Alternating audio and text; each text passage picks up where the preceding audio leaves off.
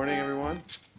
We're going to have a discussion with Melanie Wanger and team from our Office of Intergovernmental Relations. We have a few items to discuss, and Melanie? Good morning.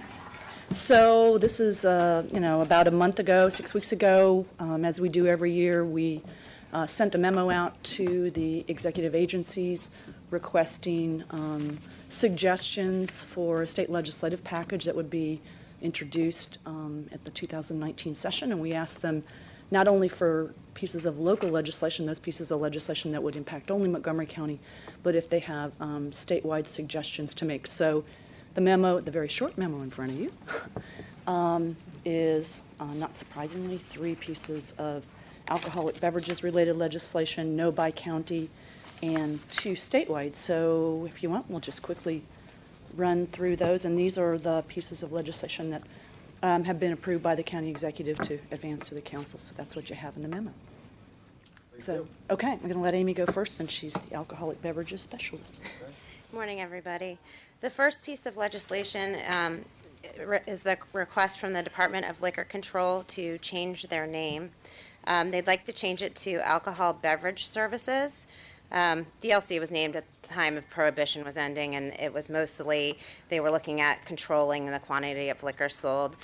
They also feel that it no longer accurately reflects what they do.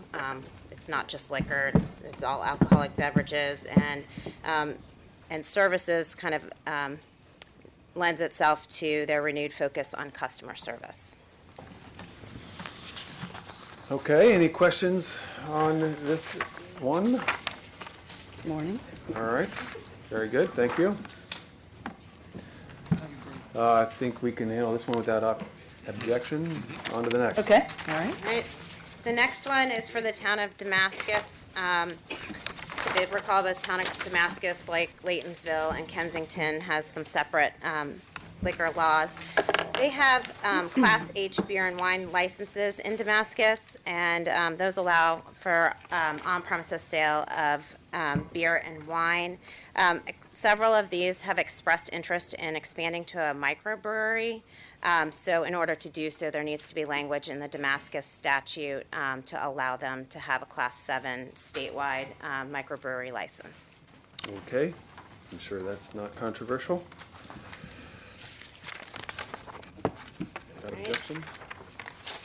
The last one is a request by the Department of Liquor Control to sell chilled draft beer. This comes on the heels of Delegate Lukey's alcohol modernization bill from last year that passed.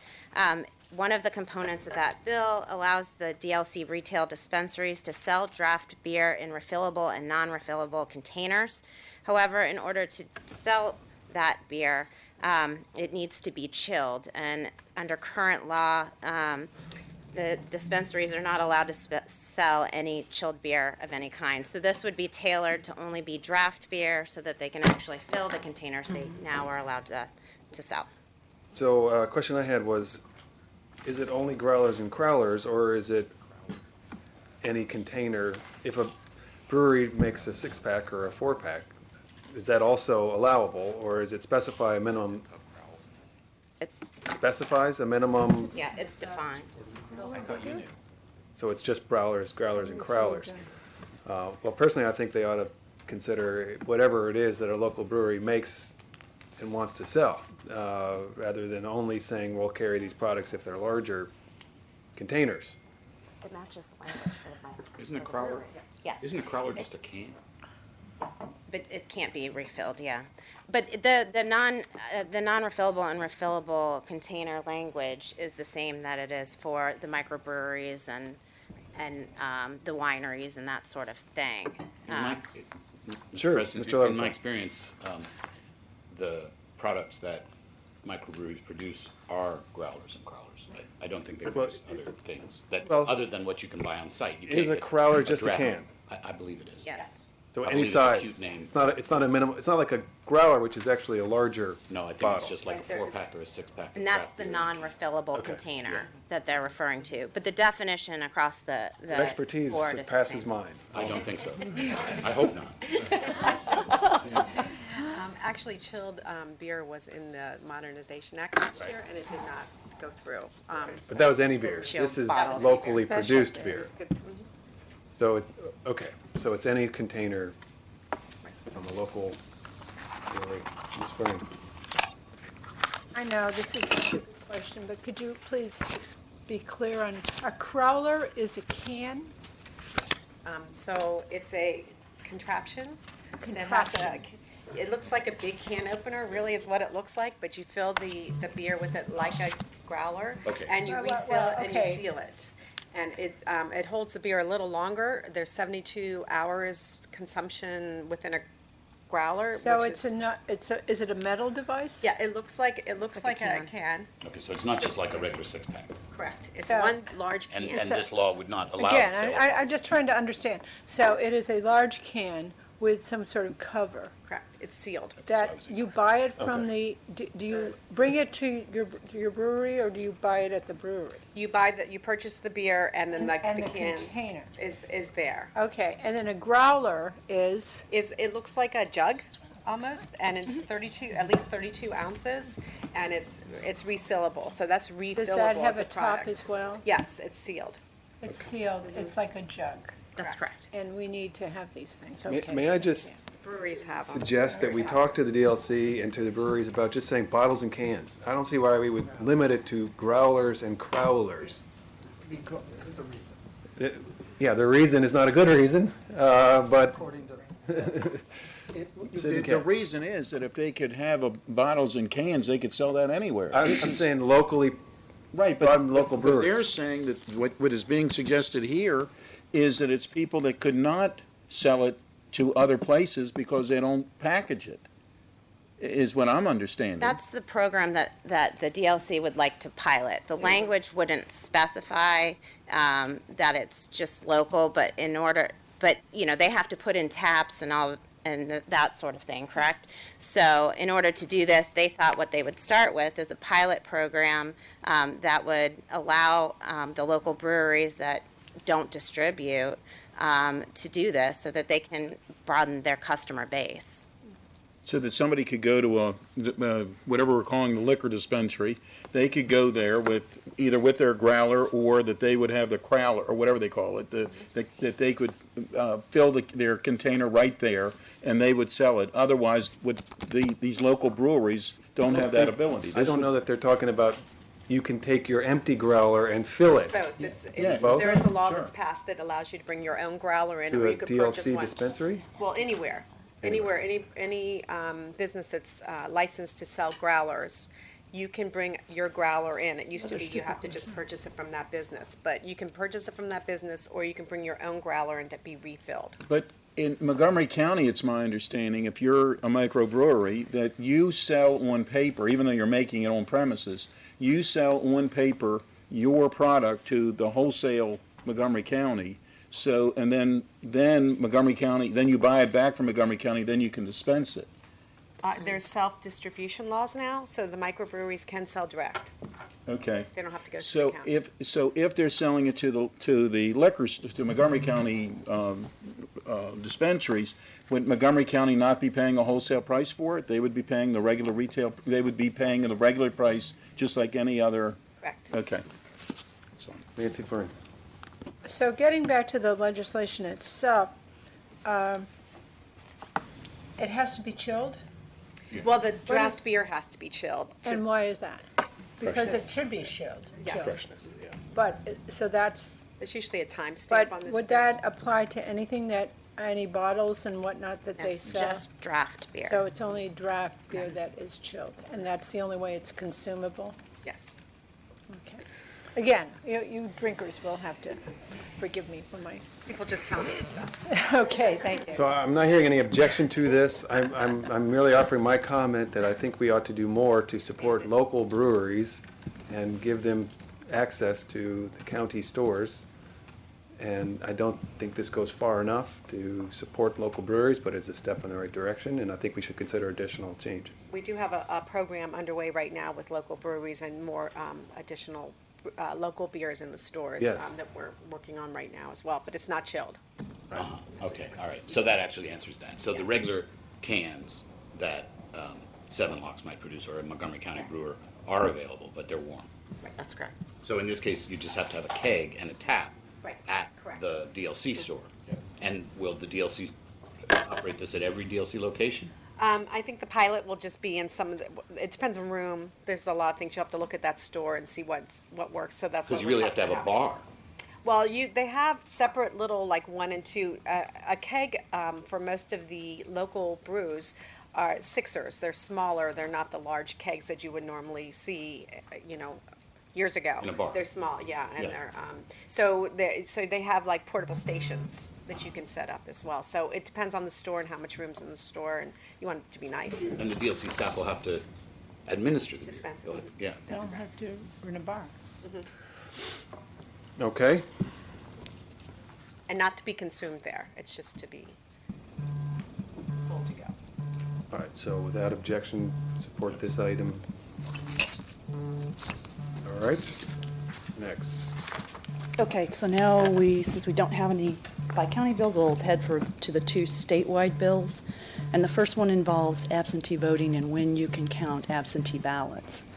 The state law right now says you can't begin counting absentee ballots before 10 a.m. the Wednesday following the election.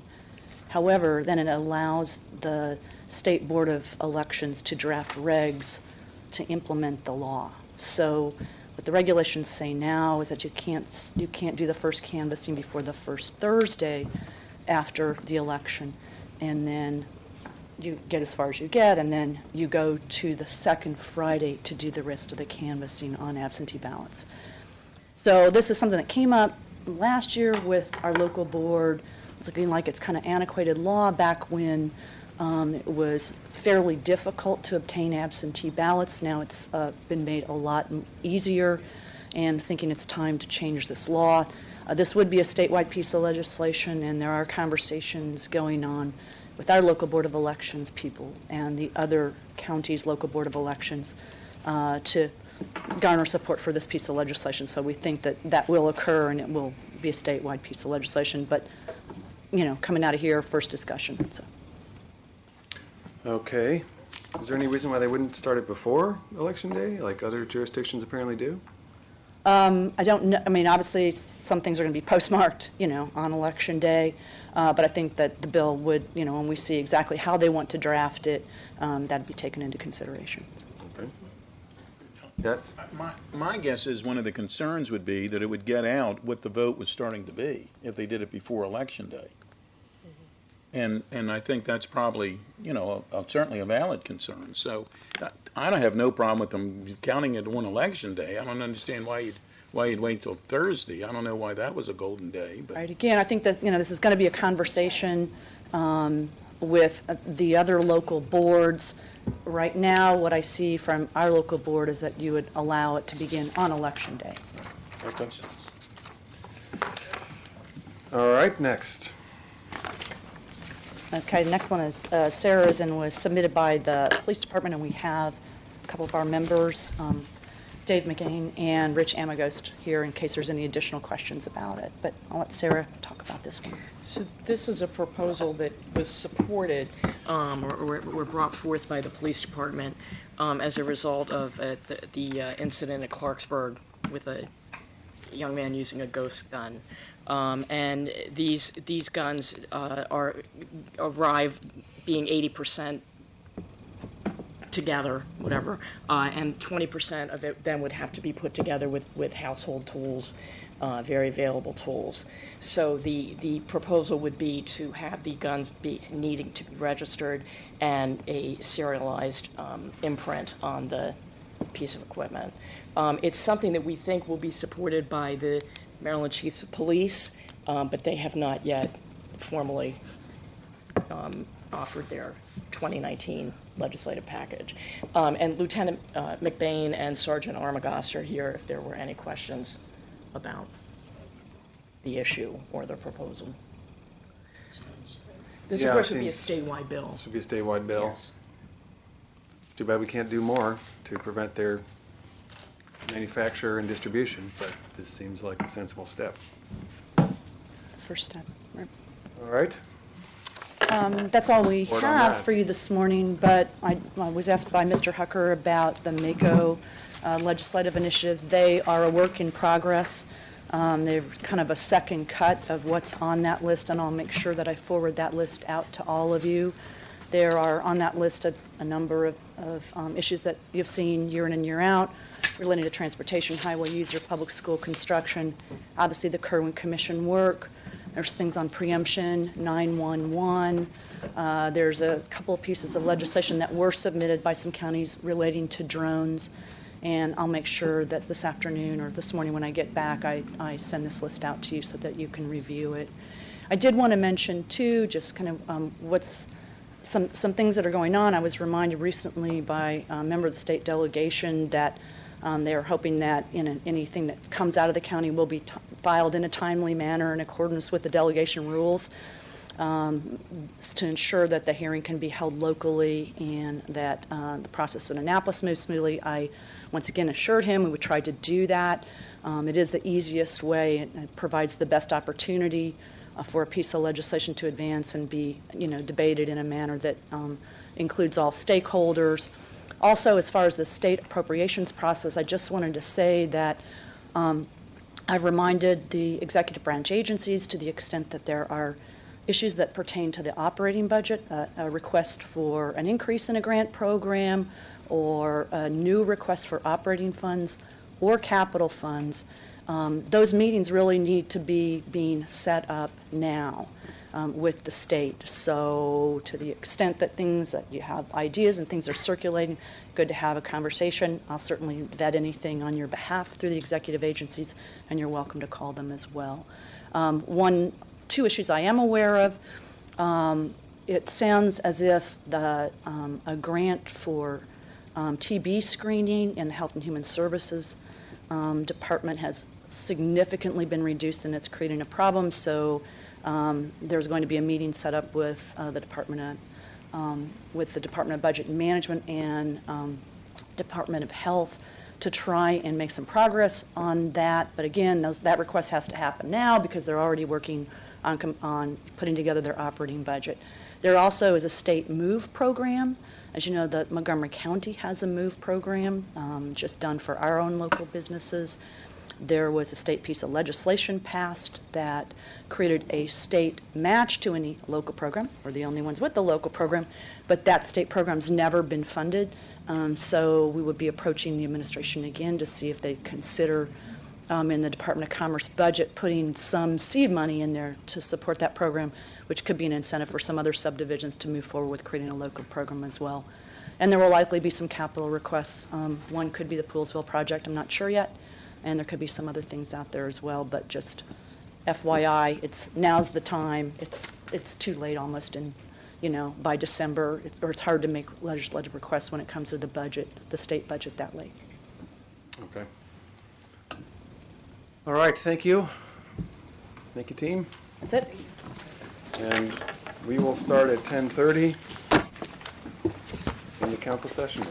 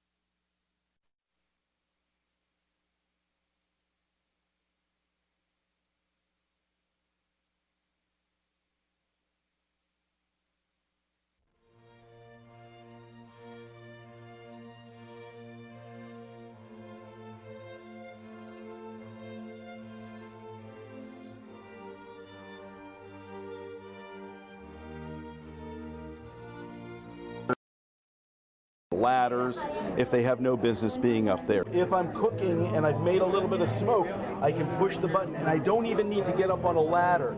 I can use a yardstick, I can use a broom, and if I just touch the button, it silences the alarm. It's estimated that only 1 in 25 seniors report when they are being abused physically, and 1 in 44 report financial abuse. Most stay quiet out of fear or embarrassment, but Montgomery County officials want senior residents to know there are connections in this community to assist them in these situations.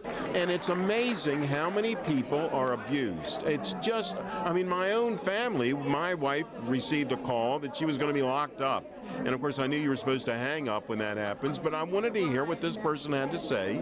And if you didn't know, then you would think that there was a real problem. You have to have a pretty dark mindset to decide to prey on people who you've determined are kind of helpless and to take advantage of them.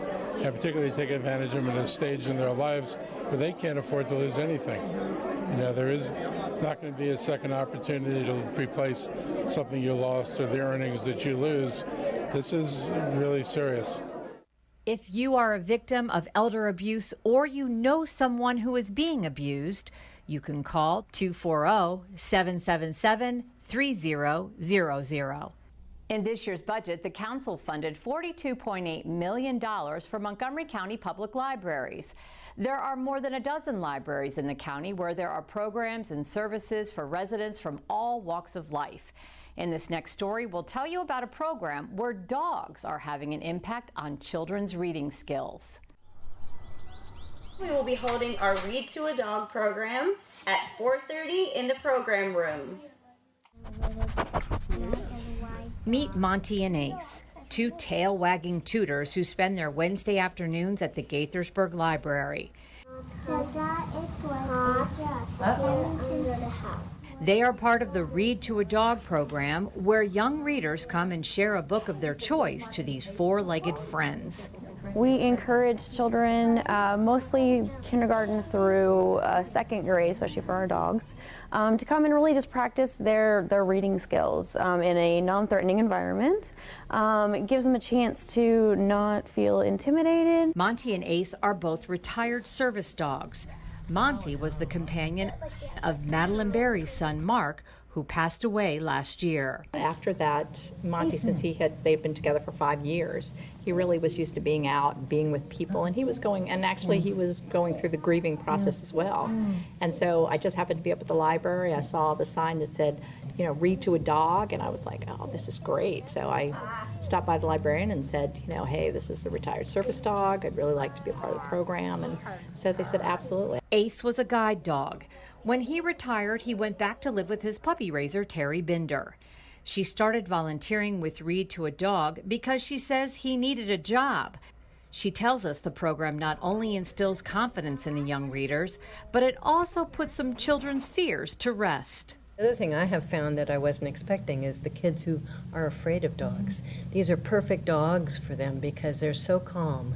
And so we are doing sort of double duty. We're doing not only the reading part, but we're here for kids to learn a little bit about dogs. And so we get to do both things, I think. There was a bit of a wait to read to Monty and Ace, and each and every one of the bookworms had a story about a dog to share with their captive audience. Tell me about the book that you picked to read to Monty. What book did you pick? Go Dog Go. That was so smart. Why did you pick Go Dog Go? Because I like that book. Go dogs go. Why do you like reading to dogs? Because it's so wonderful. Why did you choose Perfectly Martha? Because it's about dogs, and reading to a dog is basically reading about dogs to a dog. Yeah, that's absolutely correct. And what do you like about reading to the dogs? What does it do for you when you're sitting there reading to them? Well, it just makes me interested what dogs aren't really listening, but they're interested. The Read to a Dog program has a number of benefits, including improving a child's self-esteem and even reducing anxiety or stress. Monty and Ace benefit too. with plenty of love and affection. We've had kids that are either, shyer or, they may not have been as motivated to read. And this has been a great opportunity. We've had several parents that have told us that, it's given their kid a new experience to, open up and be more willing to read, to become a reader. So yes, we have. It's very exciting to hear those kinds of things. Dogs can teach us about what matters most, and the unconditional acceptance is just what these children need in their journey to become better readers for many years to come. That was a good story. Thank you. Very nice job. Thank you. Recently, Montgomery County Parks held its first Mud Fest, a family-friendly event presented by Black Hill Nature Programs. The inaugural Mud Fest took place at the Woodstock Equestrian Park in Bellsville, and it was likely the dirtiest event in Montgomery County. Mudfest is a one-of-a-kind event. It's the first in Maryland, and it's all about people playing in mud. And we just want families to come and enjoy nature, and this is a great way to do it. When I started at Black Hill, I really got inspired about play in nature, and so we started doing mud programs. So last June, I went to our park managers and showed them the videos that this is what I want to do. How do we make it happen? I think just that, letting loose and connecting to these natural materials is so important, to get just down and dirty and understand that we're a part of nature. So the first time I went down, there was no mud. It was just water from the low pit right there. That one hurt the most. We just slide off the cardboard mostly right now. I would describe it as 90% fun and 10% pain. It's all muddy and everywhere. I got my shoes stuck in the mud. So now my shoes are just, then I have to take off my shoes. It drives your parents crazy. Then you just keep going in the mud, they'll go crazy even more. Well, it's good that you can get really dirty, but you can also have fun with it, and then there's washing stations over there. What does this do for the kids? Well, it gives them the freedom to run around, get dirty. They don't have to be restrained to being clean like we always keep them in the house. So they just do whatever they want. They have a lot of people who are volunteering to make sure that they're safe. I wasn't planning to get dirty at all. I saw the water spraying, I tried to sneak up behind her, and I took a dive. So here I am now getting wet, but it's a blast. These days you don't really get as much of a chance to get dirty and just be down to earth and do this, and I love that. I love doing it now. And on a much somber note, we want to take the time to honor the memory of a lifelong Montgomery County resident who died in the recent mass shooting in Annapolis. John McNamara grew up in Bethesda and lived in Kent Mill. He loved sports and covering his alma mater, the University of Maryland. Good evening. My name is John McNamara. I live in the Kent Mill section of Silver Spring. I'm interested in a lot of John was also an active citizen who was passionate about. Well, I sure hope that there's a long line, because I don't believe in that notion of being the only one and the last one. For me, I take this honor very seriously.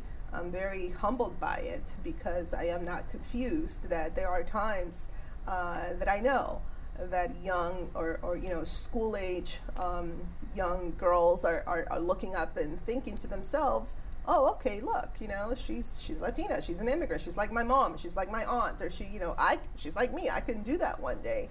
And that's a huge responsibility as well. And so for me, the advice is to, listen to that voice inside of you. What are those things that give you a sense of curiosity and excitement and desire to learn more about? That might be your path, and follow it. Don't ever wait for anybody to invite you to that table, though. You need to step up and take it, because I think oftentimes, especially for women, we shy away. We were kind of waiting our turn, and I know for me that was my experience. I never saw myself as somebody that would go into politics. I always knew that I had an extraordinary interest in, fighting injustices, addressing inequities, and things like that. I knew that that was something that really moved me, but I wasn't necessarily, wedded to the fact that it had to be through politics. Nonetheless, I realized that, the decisions that affect the issues that I care about, those decisions are being made at that table. Maybe I need to step up and say, I want to be there. And so my advice is to follow that dream, that path, Realize that you will find barriers. It's not always a rosy walk in the park, but that's okay, because it's worth at the end to have done what you came here on this earth to do. And always the idea is to help, give back, be generous, and be of service. Well, thank you for your service as a council member here on the Montgomery County Council. Nancy Navarro has been our guest today, and you have been watching In the Loop. I'm Crystal Park. Good morning, everyone. Welcome to the Tuesday, July 24th session of the Montgomery County Council, our penultimate session of the summer. We'll begin today with an invocation, as we often do, and we are joined by Reverend Dr. Gareth Murray of the First Baptist Church of Silver Spring.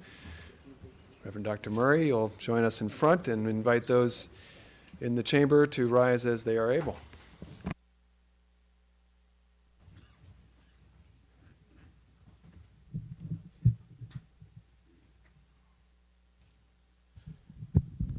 Good morning. Let us pray. Lord God, we thank you for this day, and we thank you for the rain which nourishes the earth, causes things to grow. Likewise, we ask that you would reign in our hearts, in our minds. Allow us, dear God, to do what you have called us to do. Allow those who have been elected as servant leaders, dear God, to serve as they lead, to make decisions based on not themselves, but on what's best for those who have elected them to office. We ask for strength on the tough decisions, courage, dear God, to do what you have been asking them to do. And we thank you for this day and all that you've done, all that you're doing, all that we know you will do to continue to make us strong. It is in your name that we pray. Amen.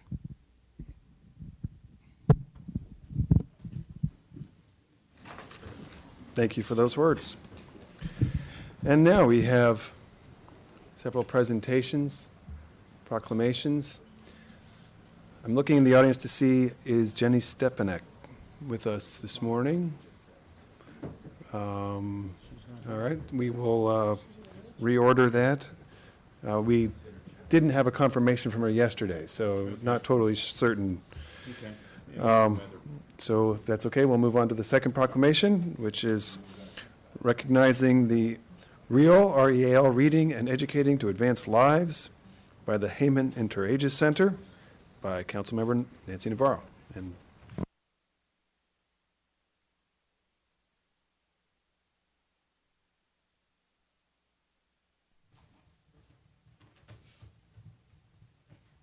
Good morning. Those of you who are here for this proclamation, please join me. I believe we have Mr. David Gamsey, CEO, also Leah Bradley, Megan Tracy Benson, Kathy Nestoriak, and Howie Stein. Anybody else that wants to join can come forward as well. Good morning. How are you? Thank you. Salute. Good morning. How are you? Quite the crowd here. Yeah, Move on everybody down. come on down. That's great. Good morning. We also have Monica Atali from the HHS and also Clotilde Puertolas from Montgomery County Public Schools. Wow, this is really an exciting time. Not public school, from the libraries. That's what we have. See, we need to do a partnership with the schools. I think that's what I was referring to in my head.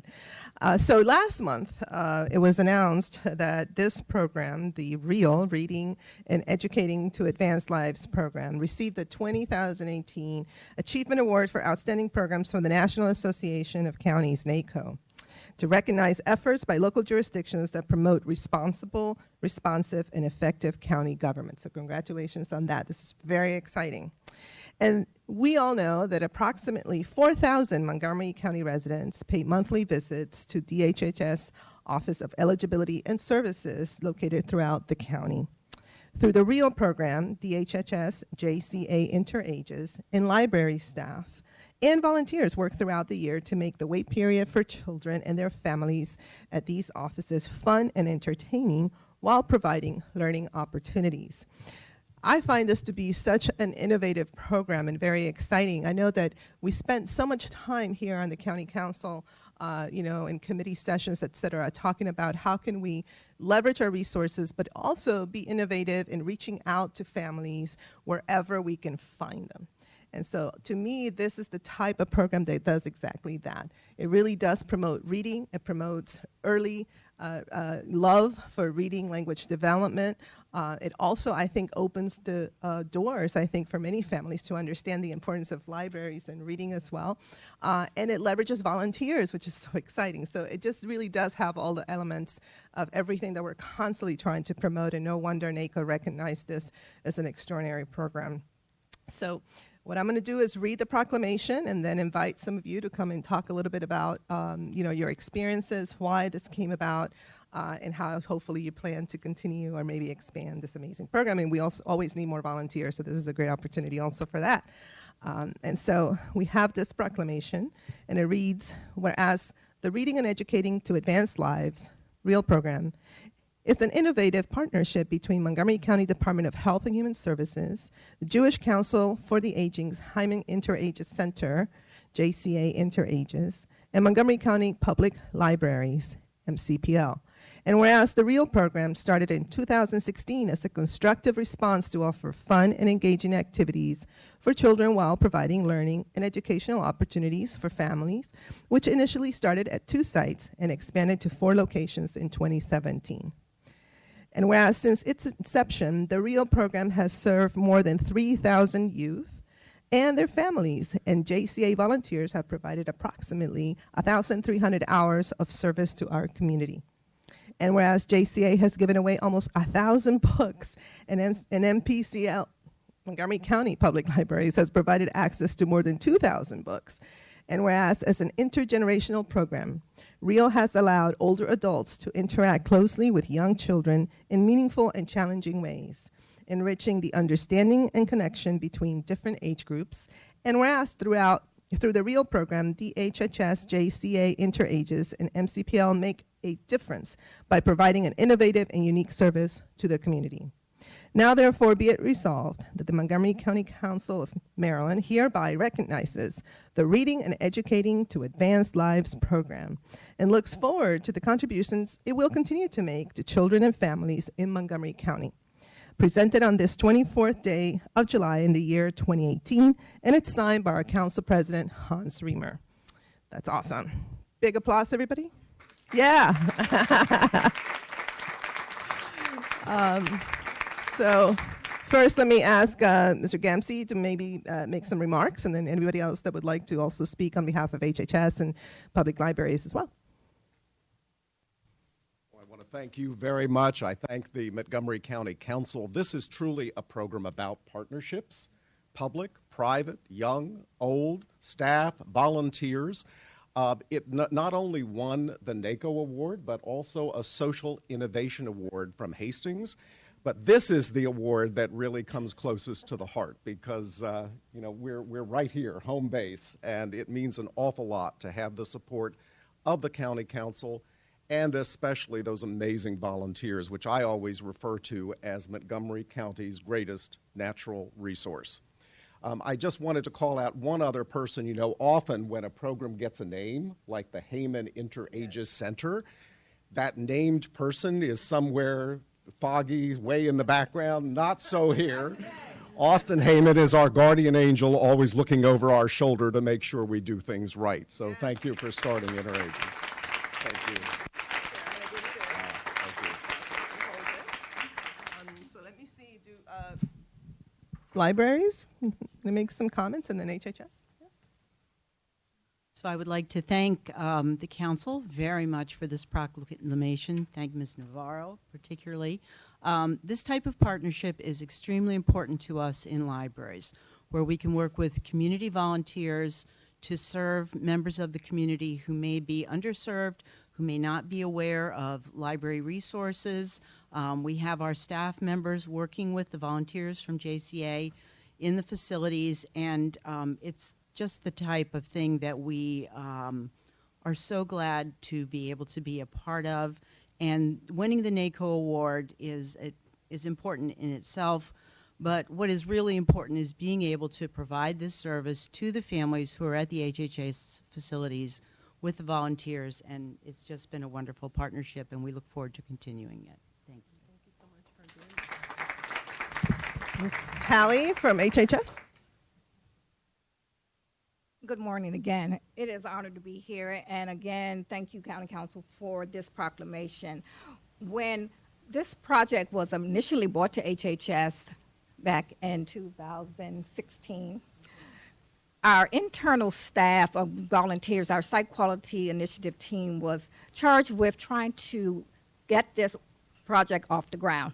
We had no idea that it would get off running and take off with such a speed and such a need, and to see the expansion is really tremendous.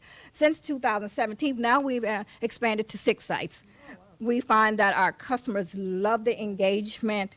Anytime we have an opportunity to provide services outside of eligibility, because that's what we primarily do, but also to address the family's needs, bringing in the libraries to connect families with other resources, bringing in these wonderful volunteers who love engaging with our children has been such a great opportunity, and I'm just so glad to be a part of it. And we look forward to continuing this partnership and having it grow and serving more people in our community. Thank you again.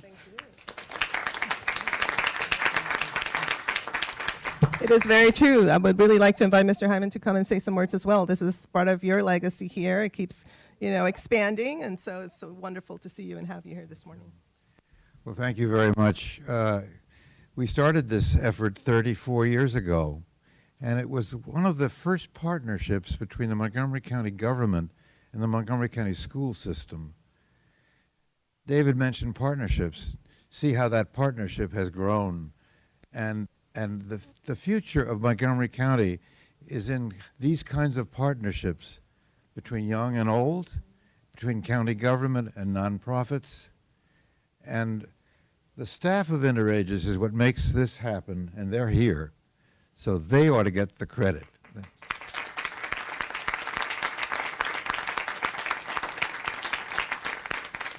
Well, as you can see, this is, absolutely true. This type of partnership, we are very lucky in Montgomery County to be resource rich in this way, that we have so many organizations and departments that come together and really work in authentic collaboration to bring forth so many results. Government cannot do any of these things alone. I mean, we really do need to continue to partner, to continue to leverage, and I think here we have this model that we should continue to expand and replicate. So thank you very much to InterAges, to the volunteers, libraries, the HHS, everybody who's made this happen. And now I think we get to take a photo, and I want to ask my colleagues to stand up because this is really an amazing effort that I know the entire council wants to recognize as well. So we'll have to do like 2 rows, I think.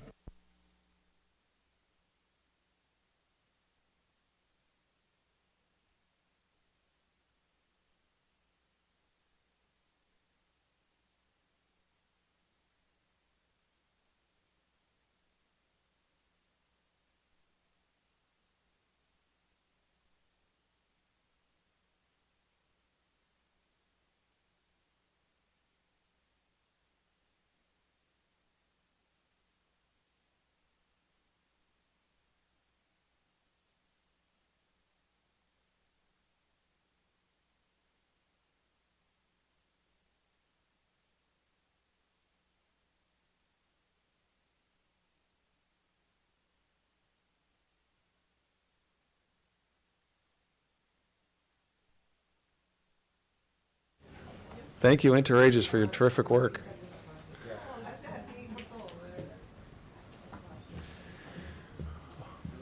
All right.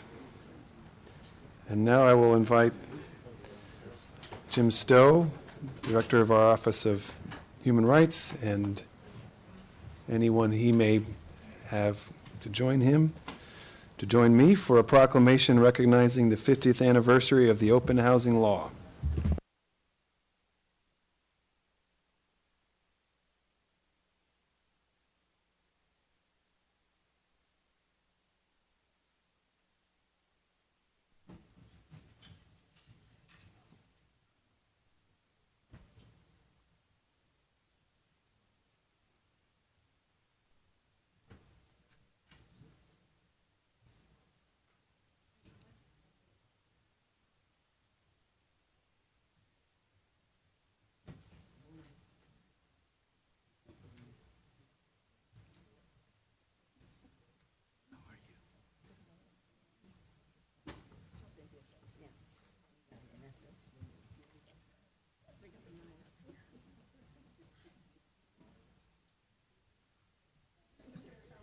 This is, yes. Come join us if you're here to join the Fair Housing Proclamation.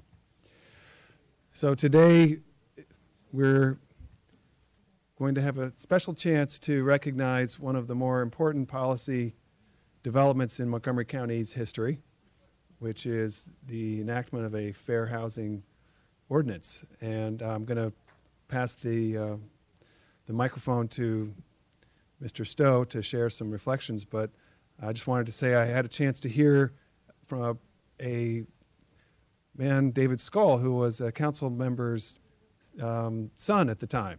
His father, I believe, could have been his mother, but I believe it was his father, was a council member who helped move this important law through. And he told me about the death threats that he received at home and the incredible outcry and the hostility and the racism that he witnessed for having the courage to join with the Office of the Human Rights Commission, I should say, to enact a significant change in our civil rights law. So, and this law was ahead of the federal policy change. So it was an example of leadership at the county level and at the local level that Montgomery County has a tradition of being ahead of, being a national leader on major consequential policy issues.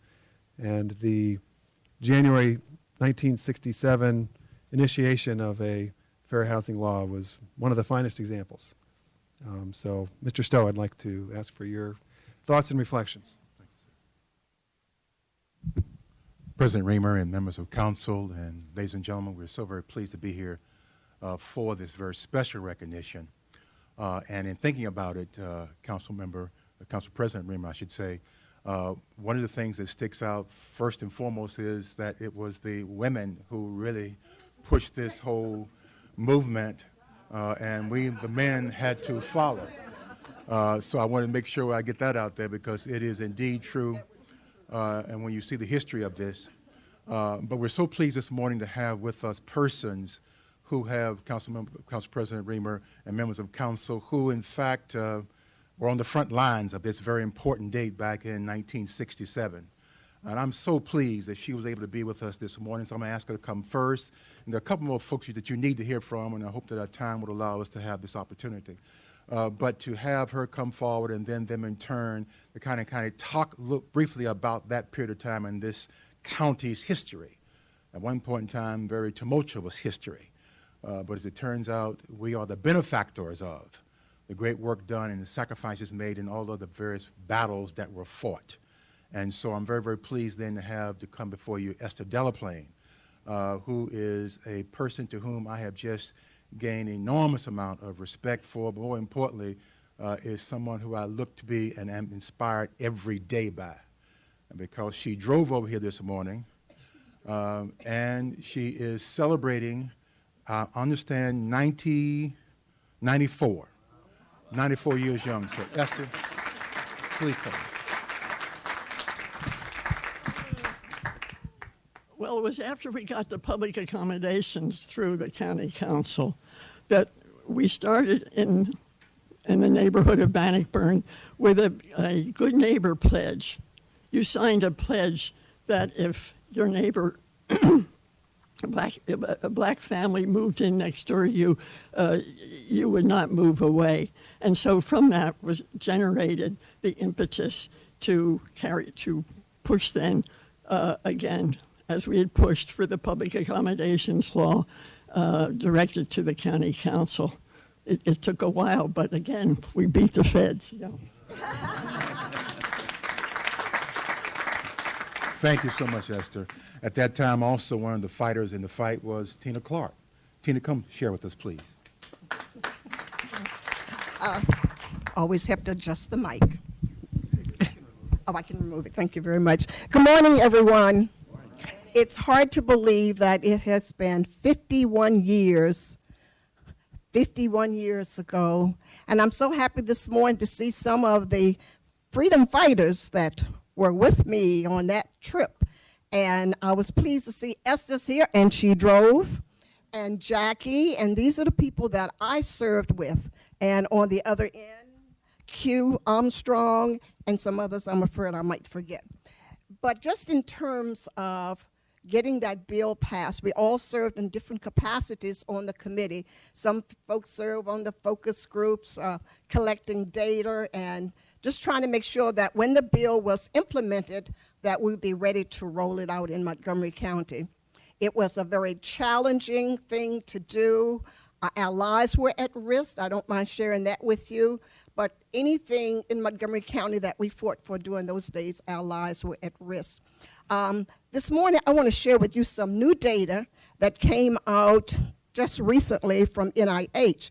So it talks about where we are in the housing issues. And let's see. So this is an NIH-sponsored program. And the data includes 17 measures of education, housing, equality, income, employment, and poverty.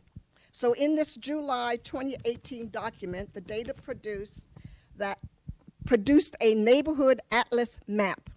The map shows where the most elitist people live and the least. So this new map shows the western and eastern portions of Montgomery County, including Albany, Potomac, Bethesda, and Damascus communities, are the least disadvantaged in Montgomery County. The most disadvantaged communities in Montgomery County include neighborhoods in Germantown, Rockville, Glenmount, and Silver Spring. So as a result of this data, it is obvious that there is still much more work to do to ensure housing equality and equity in Montgomery County, and it is imperative that we all stay alert, active, persistent, and undeterred by any obstacles. We must work together to ensure that our children, our aging parents, and our senior citizens have the appropriate housing. And so we want the same thing that we asked for in 51 years ago. We asked for a decent community to live in. We asked for a safe, secured community to live in, and where we can raise our children and our family and live in peace. Thank you. Thank you very much indeed, Tina. Jackie Simon, you got to say at least a quick word or two, please. Jackie Simon, of course, one of the fighters, and we talked about this some time ago. She and I had a conversation. She said to me then that she was just determined that we were going to have fair housing, open housing in Montgomery County. It was not going to stop until that happened. So, Jackie Simon. Well, maybe I can tell just one anecdote about one of the communities in Potomac. At the time my children were little, there was a community long before that, but my children and I got involved in going to Tobytown with Betty Scull and others, and we would visit. My children would play in the dust and the dirt. There was one outhouse and one pump for 26 families. And police cars came in, not just one, not two, not three. There were 4 of them, 4 men to a car. And they came over to me and said, "What earth are you doing here?" And I said, "I'm visiting with friends and my children have a play date." "Well, it's not safe here." Of course it's safe here. Sadly, I feel that some of these lessons we're having to learn again. And it's my hope that whatever path we follow as individuals, we find the opportunity to walk down that path to equality and justice. Thank you, Jackie. And, of course, the catalyst that became a benefactor of all this work was a group that was put together called the Commission on Interracial Problems. Interracial Problems was what the actual commission was called in those days.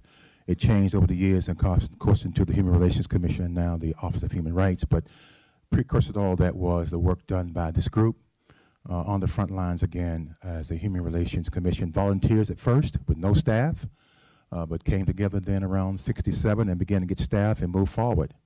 And so we're here today also to share from our current Human Rights Commission, our chair, Wim England. Thank you, Mr. Stowe. Good morning.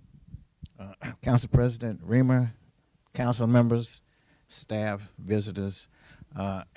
As Mr. Stowe indicated, my name is William England, and I am the current chair of the Montgomery County Human Rights Commission. Also, I'd like to acknowledge being with me here today, current commissioners, Dr. Suresh Gupta. We have Commissioner Alejandro Becerra, and Commissioner Janice Freeman, and also from the Office of Human Rights staffer, Ms. Loretta Garcia. I'll be brief, as has already been stated. The predecessor of your current Human Rights Commission at that time, I think, I could be wrong, you ladies can correct me, the Human Relations Commission actually played a large part in drafting the legislation that was submitted to the county council for an open housing law, and I think it's in July 20th, in fact, 2017, that the county council did in fact pass the open housing law, and as indicated, ahead of the federal fair housing. Yes. Did I say put it? Oh, I'm sorry, 67. Thank you. All right. As has been stated here, your Human Rights Commission still has an important role to play in enforcing fair access to housing for all citizens of the county. Just this past April 30th, I think, the commission hosted a symposium and workshop for realtors, housing providers, and for people who were seeking housing opportunities. This is something that we do on a regular basis, and the commission will continue to enforce the county's open housing law. Once again, to Council President Reamer and members of the council, thank you for giving us the opportunity to participate in this observation and honoring the 51st anniversary of the enactment of the Montgomery County open housing law. Thank you. Thank you very much, Mr. Chairman. Mr. President, members of council, one last thing I want to make sure we do acknowledge up here is we've got also our chair of the Interagency Fair Housing Coordinating Group. And is she motivated just to say a word of hello real quickly? Louise Kaufman heads up housing for the city of Gaithersburg. I'd like to acknowledge first my good friend, Sidney Katz. He was mayor of the city of Gaithersburg, and I work for the city of Gaithersburg, and my day job is the housing chair. I'm the chair of the Interagency Fair Housing Coordinating Group, and I'm just so honored to be amongst this august group. So thank you. Thank you, Louise, very, very much. Your indulgence, Mr. President, because NAACP is here. Pat Finn is here to speak on behalf of, and again, you may remember the name of Edith Throckmorton, who was in fact one of those early soldiers on this issue, not only this issue, but all number of kinds of issues, and particularly concerned about the treatment of African Americans in housing. And she referred then to the idea of slumlords being a real, real problem in Montgomery County that she fought so hard to overcome. Pat? Thank you. On behalf of the NAACP in Montgomery County, its officers and members, some of whom are here today, I'm submitting testimony on behalf of Linda Plummer. Also from the state, NAACP is our Housing Committee Chair, Janice Freeland. On the 51st anniversary of the Fair Housing Act, we join with the county's leadership in recognizing the goal of the law to eliminate discrimination in housing and to praise the county's farsightedness in passing this legislation even before the federal law. We also acknowledge the branch for its early protest of unfair housing practices and the path for equal access to housing opportunities led by the very able voice of spokesperson Edith Throckmorton at the time. We affirm the impact of this law in its broad reach, not only to strengthen businesses and the economy, but to provide, along with education, the very cornerstone of families as the building block of community identity. In carrying out the letter of the law, we bear witness to the spirit of the law, too, that gives homeownership a pathway to accessible neighborhoods, quality schools, and meaningful careers that shape and affect our lives. The Montgomery County Human Rights Commission and the Office of Human Rights and other agencies that uphold this civil right and knock down barriers allows for the promise of freedom and opportunity to be fully realized at this time when so much is under assault. We deeply appreciate your continued commitment to fair housing in Montgomery County as a place where diverse, inclusive, and meaningful homeownership can be fully attained, and we, the branch, pledge our continued support and commitment to the same. Excellent. Thank you, Pat. Mr. President, members of council, we are done. We want to make real sure, though, that we do recognize all these persons. We've got the Interagency Fair Housing Coordinating Group. You all raise your hands. Interagency Fair Housing Coordinating Group. This is a group of folks who are part of Montgomery County government, who try to work every day to ensure then that issues that we're dealing with internal to the government of Montgomery County don't somehow or another have the ill effect of causing barriers for people attaining housing in Montgomery County.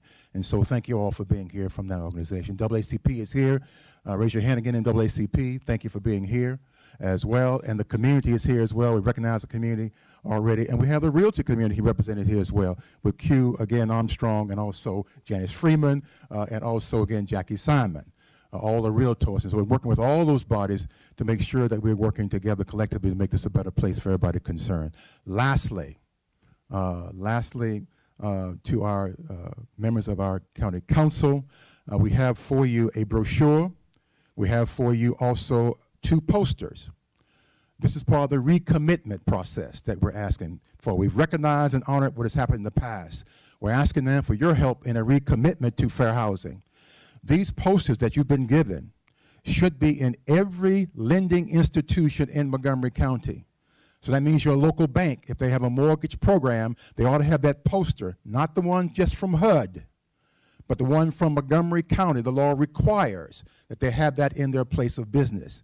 If they're in any part of dealing with the actual transaction of housing matters, they should have that poster in their place of business, in a conspicuous place for the public's interest and opportunity to observe. So we're asking all of our council members to pledge with us that they will take the first turn by posting the poster in their own offices, and that they will go to the various banks that they in fact deal with and ask the question, do you have a poster from Montgomery County about fair housing?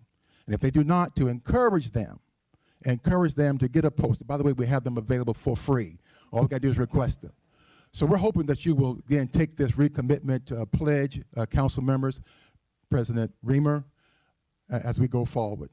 Lastly, I'm a preacher, so you get 2 lastlies, by the way. And the lastly is this, something that Esther Delaplane told me many years ago in our conversation. She said, when I asked her, you're a white woman, you have all the privileges available to you, why in the world are you concerned about what happens? An initial fight, of course, happened down in Glen Echo Park in the summer of change in 1960. I said, why are you even interested in all of this? And she said to me, it just wasn't right. So in Montgomery County, in the year 2018, it's just not right that anybody cannot live where he or she can afford to live, in a safe community where they can enjoy all the privileges and resources that might be available to them. And so for those reasons, we come today to recommit going forward that in fact that fair housing will be alive and well here in Montgomery County. President Raymond, members of council, thank you so much for your generous opportunity for us to share this morning. Thank you, Mr. Stowe. It's just so important that you're in the role that you're in and bringing together our housing community and our civil rights community. I'll read the proclamation now.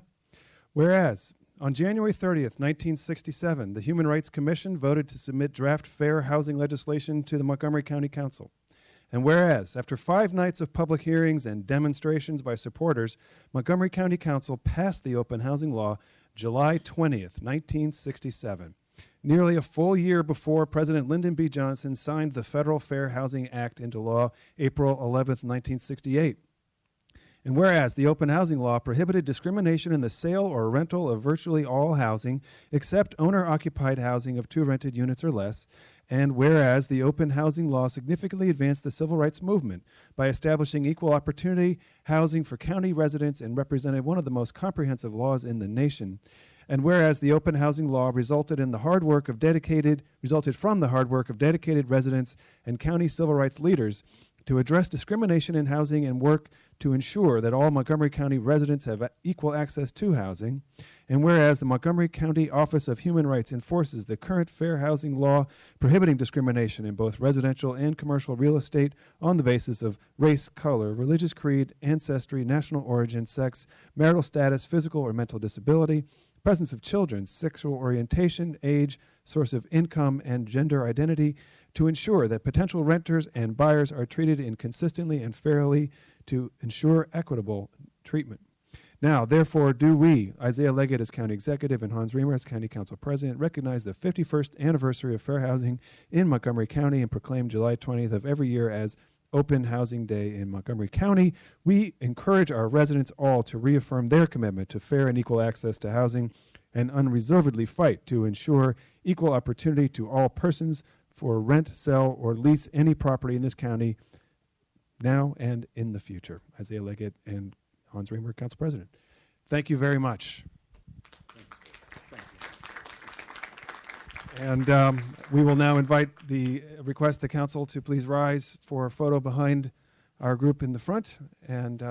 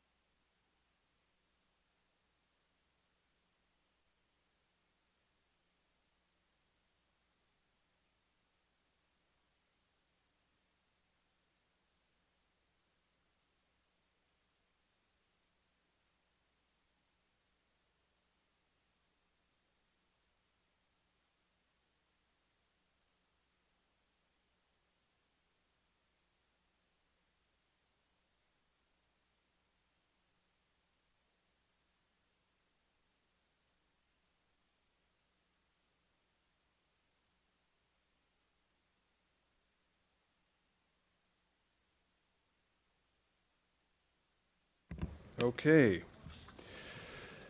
Now we will turn to items of general business, of which I believe we only have the approval of minutes from July 10th, 2018. The minutes for that date have been distributed in advance to all council members. And are there any corrections? All right.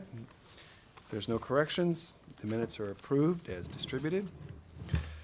And we will turn next to the consent calendar, which has many items on it, and many items on the consent calendar, many appointments for boards and commissions. We have the Office of Legislative Oversight's work program. We have a number of economic development incentives. There are a lot of items there, but I don't think we may need to discuss them. It's been moved by Council Vice President Nancy Navarro and seconded by Mr. Berliner. All those in favor, please raise your hands. And that is unanimous. All right. Now we will turn to District Council session. We have the introduction of Zoning Text Amendment 1810, Townhouse Living Accessibility Tax Credit. Lead sponsor, Councilmember Rice. Public hearing is scheduled for September 18th at 1:30. Item B, we have the introduction of Zoning Text Amendment 1811, telecommunication towers, approval standards. Lead sponsor, Council President, at the request of the County Executive. Public hearing is scheduled for September 11th at 7:30 p.m. I'd like to just make a brief comment about item B.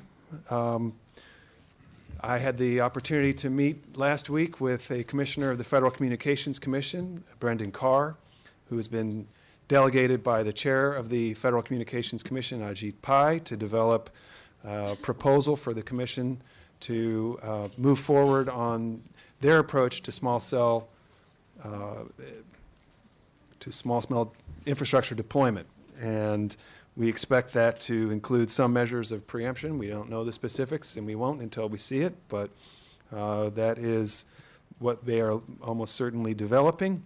And of course, we also have the expected return of legislation at the state level that would similarly preempt local authority over the decisions over how to site infrastructure for wireless technology, for the antennas that go in our rights of way or on our county property. And in the face of these efforts to take away our local authority, we have a proposal coming to us from the executive that would essentially create the ability of the infrastructure to be placed on existing light poles and existing infrastructure as a limited use, but where you have smaller light fixtures in communities that have underground utilities, it would continue as a conditional use. So that is the proposal from the executive. We've heard some expressions about concern of this being summer. I want to just assure everyone the public hearing is on September 11th.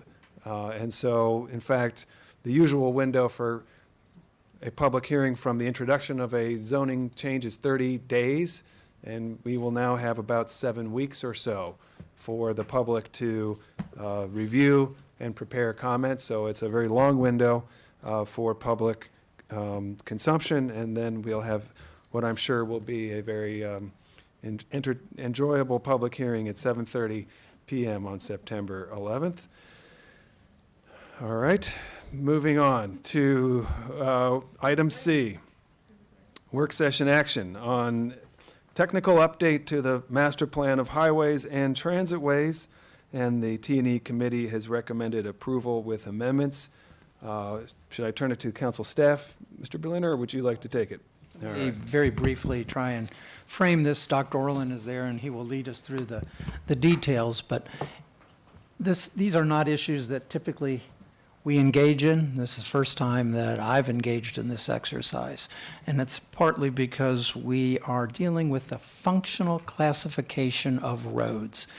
And why do we care about that? It's basically saying, is this a road that we are talking about actually going from point A to B, or is this a road that is serving a neighborhood? And then you have everything in between. And 10 years ago, we created for the first time what was called a minor arterial.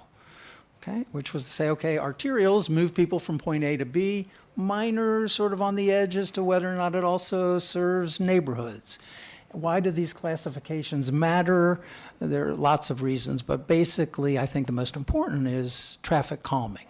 That once you make a decision with respect to what kind of road it is, in some instances, particularly when it comes to arterial, obviously, that's not a place where you would normally have traffic calming. In fact, you cannot have traffic calming on an arterial. But you can for minor arterial, and you can obviously for primary residential streets.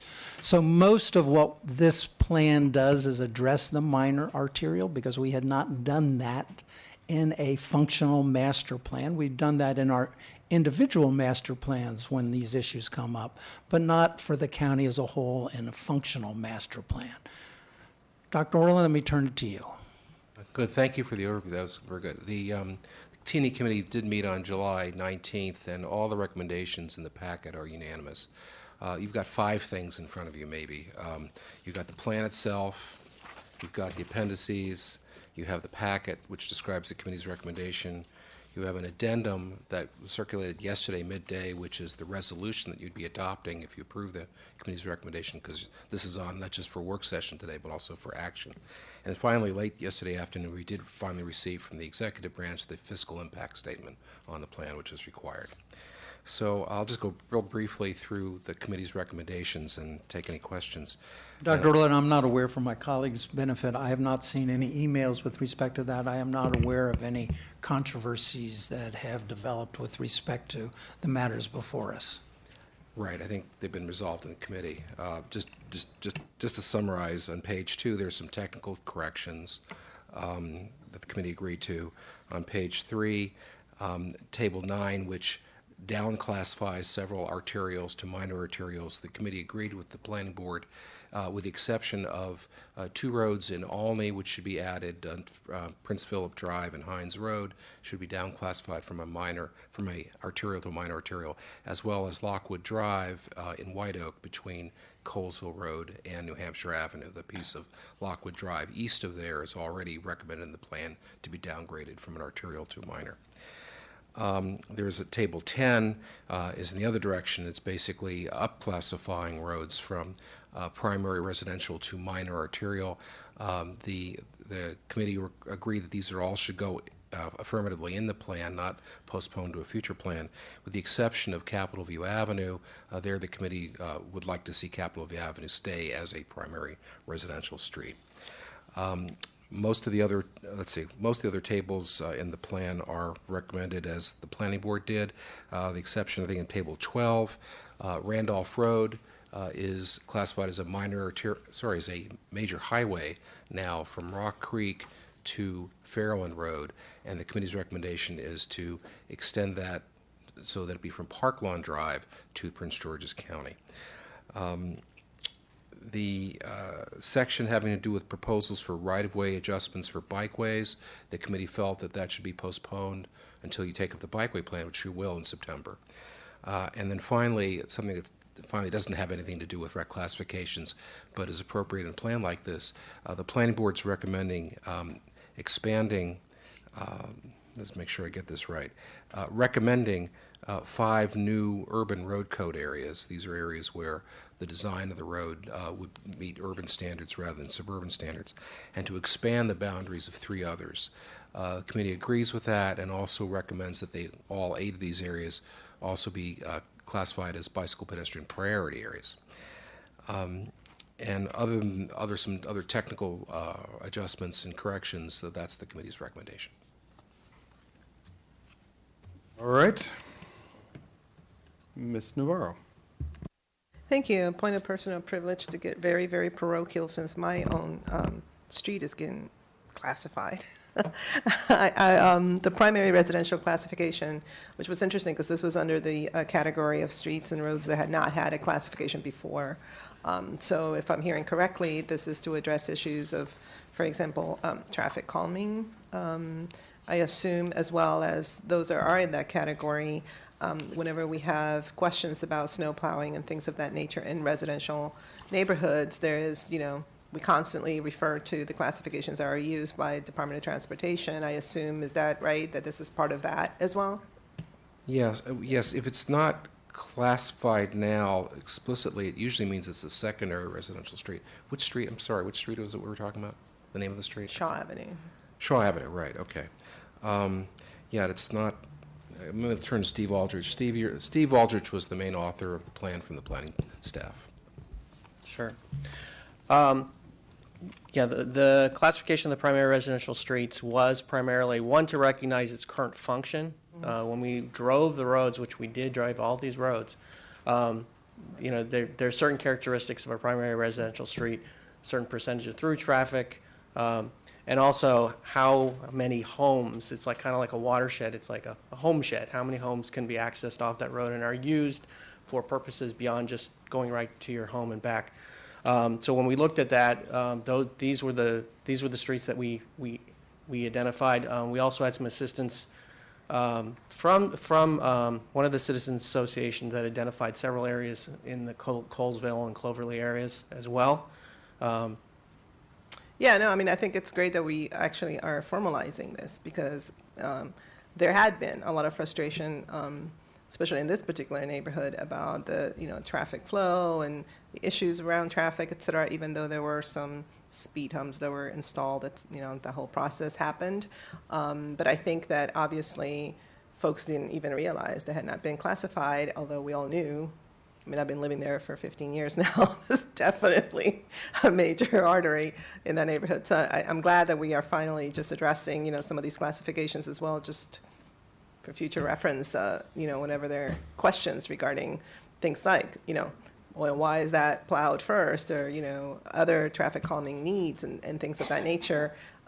Most certainly I see, quite a bunch of them in my district, and I'm glad that we have this now. Thank you. Very good.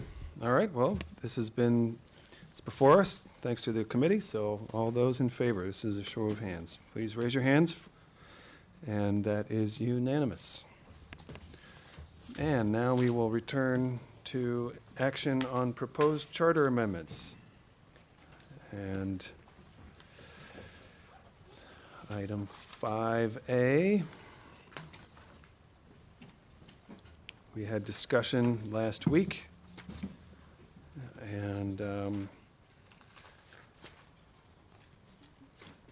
we have proposed language before us. We got a brief update from Mr. Drummer, Mr. Hamlin.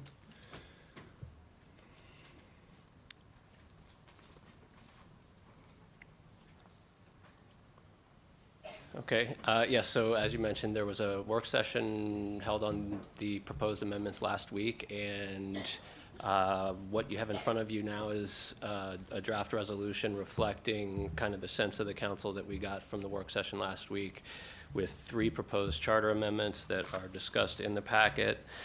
2 of which were recommended by the Charter Review Commission, 1 of which was proposed by Councilmember Hucker. The Charter Review Commission recommended amendments are as follows. The first would amend Section 104 of the Charter and would alter the composition of the Redistricting Commission and explicitly take out the role of the party central committees in providing lists of names of members of the commission. That is question A, or Amendment A, starting at the bottom of page 1, going on to page 2 and to 3 of the packet. Okay.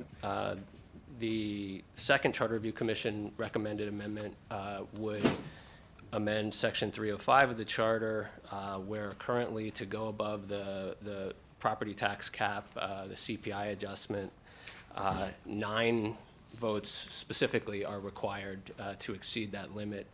The commission recommended changing that to an affirmative vote or a unanimous vote of all current council members, so that in the case of a vacancy on the council, it would not preclude going above that, as long as every member who is currently serving voted for that. And there's a slight revision to that recommended by staff that would be an affirmative vote of all current council members.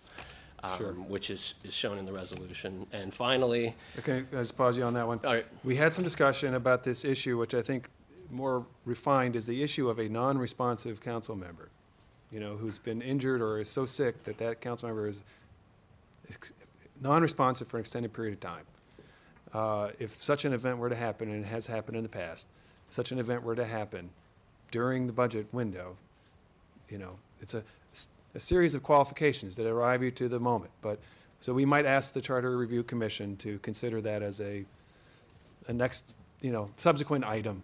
We haven't identified the right language for this amendment, but we have made an improvement with the language that we're considering around current council members. At least that distinction can be now clarified and resolved, and we could ask the commission to consider the issue of in the future. Mr. Leventhal.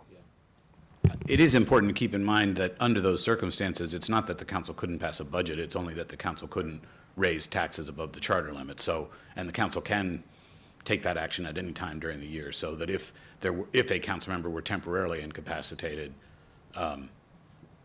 and a budget emergency resulted, the county presumably could get by for some months until the council were at full strength again.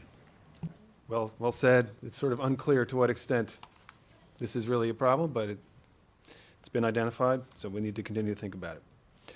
All right, so that's that item. Please continue.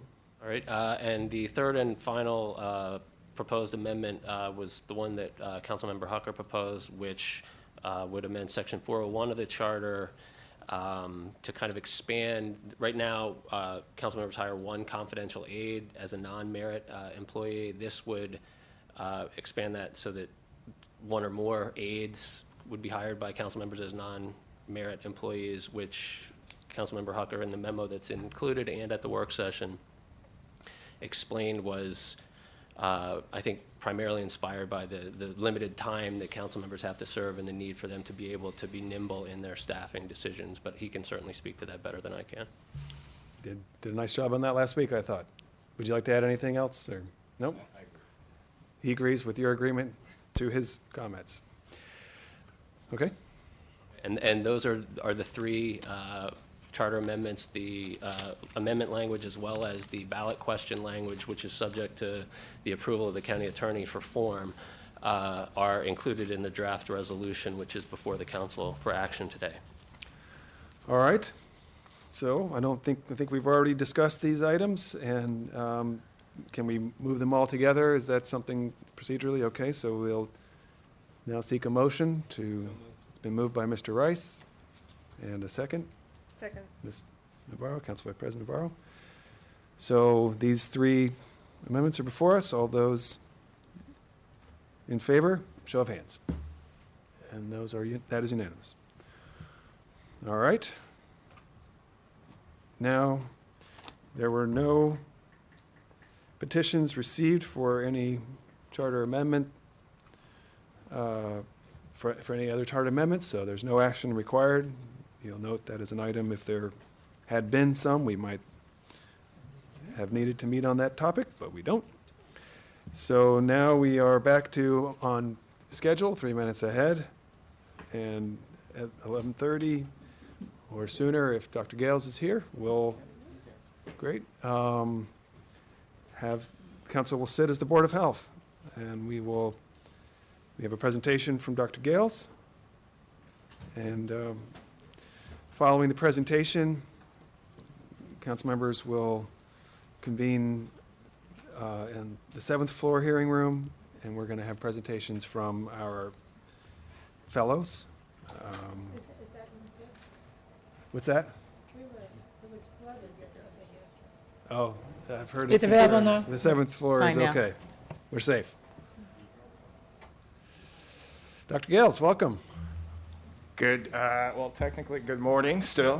Thank you for the opportunity to come before you all. I have been given fair warnings on time, so I will move through this expeditiously, but want to make sure that you are updated on the most recent accomplishments of our division. Could you, Dr. Gales, move the microphone a little closer? Okay. Good, thanks. Make sure that you are aware of our most recent accomplishments, the issues and the landscape that we face within the public health world, both on a local and state level, as well as some of our future directions, and that I'm sure are consistent with some of the issues that you all have raised during your work. Next slide. So here's briefly our overview today that I just spoke about. Next slide. Always like to start my presentation saying thank you to all of the individuals who contribute to the work of our division, starting from the director's office through all of our different divisions. And even though the senior managers are the only ones listed here, this includes all of the 495 employees of the Public Health Services Division, as well as thank you all to the council overall, as the Board of Health, and particularly the HHS subcommittee that has worked with us the last year during my tenure to help make sure that the work continues to move forward. Next slide. Great. Landscape. Times they are a-changing. I'm sure you all are well aware of the nuances of the political landscape, particularly as it relates to funding in the public health world. There's significant challenges, federal, state, and local levels that are trying to grapple with how we best address health issues within our communities. Access to health insurance and access to health services, not only from the perspective of getting people access, but what do they have actual access to? What's the quality of the services, not only from a primary care perspective, but also from a subspecialty service perspective as well. Determining for those individuals who don't necessarily fit our safety net programs, but yet still have challenges in terms of affording coverage remains a significant concern. And I wanted to highlight one particular funding issue related to tuberculosis, one of the core foundations of public health services. We have experienced a cut in our funding from the state, which is influenced by the CDC levels. This year, our past funding had been around $207,000. This year's funding was cut to $135,000, which represents a cut of $72,000 and a 35% reduction in our budget. So we are continuing to advocate at the state level for increases in funding, particularly as not only our service charge to provide care for active TB cases continues, we also have been tasked with reporting the cases of latent tuberculosis that are in our community. And it's important to point out that Montgomery County has the leading rates within the state. We had 34 active cases in FY18 and over 200 latent TB cases. We also know the realities of elections on local, state, and federal levels this year will have significant impact in terms of the work that we do. And in spite of these particular obstacles and challenges, we look at them as new opportunities to think about how we do our business and how we do our job. We are focusing on emphasizing return on investment. Dr. Gales, we have a question from a councilman. A quick question. What accounts for us having the highest rate? I think in large part is due to our high immigrant population. We do see most of the cases are foreign-born individuals, and I could provide further information for you to specifically lay out the countries of origin which have the highest rates, but that's the leading indicator. And what are the countries of origin? Do you know off the top of your head? El Salvador, the Philippines, and there are a couple others, but those are the top two. Thank you. Come on. But we've been focusing a lot on looking at our programs to improve return on investment, because I want to make sure that every time we do come before you and we talk about our programs, we can celebrate our successes, but explain to you in detail the true impact on health outcomes and why investment in those programs are meaningful. We've been also focusing on quality improvement and looking at how we can increase our collaboration both within our agency and HHS, but also looking at how we can work better with our intergovernmental partners as well as community partners throughout the region. Next slide.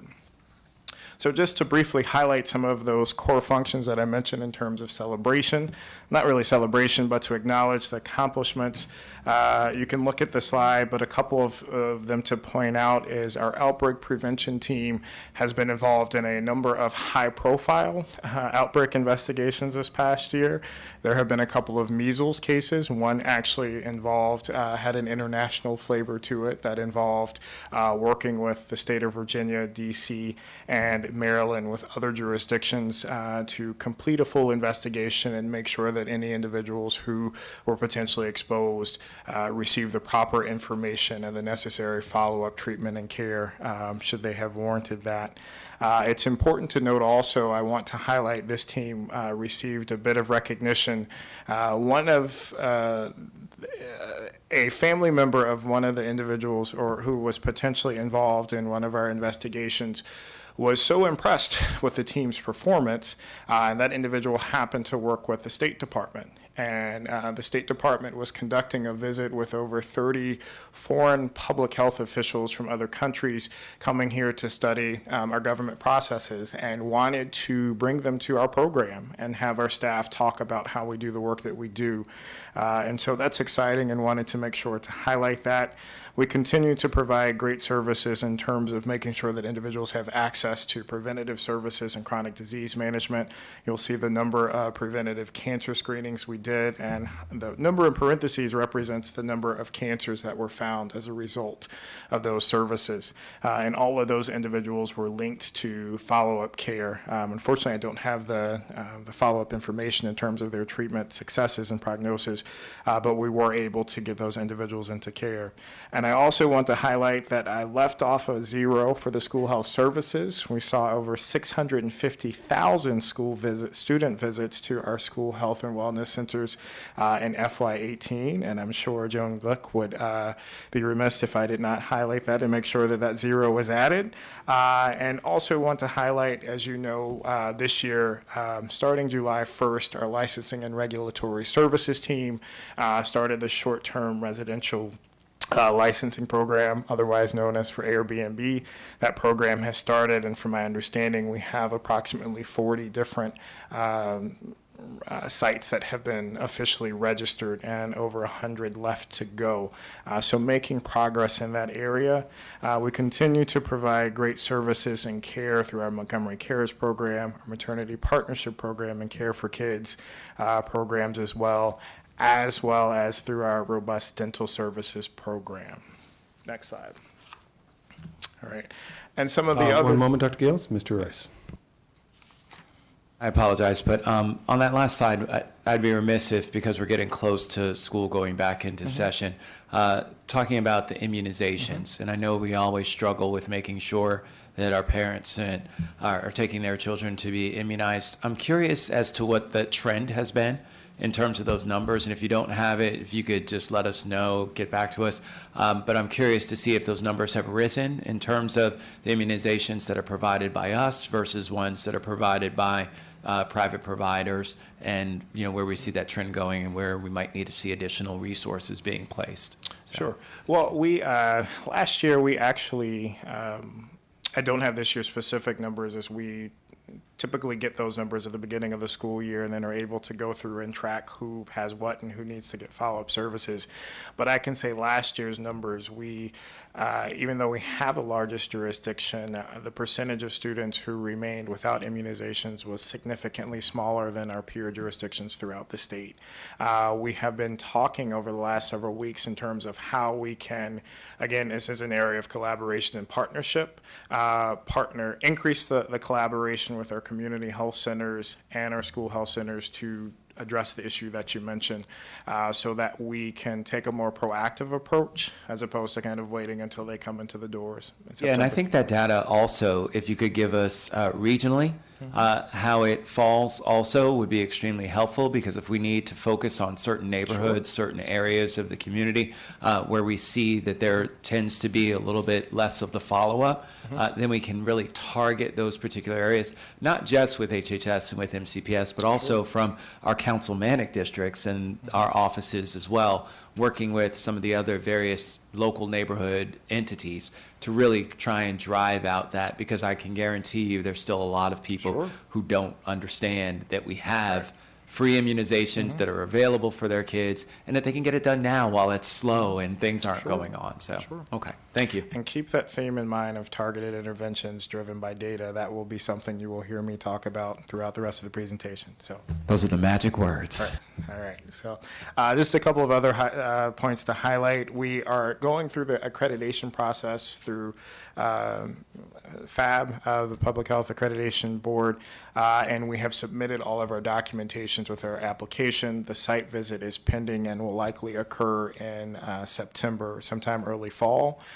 We have made some personnel hires are in the process. Particularly, I wanted to highlight these two, as these were two that were supported by you all and recommended to move forward. We're in the final stages of securing a dental director. I think we are negotiating the start date with the individual, who I'm really excited about. I think will be a great addition to the county.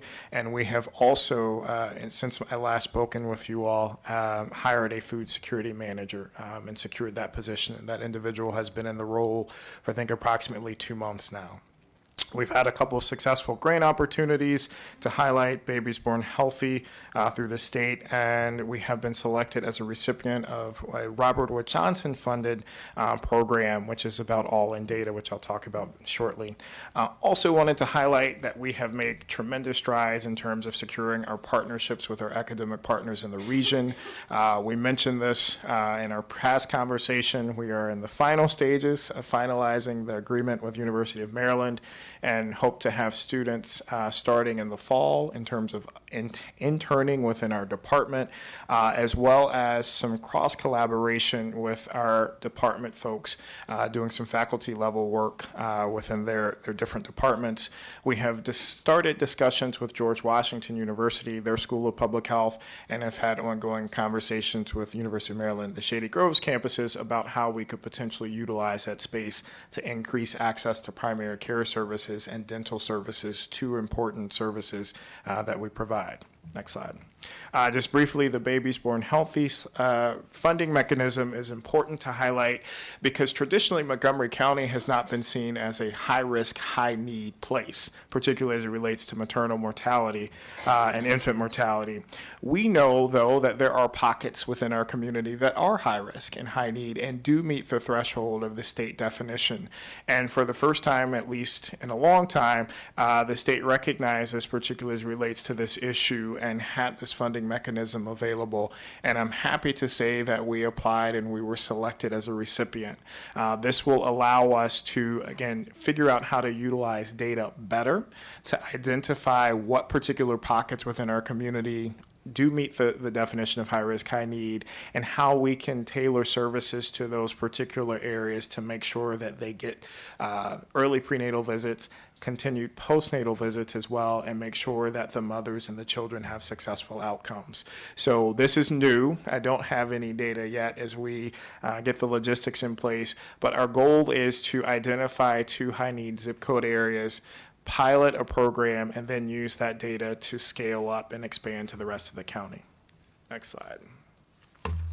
Here are a couple of slides that are tied to our Healthy Montgomery program, but highlight where we are moving in terms of data.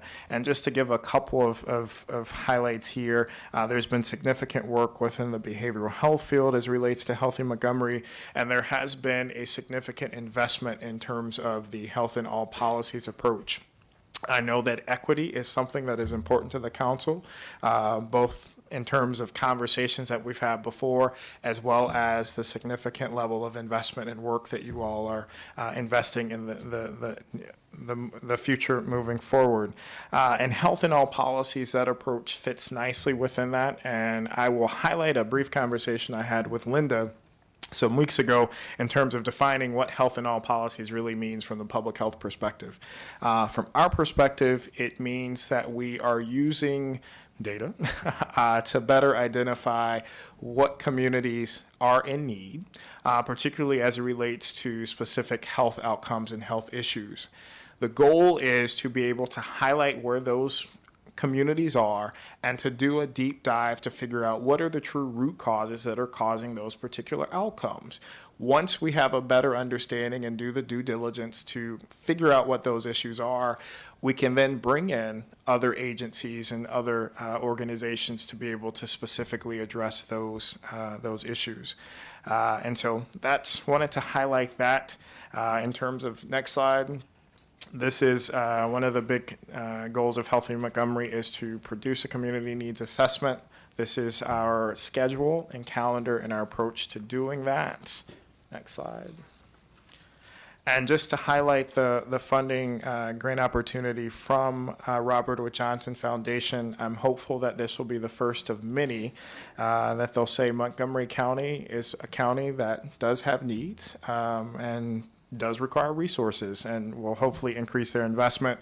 The particular grant is the all-in grant funding mechanism. There were 5 jurisdictions throughout the country that were selected. We were one of them, with the goal of helping communities better understand how to utilize data in terms of understanding disparities in health outcomes and how to address those. Next slide. So why use data? What data to use? how to use the data, where to use the data, when to use the data. And so I remember the first meeting I had with you all, my desire to take a more data-driven and academic approach to some of these particular health issues. And the steps to doing that was working to build partnerships with our academic partners, which we are doing and moving forward in, revamping how we get data in and how we utilize that data, and then how we report that data out to communities. And I'm happy to say that we have put together the status of health report, which I'll talk a little bit about towards the end, and to show a couple of other places where we have used data more strategically to address particular issues. I wanted to highlight a couple of spots. One is as a supplement to that status of health report, we will be putting out a report on infectious diseases within the county, particularly to highlight the disease burden of sexually transmitted infections within the county. I think the last time I spoke with you, I said anecdotally that the rates of gonorrhea and chlamydia were increasing in the county. That is no longer anecdotal. The data shows it's clear. Particularly and disproportionately impacting our young persons 15 to 24, and even more disproportionately impacting our young folks 15 to 19. So we will be putting out a report to highlight and provide that data to the community in more detail. And to give you a heads up, I will likely be releasing a public health alert within the near future to highlight specifically those numbers and to raise folks' awareness about that issue within our county. Next slide. Actually, we can go to the next one too. All right. We also, again, going back to our efforts to do more quality improvement and hold ourselves accountable, as well as those organizations that we provide funding for, we've been taking a deeper look at any disparities or issues and outcomes within our programs. And one of the ones that we looked at was our Montgomery Cares program. We wanted to see, or at least PCC conducted a quality report over the past year that highlighted that showed that there were some disparities in terms of outcomes. The initial data showed that, in particular, Black residents of the county who participated in the program had worse diabetes control as well as worse hypertension control.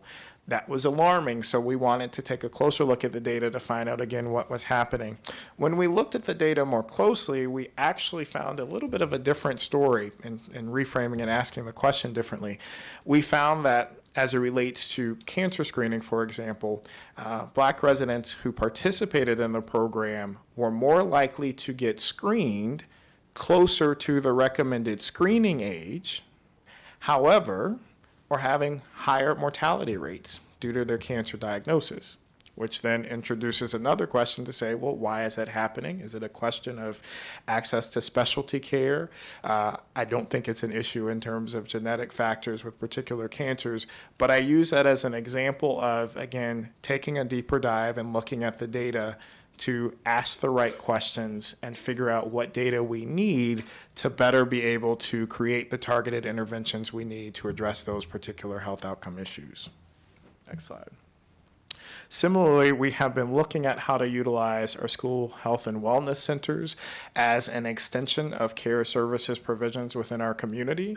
And as opposed to just saying we're going to open up shops at different locations, and you will hear about this in one of the fellows' presentations, so I will not steal her thunder. I will just mention that this was a project. Yes, she is. And so I'm just putting, you will see this slide later. But what we wanted to do was to say, what does the data show in terms of the true health needs of those communities? So that will guide the approach we take in terms of recruiting the types of services we need to address the health issues of those particular communities. Again, identifying a new particular pathway to increasing access to services that folks need within the communities.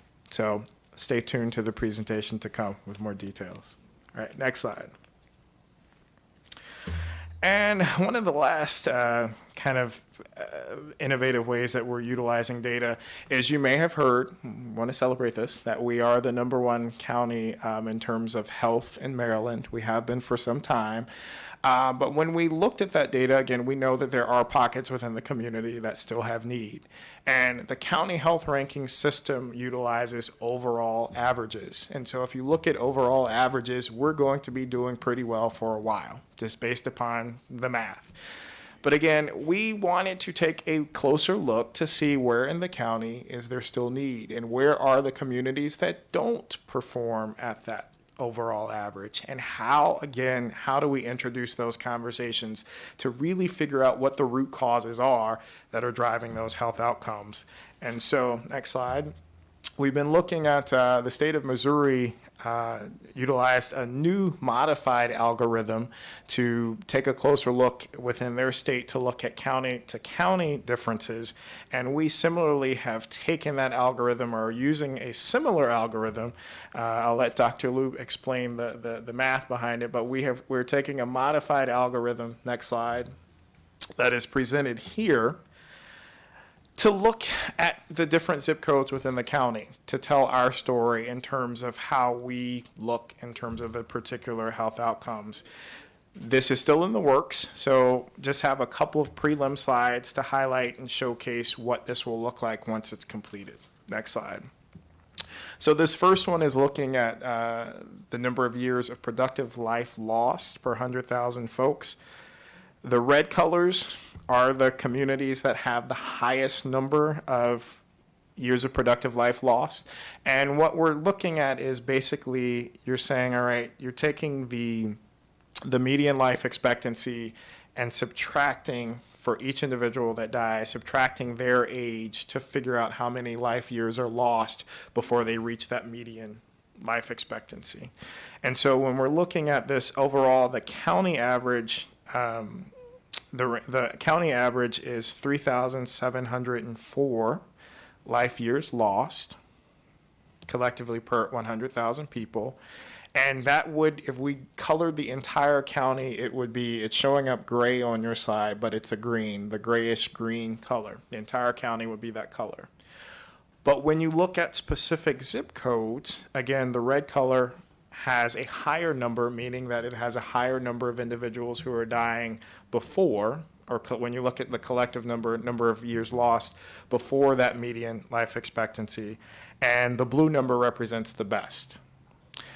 We have been working with the Council on Governments to get data to highlight life expectancy, comparing our county versus other jurisdictions within the state.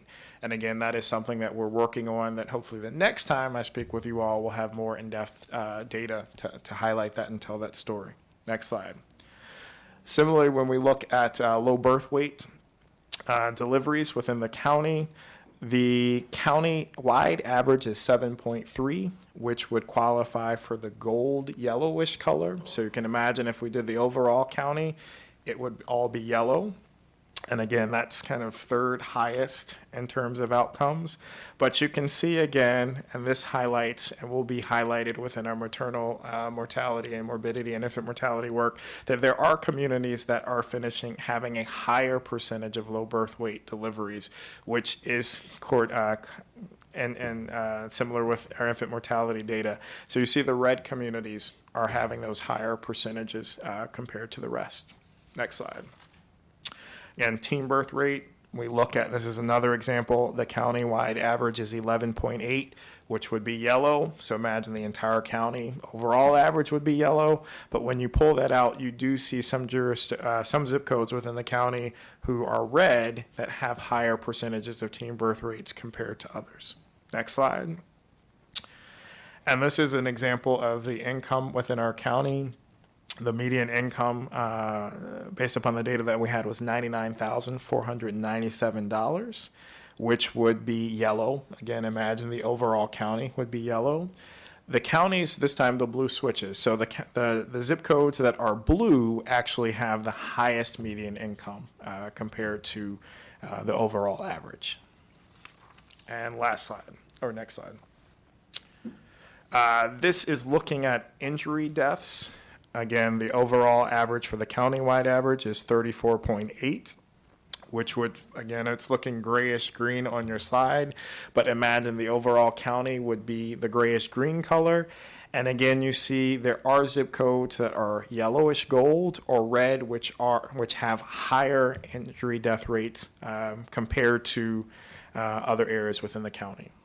So again, this is just an example of how we're utilizing data to tell a more in-depth story, because if we only look at the overall averages, lots of folks would say, we don't have any need here, we don't have any problems, and we all know that that's not true. So we are looking at how to utilize and operationalize this data better, which goes to the next slide, into our health report. And I will say that this is not the first health report that the county has produced, but the first that has been comprehensive in this nature, offering comparisons to the state, the national level, as well as the Healthy People goals. I'm pretty sure we sent a copy when it was first released a couple of months ago, but wanted to just highlight a couple of areas of concern. Next slide. This is the level of different health topics that we addressed in the report. Next slide.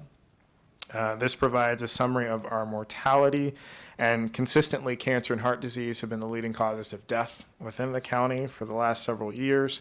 That highlights, again, the partnership and the need for enhanced prevention and chronic disease management and prevention services and promotion within the county. And that's what we are working to do to beef up our division and beef up what we are doing in terms of outreach in those areas. Next slide. And these two leading causes of death hold true even when you break it down by race within the county. Next slide. Next two slides, we'll talk about summary of hospitalizations, and I want to highlight we have a great Division of Behavioral Health and Crisis Services, and this slide underscores and emphasizes the need for their continued presence and support both on a local and a state level. 3 of the top 10 leading causes of hospitalization by year across the last 3 to 4 years have been mental health related issues. So mental health in general, substance use, and suicide. And again, this underscores the importance why there needs to be continued resources there, because we know even on a state level, one of the consistent challenges is providing inpatient support and inpatient beds. And so this underscores that issue. Next slide. Conversely, we also see 4, actually if you include cancer, 5 of the top 10 hospitalization reasons are tied to chronic disease. Preventable diseases per se. And so one of the things we want to emphasize as well is how do we increase and support primary care services to support individuals with chronic disease, both from the perspective of preventative services, as well as once individuals do have this condition, making sure that they have the resources to properly manage their diseases, because we know that even within chronic diseases, with proper management, health outcomes can be improved, which will thereby decrease the number of hospitalizations, decrease the number of utilizations of the emergency room for the types of follow-up services that these individuals need. Next slide. And just briefly to have there's a larger conversation, and I know I don't have much time here, but hopefully it will be an ongoing conversation to discuss the impact of social determinants of health on health outcomes. Poverty is a measure that we frequently use, but we know that even when controlling for poverty, we still see significant disparities in outcomes. And so I am hopeful that the conversation will move forward. At least the perspective that we're taking from Public Health Services is framing this within a social justice perspective and looking at how structural issues, structural barriers contribute to health outcomes. And I'm excited selfishly as a researcher and a clinician to see this body of research move forward so that we can start to understand how the lived experience of individuals contributes to your health outcome. And to take it even further, as a Black man, my life expectancy average is significantly lower than everybody else in this room. Why? And what other factors, I think I have a pretty good job. It pays fairly well, have some good degrees. But even within that, what other factors are contributing to that outcome? And how do we better understand that? And how do we operationalize the health in all policies approach and the relationships we have with other agencies to create policies that really truly address that? And it's not just based upon race. We know that there are issues with gender. We know that there's issues with sexual identity, gender identity, country of origin. There's a whole list of other things. And again, not to hammer the data point, we hope to be able to better understand that, to provide the data to match with the ideology to be able to move forward and address these issues. Next slide. And this again highlights our median household income within the county. The darker areas have a higher median income than others. Next slide. We continue to have issues, but we're working on it in terms of addressing healthcare access in the county. And again, want to make sure that we don't always use access to primary care services as our only measure of success. It's important. We want to make sure that everyone does have access to primary care services, but certainly we don't want to lose in that conversation access to specialty services and access to quality primary care services, again, to make sure that people have healthy outcomes. Next slide. Just briefly, this highlights our birth rates and our teen adolescent birth rates in the county. The state average is 15. Overall, we have a lower rate, but when you pull that apart, even though the numbers are getting better, we see that Hispanic teens still have a significantly higher rate in comparison to their peers across the county. Next slide. When we look at age-adjusted mortality rates, we do see some differences here. Blacks in Montgomery County have a higher age-adjusted mortality rate than their peers, as well as men in the county have higher age-adjusted mortality rate than compared to women. What is that again? Age-adjusted mortality? Age-adjusted mortality rate. So one measure that you can use to look at death rates is just the crude death rate, to say our community had 500 deaths this year versus others. But it doesn't take into consideration the age distribution within your population. So if you are a community that has a significant elderly population, we know that's when most people die. So if 90% of your population is elderly, you're probably going to have a higher death rate because that's when people die.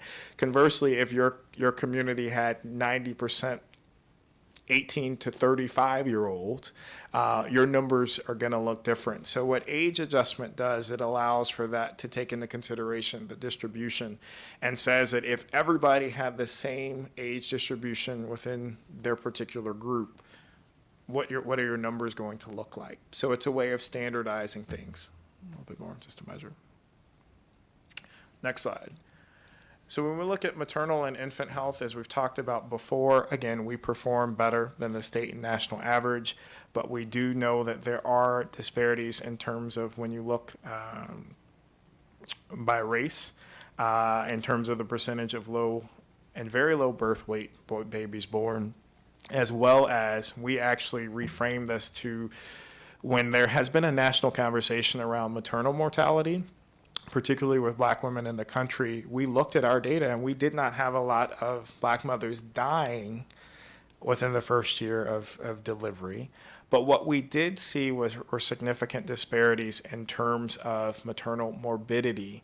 So Black and Latino women were having higher rates, or were more likely to have complicated pregnancies and severe pregnancy outcomes, which translates into low birth weight babies. And those babies are the ones who are at highest risk for dying within that first year of life.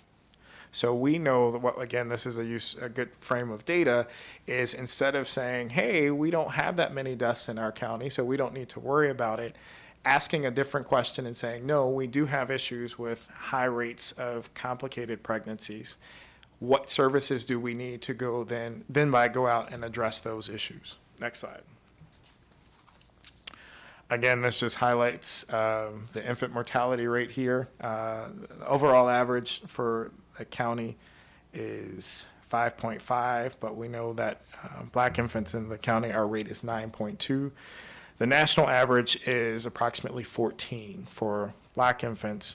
And so even we're doing better than the national average. it's still not good enough in terms of that's a disparity in terms of that particular outcome. Next slide. And to put that within the context of geography, the areas that are circled in red represent, if you think back to that initial inter-county graphic that we provided, these are those high-risk, high-need area zip codes there. And that will serve as, at least a couple of those will serve as the focus of our pilot to figure out ways to better engage the community to address those particular outcomes. Next slide. Just to mention heart disease and chronic as a marker of chronic disease, here are our numbers. Again, we perform better than the overall averages for state and national, but then when you pull it apart, we do see disparities there. Next slide. As also another measure in terms of our utilization of emergency rooms, we see that diabetes is an example of a chronic disease that lots of individuals utilize the emergency room for follow-up care and need for services. Next slide. This is a geographic representation of those pockets within our community that have significantly higher ER-related visits, secondary to diabetes, again, as a harbinger for chronic disease in comparison to other jurisdictions. Next slide. And this, again, just highlights the need where we have increased mortality. And this is using lung disease as an example. We have increased this is using lung disease as an example of cancer-related deaths within the county. We perform better than the overall averages. But as I mentioned before, even when looking at our Montgomery Cares program, we saw that even though individuals were getting their screens earlier or closer to the determined time, they were still having higher mortality rates. So this introduces, again, the need for increased support for subspecialty services and linkage to care beyond that primary care visit. Next slide. Next slide. And as a couple of examples of our infectious disease portion of the report, and this was mentioned in our earlier conversation, when looking at TB rates, the rate of incidence in Montgomery County, this is one where actually we don't do well compared to the overall and the state averages. Our rate is 7.1. And you can see that the state and national averages are less than 4. Next slide. And then just highlights the age distribution of the cases. And again, a large portion of this is tied due to our high number of immigrants within the population, secondary to their country of origin. In FY18, we had 34 active cases of TB and 200 latent TB cases. And again, it's important to highlight that with the active cases of TB, the ongoing treatment can be anywhere from 9 to 12 months. So this isn't a diagnosis. You come in, you get some pills, you're cleared, and you're ready to go. It underscores the need for continued support for patient management once they come into the system. Next slide. And just want to highlight the gonorrhea incidence rates within our county. The rate is a little bit deceptive in this one because our rate is lower than the overall national averages. But in looking at raw numbers this past year, I want to say we had approximately 720 cases of gonorrhea. That is an increase of approximately 20% from the previous year, which was just around 500. And similarly, go to the next slide. Similarly, I did not include chlamydia. Is there a question? We were just doing a time check. Okay. If you want to finish this topic, but how far through your I presentation? will close it out shortly if that's I can wrap it up right now. Well, this one certainly got our attention, so you should finish this topic. All right. I can talk about gonorrhea and chlamydia all day. I'm an adolescent physician, so that's why we hired you. Right. So I don't have any slides this time of any diagnosis or things like that. I'll wrap it up in a couple minutes. So chlamydia rates even higher. We've had 4,000 cases this year. And again, this is disproportionately impacting 15 to 24-year-olds. The STDs are important to get diagnosed early, so we know that we have to increase our access to screening services, increase our access to treatment, increase access to contraception, and all of the full gamut of things that we need to do to prevent disease spread. Because we know that if STIs go unchecked, they can complicate fertility for young people as they move forward, specifically for young women, and we don't want that to happen. And going quickly, just to highlight again, behavioral health, we have significant, outside of opioids, we do have significant other behavioral health issues that need attention. Next slide. All right, Dr. Gills, I think we have some council member questions. Okay. So. And I'll just say this, the Yeah. rest of it, there are only a couple of other sites that highlight Okay. injuries and behavioral health. You all do have access to the full entire report. And feel free, separate from today, if any questions pop up, I'll be glad to address those and work with you to talk about them. Sure. Well, we have some questions now, and I'll just preface this by saying I believe in the fall you'll be before us, and you're working on a presentation that may focus more on some of the disparities issues, and we'll have Sure. a full discussion on that topic in Sure. the fall. Mr. Elrich. I won't ask all the questions I have. I just want to say I'm just taken aback. This is amazing. I was impressed when you first came here and talked to us, and there's a breadth of information here and a proactive approach. I mean, it's really clear that you're going to use the information to do something. And I got to say, I really appreciate it. And it tells an interesting story. It's not all, you know, I was trying to correlate your slides, and I couldn't correlate fast enough as you were going back and forth, but you raised so many questions about which, you know, where does income correlate, where does immigrant status correlate, where does, you know, race and gender correlate, and I'm just very impressed, and I'm looking forward to learning more. I'm not going to ask you about lead, but I do want to, my office will get back to you about a discussion about that, because I think that's something we can do something about, and look forward to putting in a bill that addresses levels of lead in drinking water fountains in the county. Because I think that's a tangible, doable thing for us. But I just want to say I really felt like I learned a lot just looking at this, but you also raised a ton of questions, and I could have sat through hours of this, I think, with more coffee, of course. Just be careful on the caffeine intake. I have to say that as a health officer. All the evidence says this is good for me. I'm not Maybe a not coffee all the connoisseur. evidence. My doctor gets on me. I drink a fair amount of Diet Dr. Pepper, and Everything in moderation, right? everything in moderation is correct. But thank you. Mr. Leventhal.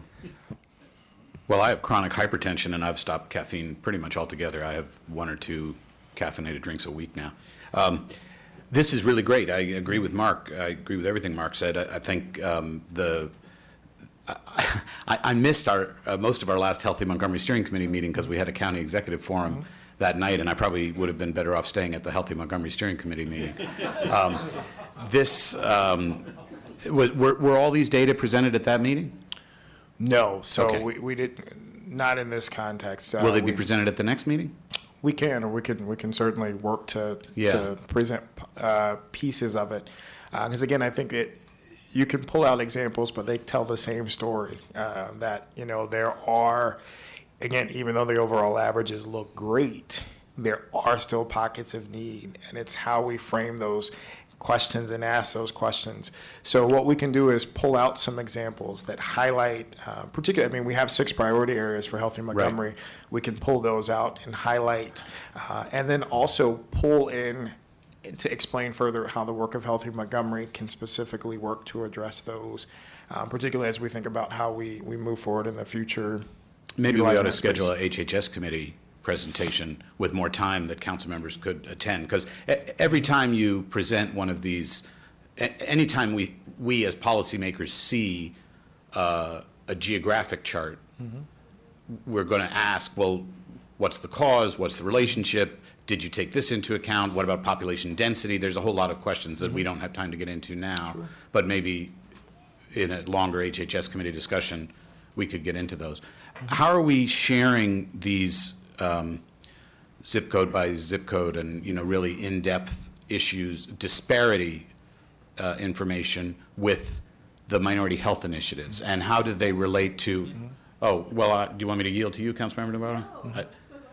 Yeah, and so we get these requests frequently from the minority health initiatives for better data analysis. I've never seen data analysis, and I've spent a lot of time looking at charts like these as detailed as this report. So how are we how are we sharing this with minority health initiatives, and does this satisfy their requests? So to answer your question, there are a couple components to it. So at a larger level, we have been working with the minority health initiatives, Healthy Montgomery, and our public health services prevention and promotion team to bring them together to make sure that everyone is aware of the work that everyone is doing, because what we found is, there are multiple cancer programs, there are multiple diabetes prevention programs, and so everyone's working towards a common goal, but not necessarily aware of what the other hand is doing. And so we took a step back, and we haven't had a meeting in a couple of months due to, there's other work going on. But we brought together on a monthly basis to have everybody talking through what they're doing to actually get to that. So looking at data as an example is to say, hey, well, we're interested in looking at this topic, or we've thought about looking at this topic. How can we work together, or are there pieces of data already out there to satisfy that particular need? So in a global perspective, bringing the groups together to meet more regularly to enhance and increase that level of conversation. As it relates to the annual health report, we have shared this with each of the different groups. And the next level of conversation, once we can complete the inter-county level, is to bring together folks again to say, all right, here's what we found. So what I presented today is just preliminary in terms of the intra-county rankings. We don't have all of the data completed, but certainly once we do, that will serve as kind of the template to have that next level of conversation. So what you mentioned is the goal is to get to the point where we can say community X has been identified as having a disparate outcome in terms of diabetes or maternal mortality, those kinds of things. And then to have the conversations, to pull together the folks who would be meaningful in contributing to that conversation to talk about, well, what's really driving this? Does the data say it's a transportation issue? Is it an education issue? Is it a housing issue? And once we can get the data to say it's really this right here, we can present to council or present to whatever other agency to say, here's the identified need. Let's talk about how we can work with that particular agency or policy to address it. So that's the direction we're going. We're still in the early stages of the intra-county rankings or ratings, so to speak, but that information has been preliminarily shared, particularly the status of health report with the minority health initiatives, and is something that we will work with them to have those deeper levels of conversations in the future. So a couple of slides in that regard jump off the page that have not been major areas of focus for the relevant minority health initiatives. You talked a lot about STDs, gonorrhea, and chlamydia, and you're showing a big disproportionate impact on African Americans, but those illnesses have not been a major focus for the African American Health Program. Similarly, teen pregnancy, we get reports on it frequently, but it really hasn't been a major focus for the Latino Health Initiative. So that bears some discussion within the steering committees of those groups. The other issue, and we can go. I really would like to schedule a HHS committee meeting to go into this in greater detail. But cancer and heart disease are the leading killers on Earth. So certainly we want to promote healthy practices and pursue the chronic disease initiative, but. It is important to put all these things in context, that when you say cancer and heart disease are the leading cause of death in Montgomery County, as though that doesn't necessarily suggest that we have higher rates or younger people dying than anywhere else. Everybody dies, and cancer and heart disease are the leading causes of death, period, not just in Montgomery County. And there's a lot of observations like that might cause alarm if you don't put them in context. And I don't, you went through, congratulations to you, because this is such a data-rich presentation. You went through so many slides so fast, but there were a number of cases where it was presented as though the public might get the impression that we have an epidemic in Montgomery County, when in fact these are conditions that occur, among humans, and they occur in Montgomery County. So putting it in context is important, and those would be the focus of the questions that we could address if we had greater time, and maybe we can do that in committee. But again, fantastic presentation, maybe the best I've ever seen from a health officer. And just if I can add one thing, thank you as well. Thank you all for the support. That's what makes this possible. Is that the hope is that this is a conversation starter or conversation continuer to discuss that. And what we want to do is, again, those are the leading causes of death. But what we can do is have a conversation to say, within Montgomery County, what drives it? Is it an issue of people not getting screened, or they're getting screened too late and they're getting later diagnoses? Or is it they're not getting, they get screened early, but then they don't get access to specialty services? So, again, having the more specific conversation that's germane to Montgomery County to figure out what drives that for us. I agree, and also disparities among subpopulations. Sure. So, and that's historically been the focus, is whether, certain demographic groups are dying at younger ages or dying at a higher rate. But, sadly, the death rate among humans is 100%. Everybody's going to die of something. We all get there. That's Georgia Cook. If you do this in committee and you're going to do a full, broader presentation, could we make sure we notice all of our health partners? Yes. So if they can't be there, people can watch this from at home? Yes. Because this is a big deal. Yeah, this is a great report. Yeah. Okay, thank you.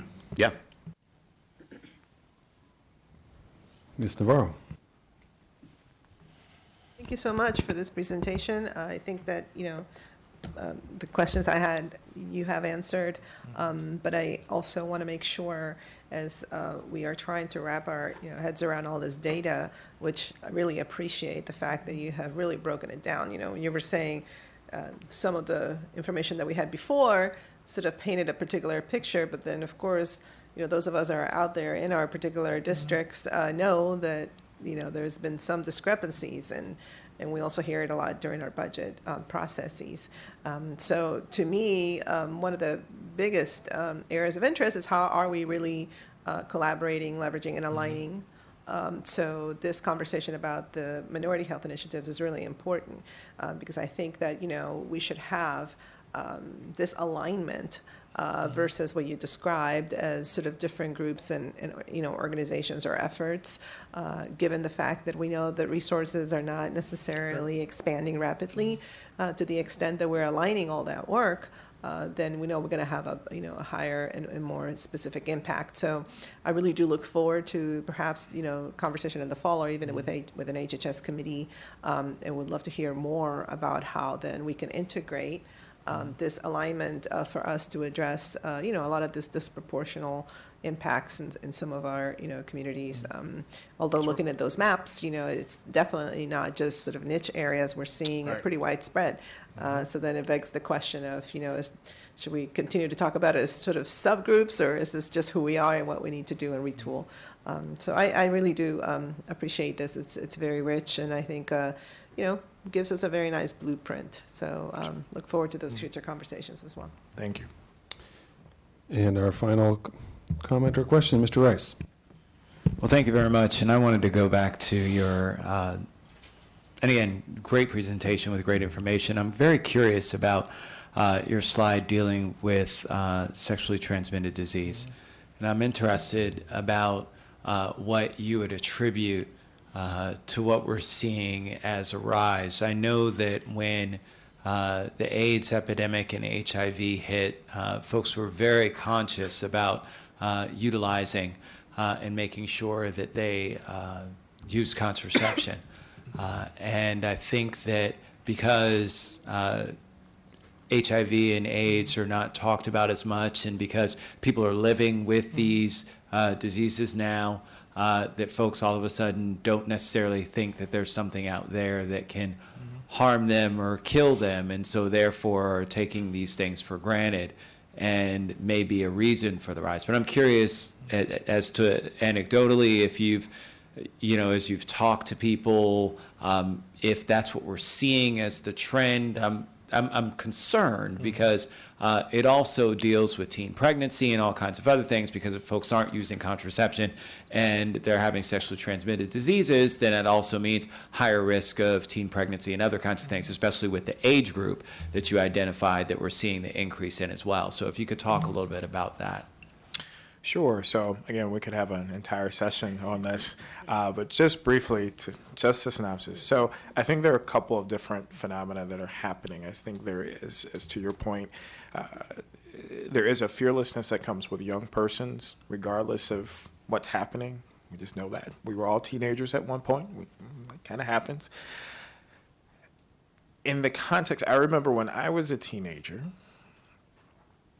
which is a little bit a while ago, HIV was something that we did fear. It was a death sentence. We were afraid of it. We didn't understand it. We were scared of it. Fortunately, we treat it better. We've made advances where I remember when I would have young persons come in and provide the diagnosis, say, if you take your medication every day, you're going to live a long life and probably die from one of the other things that Councilmember Leventhal mentioned. It's not going to affect your trajectory. So there is a little bit of that in terms of, I think of that. And I think actually back to the first diagnosis that I ever gave as a clinician was to an 18-year-old young person in Chicago who also happened to be co-infected with syphilis. I was extremely nervous. This was my first time, but he took the HIV diagnosis in stride because he said, well, no, I know I'll take medication, I'm fine, but was horrified at the syphilis diagnosis because he didn't know about it. And how did I get that? And that's dirty. And where did that come from? And I'm like, I'm going to give you some Bicillin now that's going to take care of that, and you'll be okay. But it had to do with his level of understanding and education because our priorities had shifted a little bit. So I think there is a pocket of that is happening. I think specifically to Montgomery County and some of the state dynamics, I think there are concerns and issues in terms of access to contraception. Where can young people get condoms? Where can folks get screening? And doing a survey of the county, it's hard to find a place to get an STI screen after hours that's not the emergency room. So one of the things that we've been looking at is how do we utilize our resources to provide places where people can go.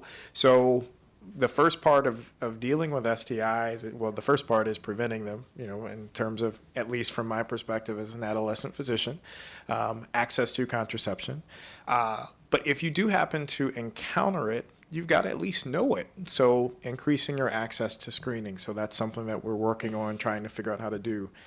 And then within that, increasing access to treatment. So you know that you have it, making sure that, again, this gets to the access to care piece, making sure that you have access to whatever treatment you need to address it, making sure that we have the staffing and support in place to be able to do disease intervention follow-up, to identify other partners who may be at risk, to make sure that they get screened and they get treated as needed.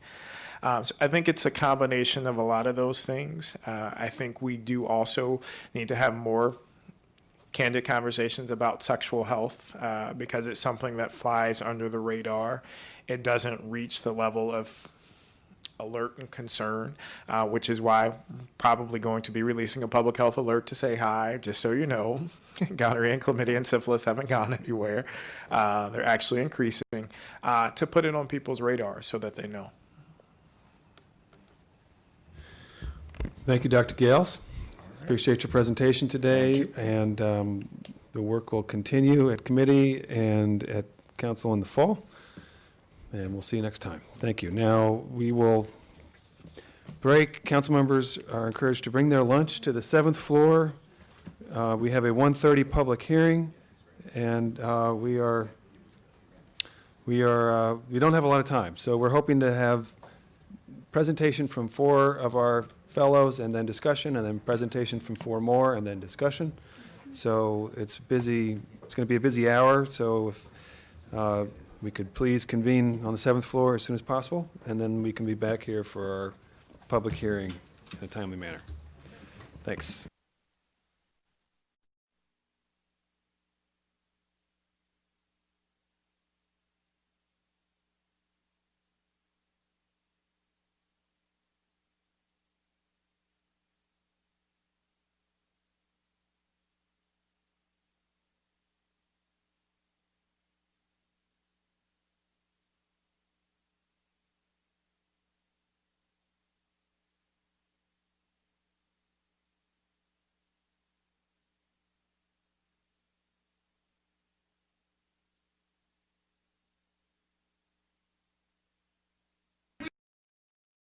If you see us in the church and you see us and you know we have issues health-wise, why not say, okay, what can we do to help you? And so what I want to ask you to do is work with the service providers who are here to help you.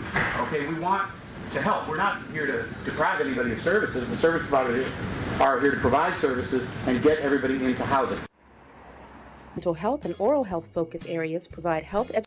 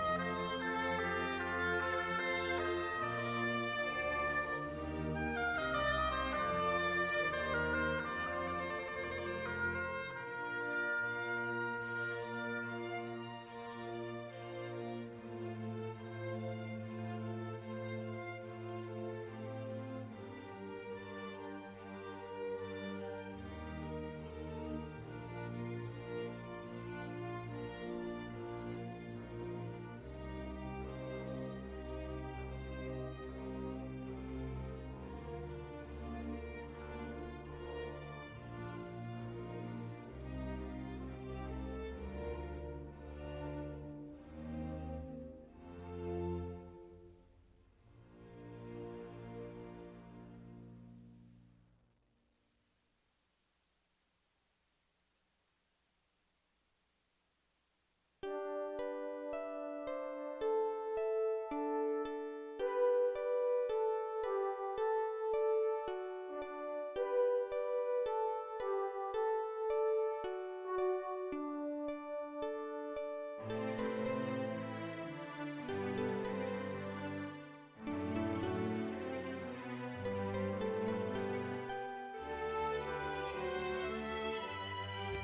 right.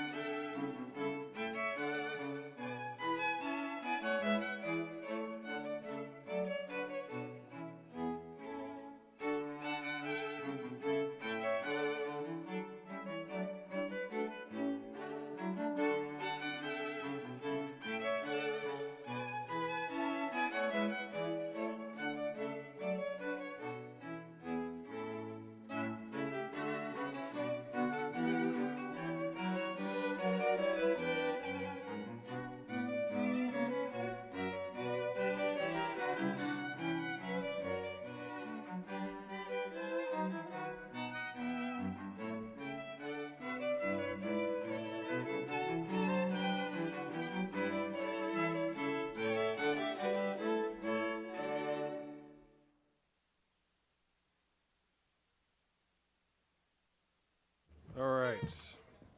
Good afternoon, ladies and gentlemen. This is a public hearing on an amendment to the FY 19 to 24 Capital Improvements Program and supplemental appropriation to the FY 19 capital budget for Montgomery County Government, Department of Transportation, in the amount of $7 million for street lighting.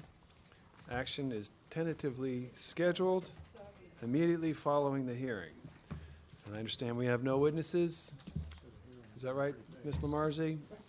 And so there'll be no one to bring copies of testimony to the clerk at this time. And we now, the T&E committee has recommended approval, so this is going to be a recorded vote. but it's a show of hands. All those in favor of the, oh, is there any discussion on the item? All right. Glenn, can you give us a, Sure. remind us what we know already? What is this item? Sure. This is the first part of a two-part effort from the county executive. $7 million of what will likely be about closer to $18 million to replace the street lamps from high-pressure sodium to LED. This is for $7 million. The reason why he's breaking it up is because PEPCO has a grant program which can be, we can take advantage of getting one grant this year and then getting another grant next year as far as FY20. The grant this year would be for $895,000 of that total. And so, again, the committee did recommend approval of it unanimously. So this will result in LED lighting. And it will Yes. replace the less efficient sodium lighting. Very good. All those in favor of this supplemental appropriation, raise your hands, and that is unanimous among those present. And now we shall move to the next item, which is Bill 3417, Housing Moderately Priced Dwelling Units, MPDU continued. We had a very thorough discussion on this one last, was it last week? I think it was a week ago. So there may be some additional topics for us to discuss with this in relation to this bill, and I know we have an implementation effective date provision for both bills to discuss. We're waiting for Mr. Hucker. Josh, can you just walk us through what we discussed in any straw votes last week? Okay, yes. So the council had a full work session on Bill 3417 where we went through section by section all the substantive changes in the bill. Those are actually, described starting at the bottom of page 3 of the packet, going all the way through the end of the packet, basically, page 9 or 10. There was a fair bit of discussion at the work session about the use of alternative payments outside the planning area and alternative locations of MPDUs outside the planning area. That was, I think, the most vigorous discussion. We also concluded, as in the packet on page 10, there's a discussion of the effective date provisions, which still need to be added to the bill, and that's pretty much where we left it. Okay, we'll go to the effective date provision in a moment. Ms. Florine. Thank you. I wanted to draw the council's attention to a material we received the other day from Mr. Snuggs, and that is their annual report on the MPDU program. And I hope you all, it arrived in a very timely manner and very apropos of this conversation, because and I wanted to make sure everyone sitting here had the opportunity to take a look at it. It was dated July 13th. I cannot swear when I actually opened it up and read it, but it tells you the a number of MPDUs that have been approved and the agreements to build that have been executed, and it shows you the list of every single project. I believe, are these everyone that have ever been approved, Stephanie? From 1989 on, right? For the record, I'm Stephanie Killian with the Department of Housing and Community Affairs. And yes, the list of alternative agreements in the report is the cumulative list of all of them. I just wanted you all to know that the department is very thorough in its reporting and its explanation of everything. They have the project name, who was the developer, what the unit type was, what the requirement was, what the alternative payment was, what was per MPDU, and notes associated with that. It's a very thorough analysis. And then they have a whole bunch of footnotes associated with that as well that go into great detail on each and every one of these projects, it seems, because pretty much every building has a story. And while it's the condensed form of the story in the footnotes, I just wanted the council to know the thoroughness with which the reporting has been done so far. That shows, it answers just about every question that I think anyone up here might have had of why this one, what were the trade-offs, all that sort of thing. I know people have been concerned about that, and I think you would feel good to know that that kind of detail is made available to us. I don't think this is part of the packet or anything that you have in front of you, but it's in your mailbox someplace, and it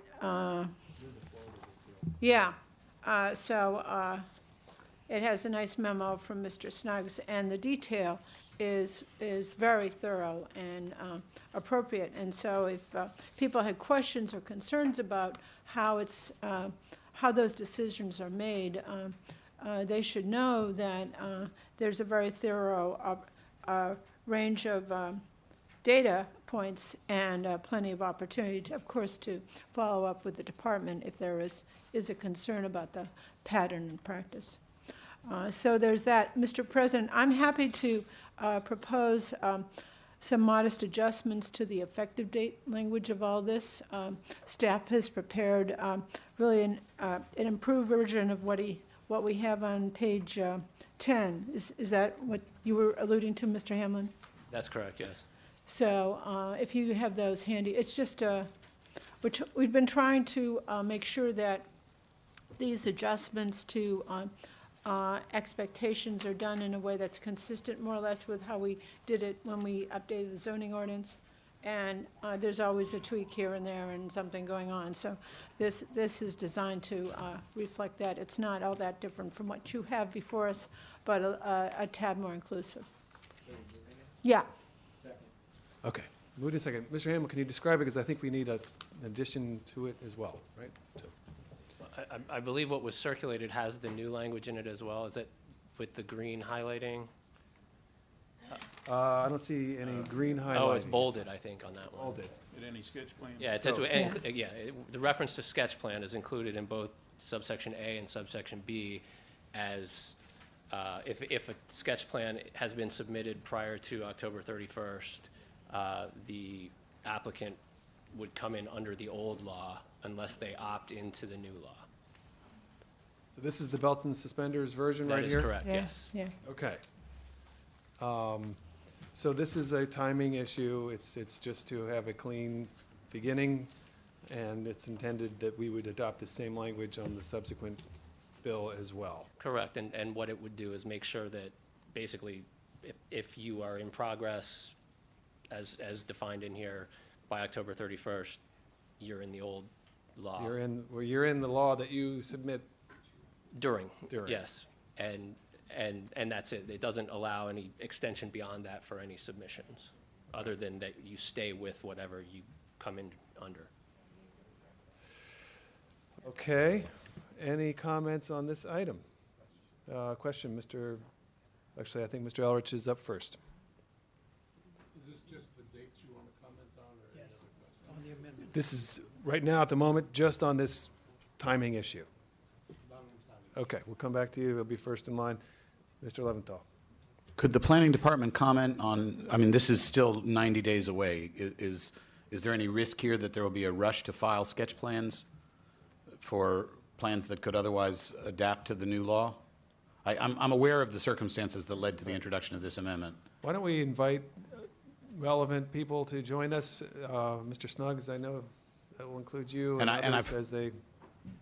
I've heard it asserted that this grandfathering provision is comparable to what we did in the zoning rewrite. Is that accurate? And again, is this, it's still a date that's some months in the future from council action, so are we providing an opportunity for a whole lot of sketch plans to be filed between now and October 31st? Carol Rubin for the record. I'm a little bit confused because a sketch plan is an application, so I'm not sure why you need both. It says any application submitted for approval. I think it's belts and suspenders. That's it. Yeah, that's the same thing, so. Mr. Hamlin? So it's a distinction without a difference in your mind. It doesn't change the underlying language at all. Okay. No, it does not.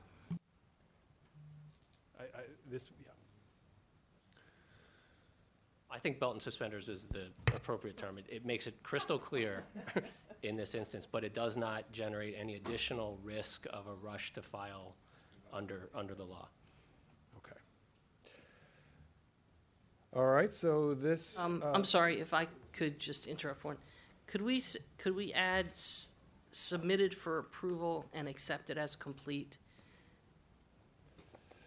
Can we add and accepted as complete? Because what happens is, as you know, as the council member said, there could be a rush.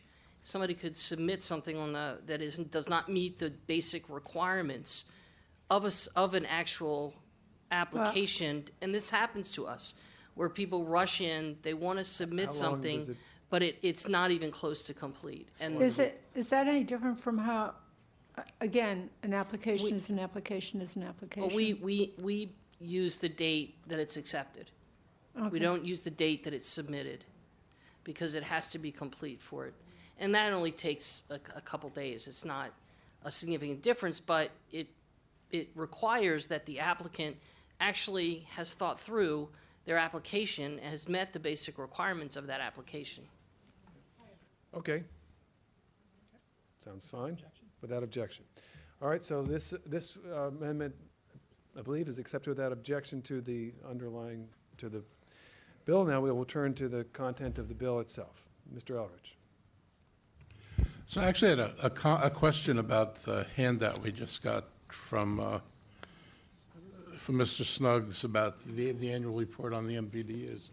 And I guess I was just focused on page 3 of 5 of attachment C, where it talks about the payment per MPDU.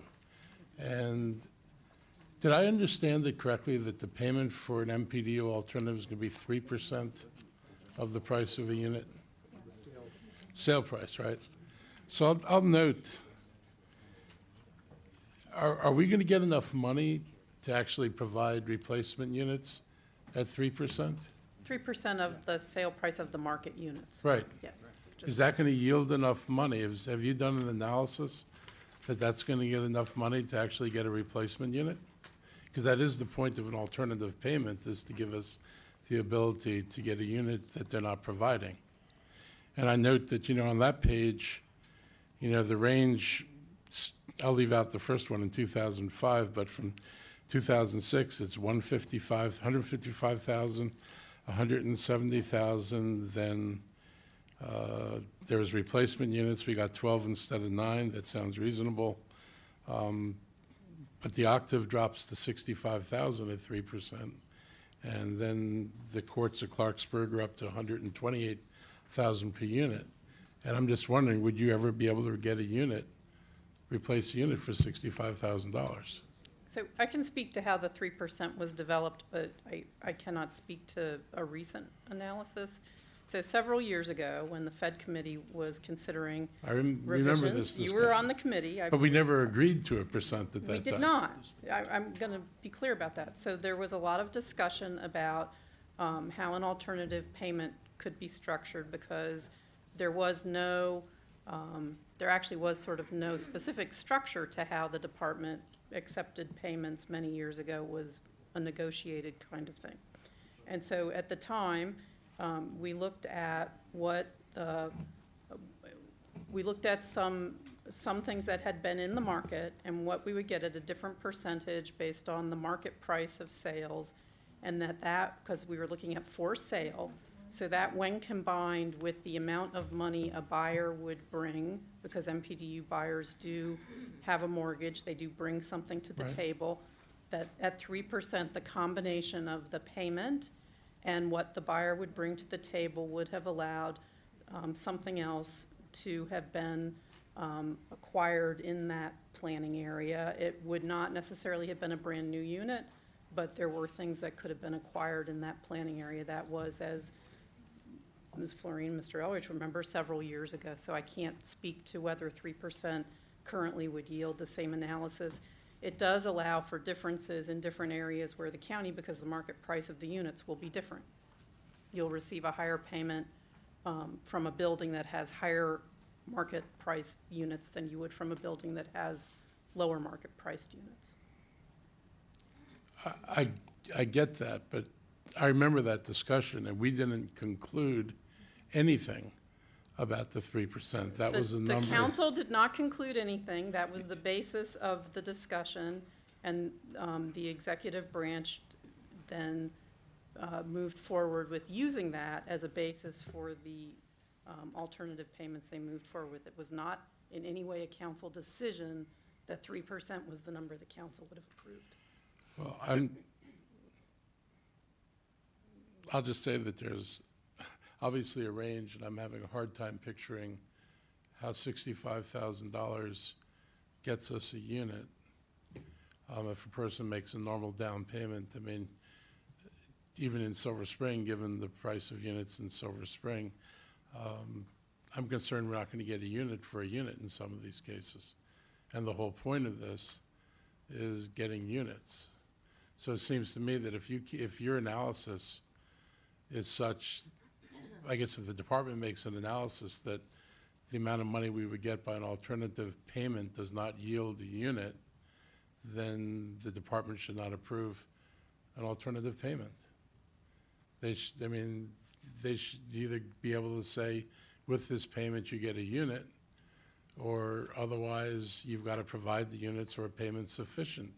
I'm not averse to, I mean, obviously 3% has yielded as much as $170,000 a unit, and I could picture using $170,000 to buy down units into affordability.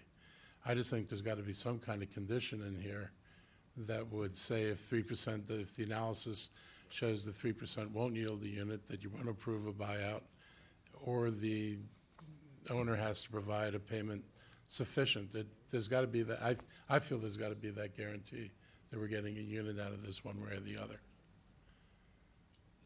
And I'm not suggesting setting an artificially high number, because obviously that would have driven up some of these other ones. Not that I would complain, but it would have driven them up a lot. But there's got to be some guarantee that you're going to get a unit out of this.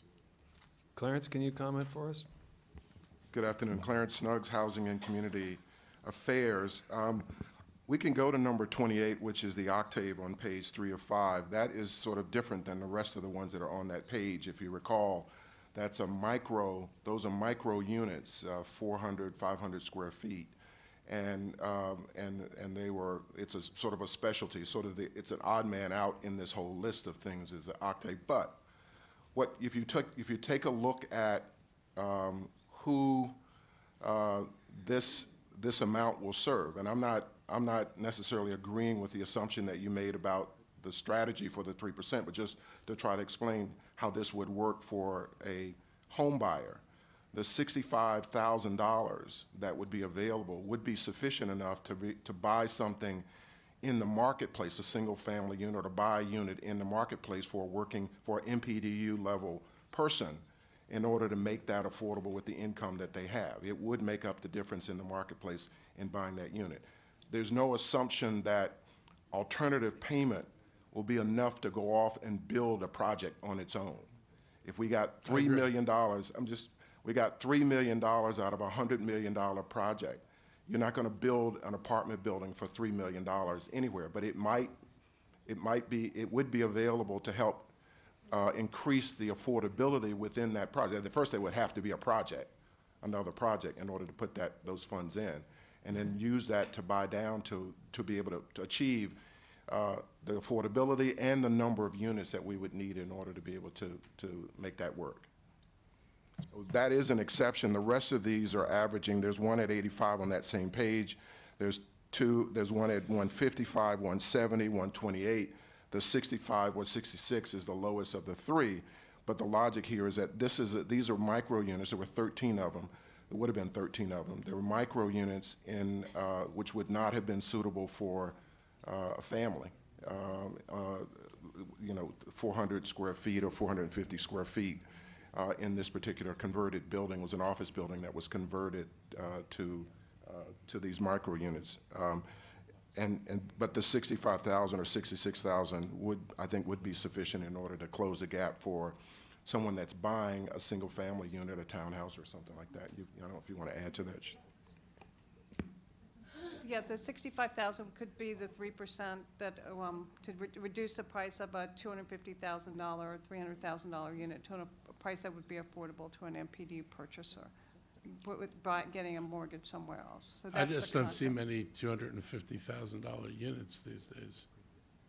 It would be another MPDU, would make another MPDU more affordable, or we'd be able to create another MPDU is the concept. You'd be able to create another MPDU out of something that's 250,000. I'm just wondering where you're going to find this $250,000 unit in the new units in Silver Spring. I mean, I thought there was supposed to be some kind of comparability between things. That is the price of a two-bedroom roughly in Silver Spring these days, but. Right. 250. Not a single-family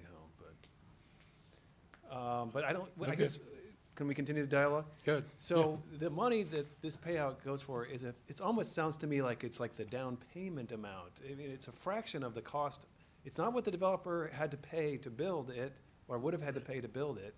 It's not what they would have gotten to sell it. It's a different number. Why is it a different number? Explain us. It's a percentage of the total. Yeah. And it does not represent necessarily, let's say there are 100 units, 1% of the number of units of the cost of the project. The assumption that you can take this and go off and buy another unit someplace is not an assumption that we made. What it is it's an ability to be able to close the gap of affordability for that comparable person somewhere else in another project. It will do that, but it was never intended to, because those other costs are shared. They're shared across the development. The cost of land, the cost of the soft cost, the hard cost of development, all of that is shared. So this is really a marginal or incremental cost that's going to make up the difference to be able to make sure that that's affordable in another site. And again, I do want to say that, alternative payment is an exception to the exception to the exception. This is not something we do every day. Projects come to us, we don't start the conversation off with, can I get a alternative location or alternative payment? That's an exception to an exception to an exception. Our goal is to put that unit on site, find a way to put that unit on site in that area so it can share with the amenities. We want to make sure that we provide opportunities throughout the county, in every zone in the county, any planning area in the county. So that's an exception down the road, that we would get to a place where we would say that alternative payment was the best option for the county.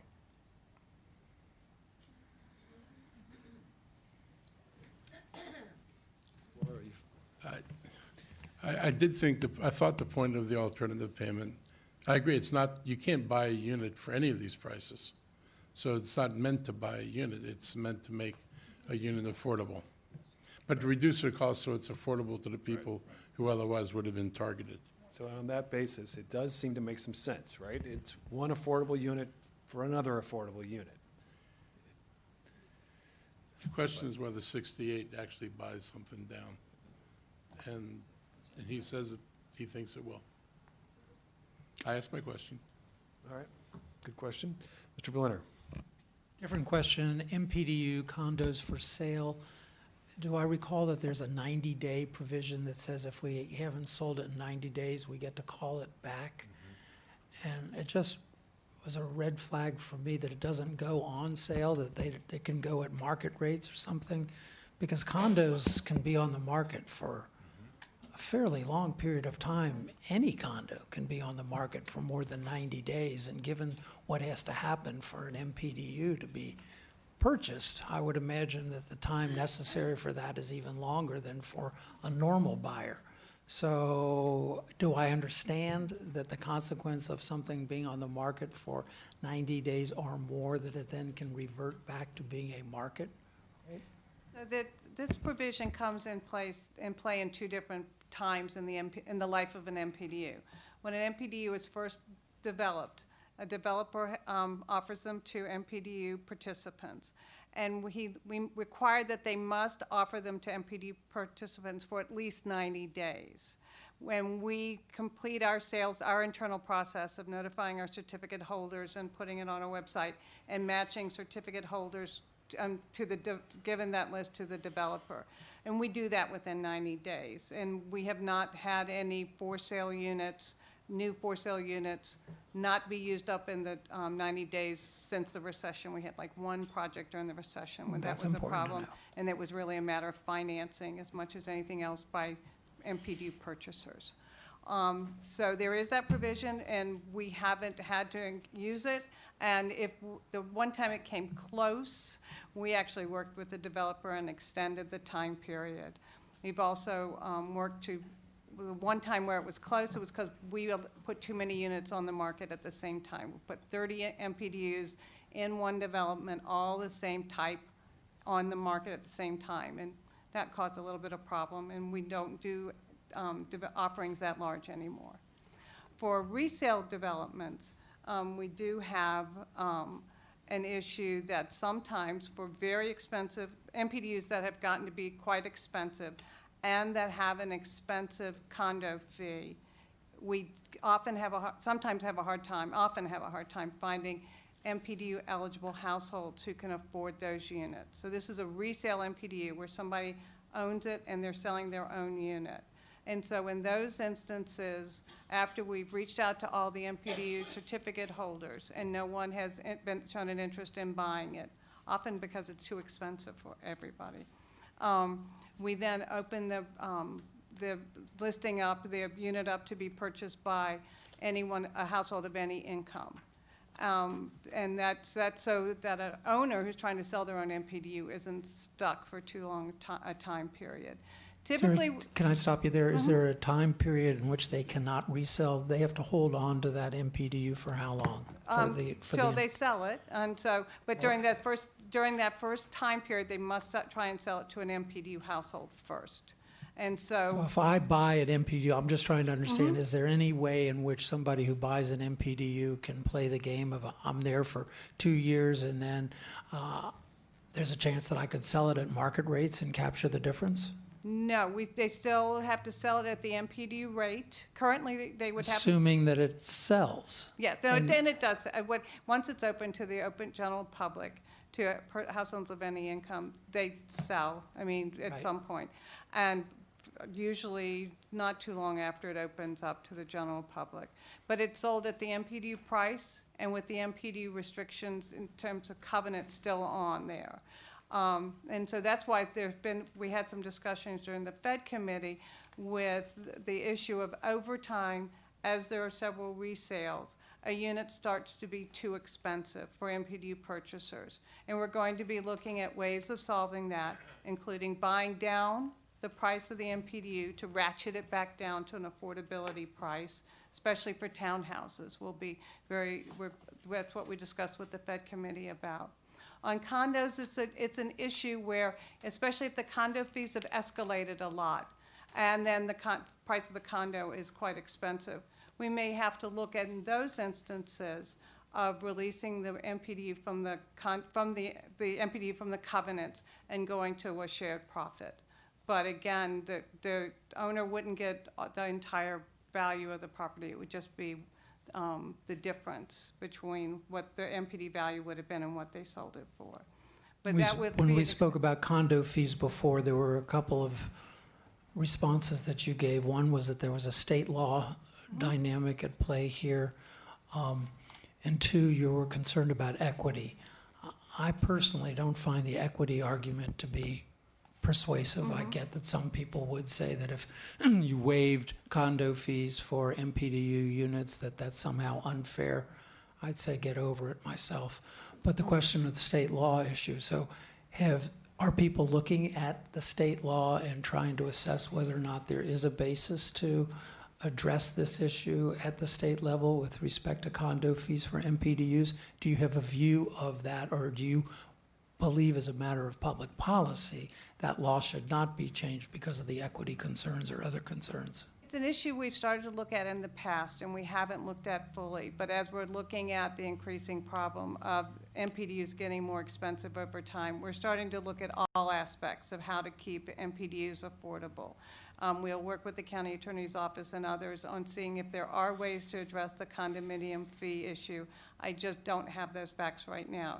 But the equity issue will be one that we will discuss and discuss publicly and look at. Other issues we're looking at are the other policies we have, such as tacking on improvements onto the cost of a resale MPDU, realtor fees, other costs that have been tacked on to the price over time. And we're looking at ways of decreasing those escalations. So we're trying to look at it in all different ways. The condo fee will be the most difficult part of it, no question.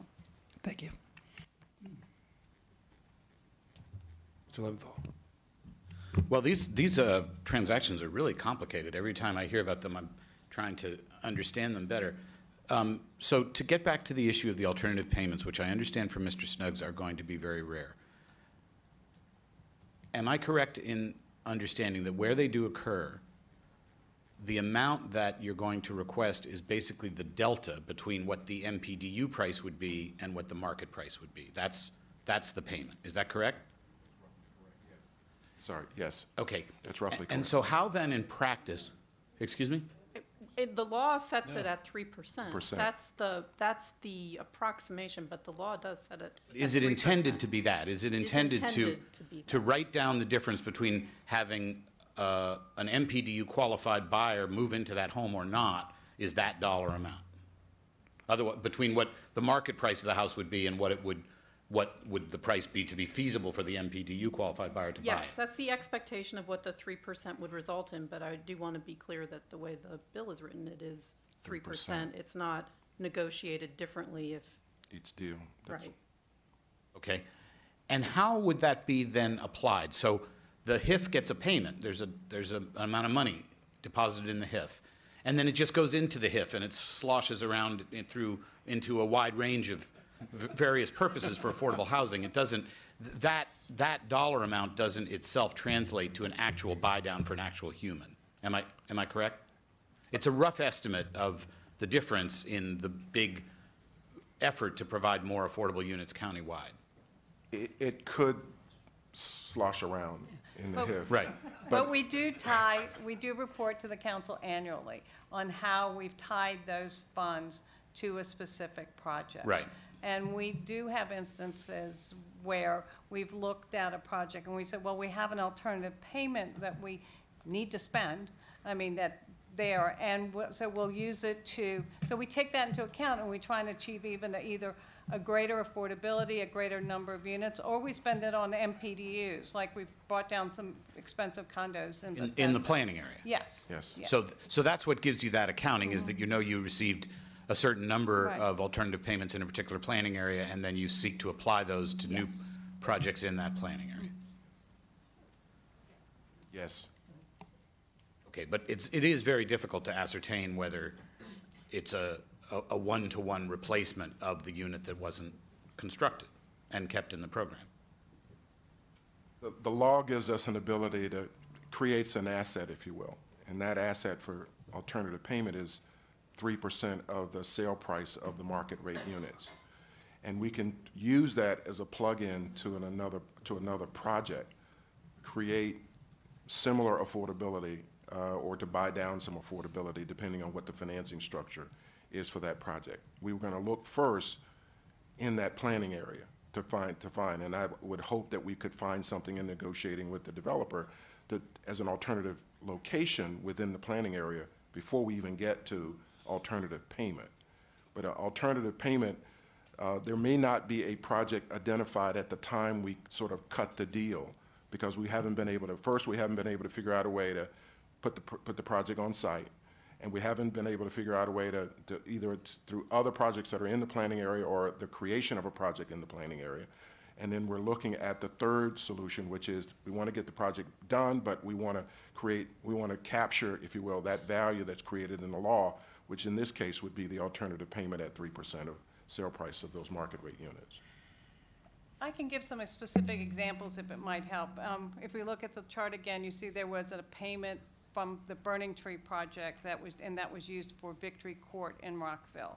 And the funds that would have been used from the alternative payment, well, this was actually a work out of a lawsuit, but that payment was used to reduce the rents on units at Victory Court. And if you look at sort of like what can $6 million buy in terms of reducing rents on units, and it allowed the developer to do units at 30% and at 50%. It's a much lower than would have been an MPDU rent, for example. If you look at the Octave, the one we were just talking about, those costs of about $65,000 a unit would buy down the rents at the rental part of the art space and allow us to choose rents rather than at 60% of area median income, or market rate would be even higher, but to do rents instead of at 60%, to do rents at 50% and 30%. So it either allows us to finance the unit, the reduced rents in the unit down to an MPDU affordability, or to take them lower than would have occurred otherwise. So in both of the examples you just gave, it is not utilized to buy down a purchase price. It's utilized to write down rents. In those instances, yes. And it's usually, that's normally what we finance with the Housing Initiative Fund. Many of the payments here would have gone into a rental development, yes. So 65,000 is 3% of what? What is the sale price that you're basing that on? That's a very expensive unit. 230. 65,000 would be a down payment on about a $230,000 house. Or But it would be the substitute. It would be the alternative payment. It's 3% of it's 3% of the sales price of all 102 units in the Octave. And then the 65 is when you look at the foregone MPDUs, had they provided 13 MPDUs, you see that the value you got per foregone MPDU is the 65,000. Okay, so you have to start by recognizing that of the 102 units, only 15 of those would be MPDUs to start with. And then you have to figure out the differential for the 15%. And that's how you get the 3%. No. So how is this 3% derived? It's derived from the if you have a building and you sell a unit for $1 million, you then have to pay 3% of that $1 million. You buy unit by unit, the actual sales price. 3% of the actual sales price is provided to the HIF of the market price. And then you have a total price for the whole building once it sells. And it could be, in their calculations, they make an estimate based on what they believe the sales prices are going to be, but they're market units, so it might not be exact. But at the end of the sales, you know the total amount that you received through the alternative payment, and you know how many MPDUs were foregone because you signed an agreement saying they didn't have to provide on site. And then that would give you the value per foregone MPDU at the end. And that's how it's 3% of the sales price of the unit, and it's paid at the time of sale. Well, it is very hard to understand how that translates to a replacement unit. It does not. So I would just say if you can. Or even the delta, which is where I started out asking. It is very hard to understand how that translates to the difference between the MPDU cost and the market cost. So at the time, when you looked at a building and you made an estimate of what the 3% would bring you, and you divided it by the foregone MPDUs, and if you got whatever amount it was, and you added that to the amount you would expect an MPDU buyer to take out as a mortgage. So these are all hypothetical. If you thought somebody was going to take out a mortgage for $160,000 and you got $70,000 via, the average of your foregone unit, then you would have had $220,000 to look for some kind of existing market rate unit. At the time, this is several years ago, at the time. If the $70,000 applied to the entire 102 units, then it would be 15 buyers. It wouldn't just be one buyer. No. Am I wrong? I'm not. The payment is supposed to substitute for MPDUs not provided. Correct. So in a 102-unit building, there would be 15 MPDUs. There could be between 12.5% and 15%. It depends how it's developed. Right. Okay. So whatever, 17, between So 14 and 17. 14, But yeah, right. it's not just one buyer. It doesn't go to the entire 3% doesn't go to write down just one purchase. No, You're- but the foregone, the amount. This is what they paid. That was the total payment. Right. That was $856,600. It's got to help on the math. I just figured it out. Math teacher has a. Just a quick, So, Mr. Leventhal, just so you see that. That's what they. just a quick math moment. If that building sold for 28 million, if all the units sold for 28 million, then good guess. And so 3% of that would be the 8, whatever it is. And then you divide the 800 and some by the number of MPDUs, and that's the value per MPDU. So, okay. That's derived.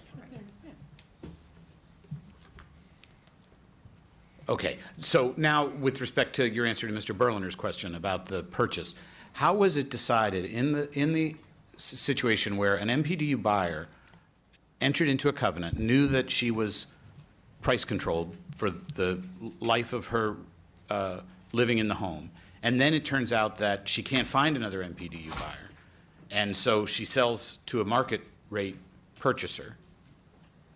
The market rate purchaser buys the home at the MPDU price? Yes, that's correct, and with the MPDU controls in place, so when they go to sell the unit, it's at a controlled price, and they must first try and sell it to MPDU purchasers. And so, like I said, most of the time, the problem isn't the seller, it's the price that the MPDU has risen to. Because of improvements made to the property? It can be because of the CPI increase. It can be that this is the third time the house is sold and there's been a 6% increase each time for the realtor fee. That all starts to accumulate and over time makes a unit too expensive. So do we keep it at the MPDU price even though the purchaser is, Right. at or above median income purchaser? Because we think we're going to keep the unit in the MPDU program, why would we not consider just, if there is no MPDU buyer, sell the unit at market rate and take the difference and put that into the HIF for other units? 2 points I'll make. One is that most of the time, we've been tracking it many times, the purchaser who buys it when it's gone to the open market actually ends up being an MPDU eligible household or close to it. This is a modest unit. It attracts a household with more modest income. So often, even though they're not an MPDU purchaser, they still are close to our income levels. But the question you're asking is why there is a provision in Bill 3417 that would allow us to release units from covenants if they have become too expensive. And we ask for that because we do know there are $300,000 condos out there that are MPDUs that have condo fees. And then who gets the profit under those circumstances above the MPDU price? It's split between the seller and the HI and the county. The county gets half of it. That's just like the previous, when we had 10-year controls, the shared profit philosophy. We split it because if we took all of it, there wouldn't be any. So, so that if You have to provide some incentive for the homeowner to maintain the home and to go through the hassle of selling it. Yeah.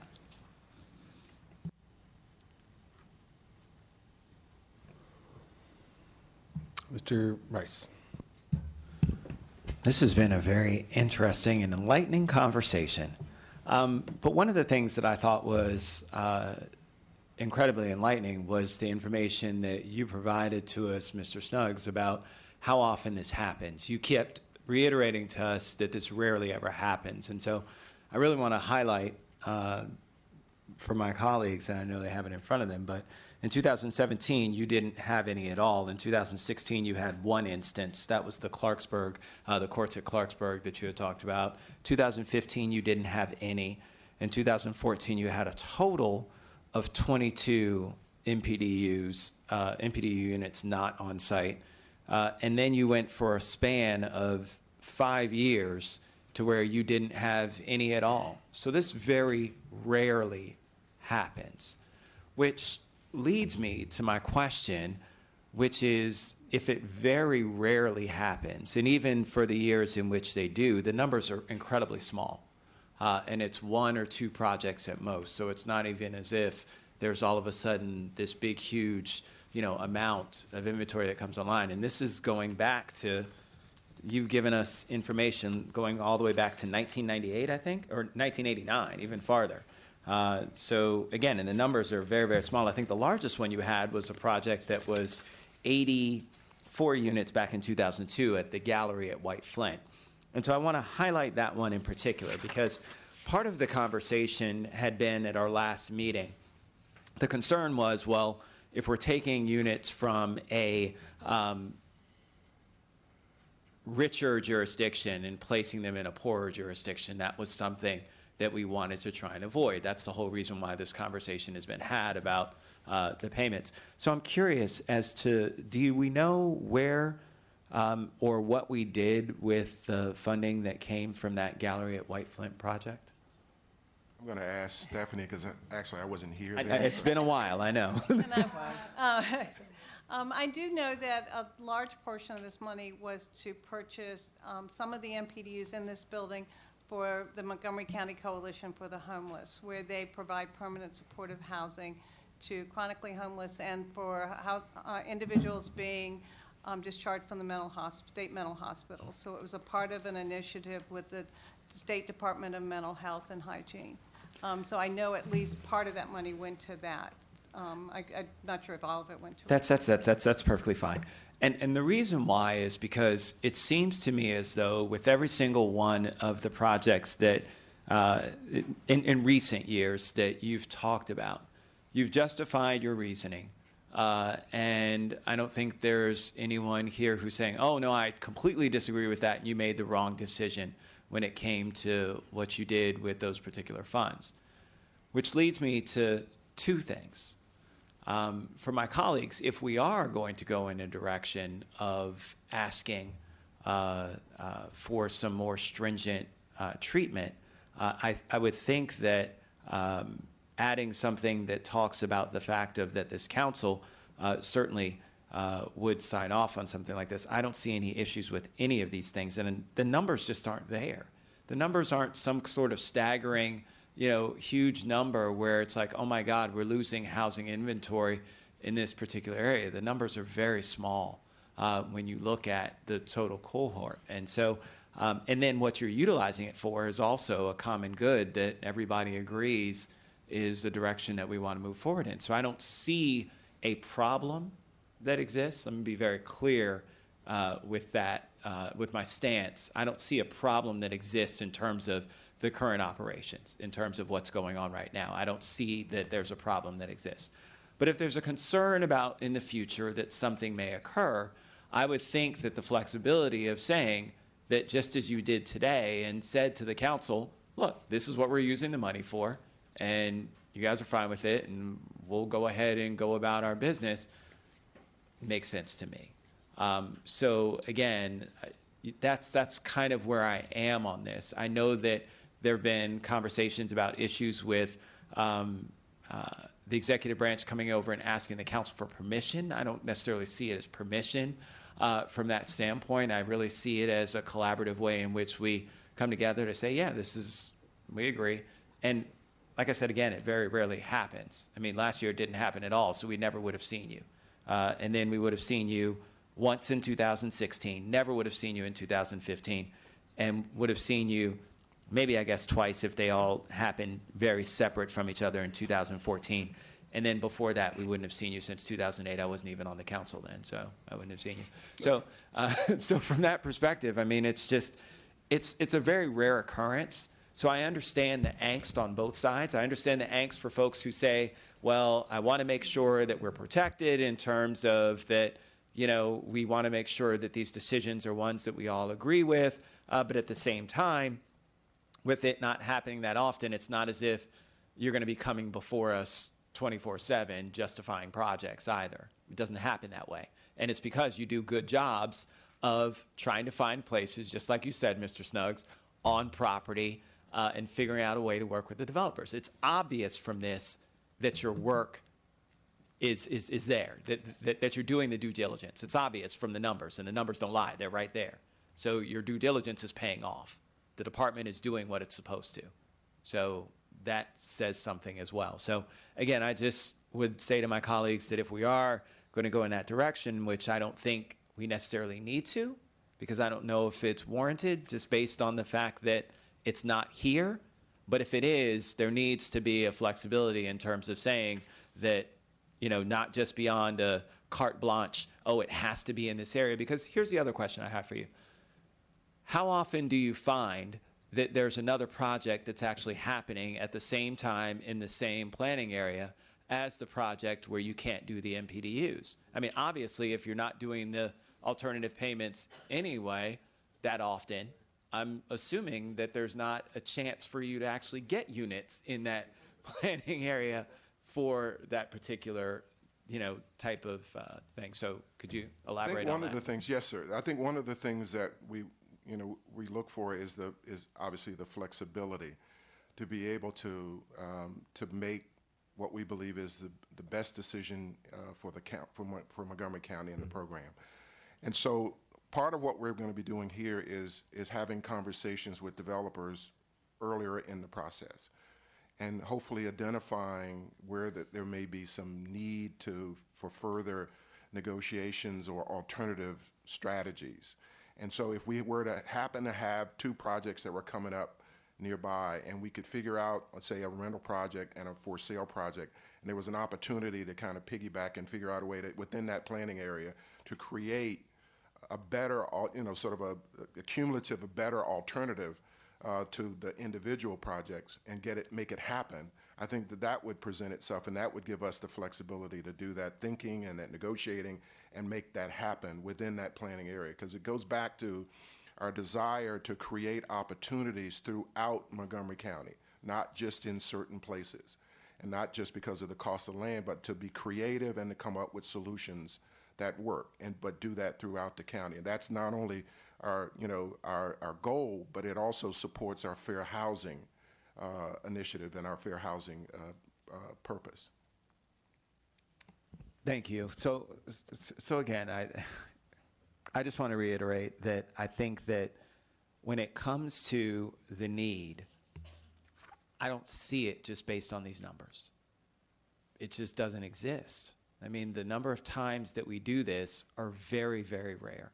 And so to say that there's a problem, it's not here, right? So from that perspective, I would say that. But if colleagues want to protect something in the future that they think may happen that hasn't happened in 20 years, I mean, I guess, we can talk about that, but it needs to incorporate the flexibility that's there. Because again, my major concern is that if you don't have units at that particular that makes sense, then something that's right across the street or right down the road is going to have the same high condo fees. It's going to be the same sort of thing. And so it makes it very difficult instead of giving you the flexibility to utilize it and be creative in terms of what it is that you're doing. And you've already done that with these other ones.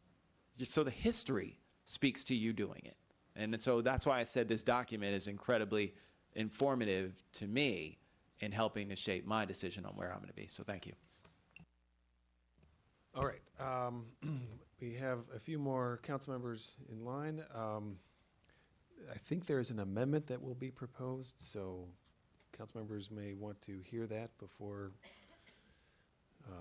continuing to talk on the topic, but just be aware.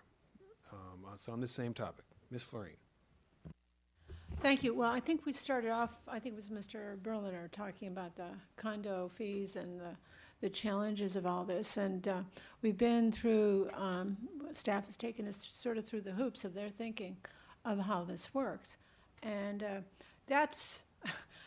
we got into this a fair amount in the Fed committee on this. And as Mark will remember, we got into this big time some years ago. It's always been a tough nut to crack. I think the worst thing that we could do is to make it hard for them to exercise discretion. That's the biggest problem, I think.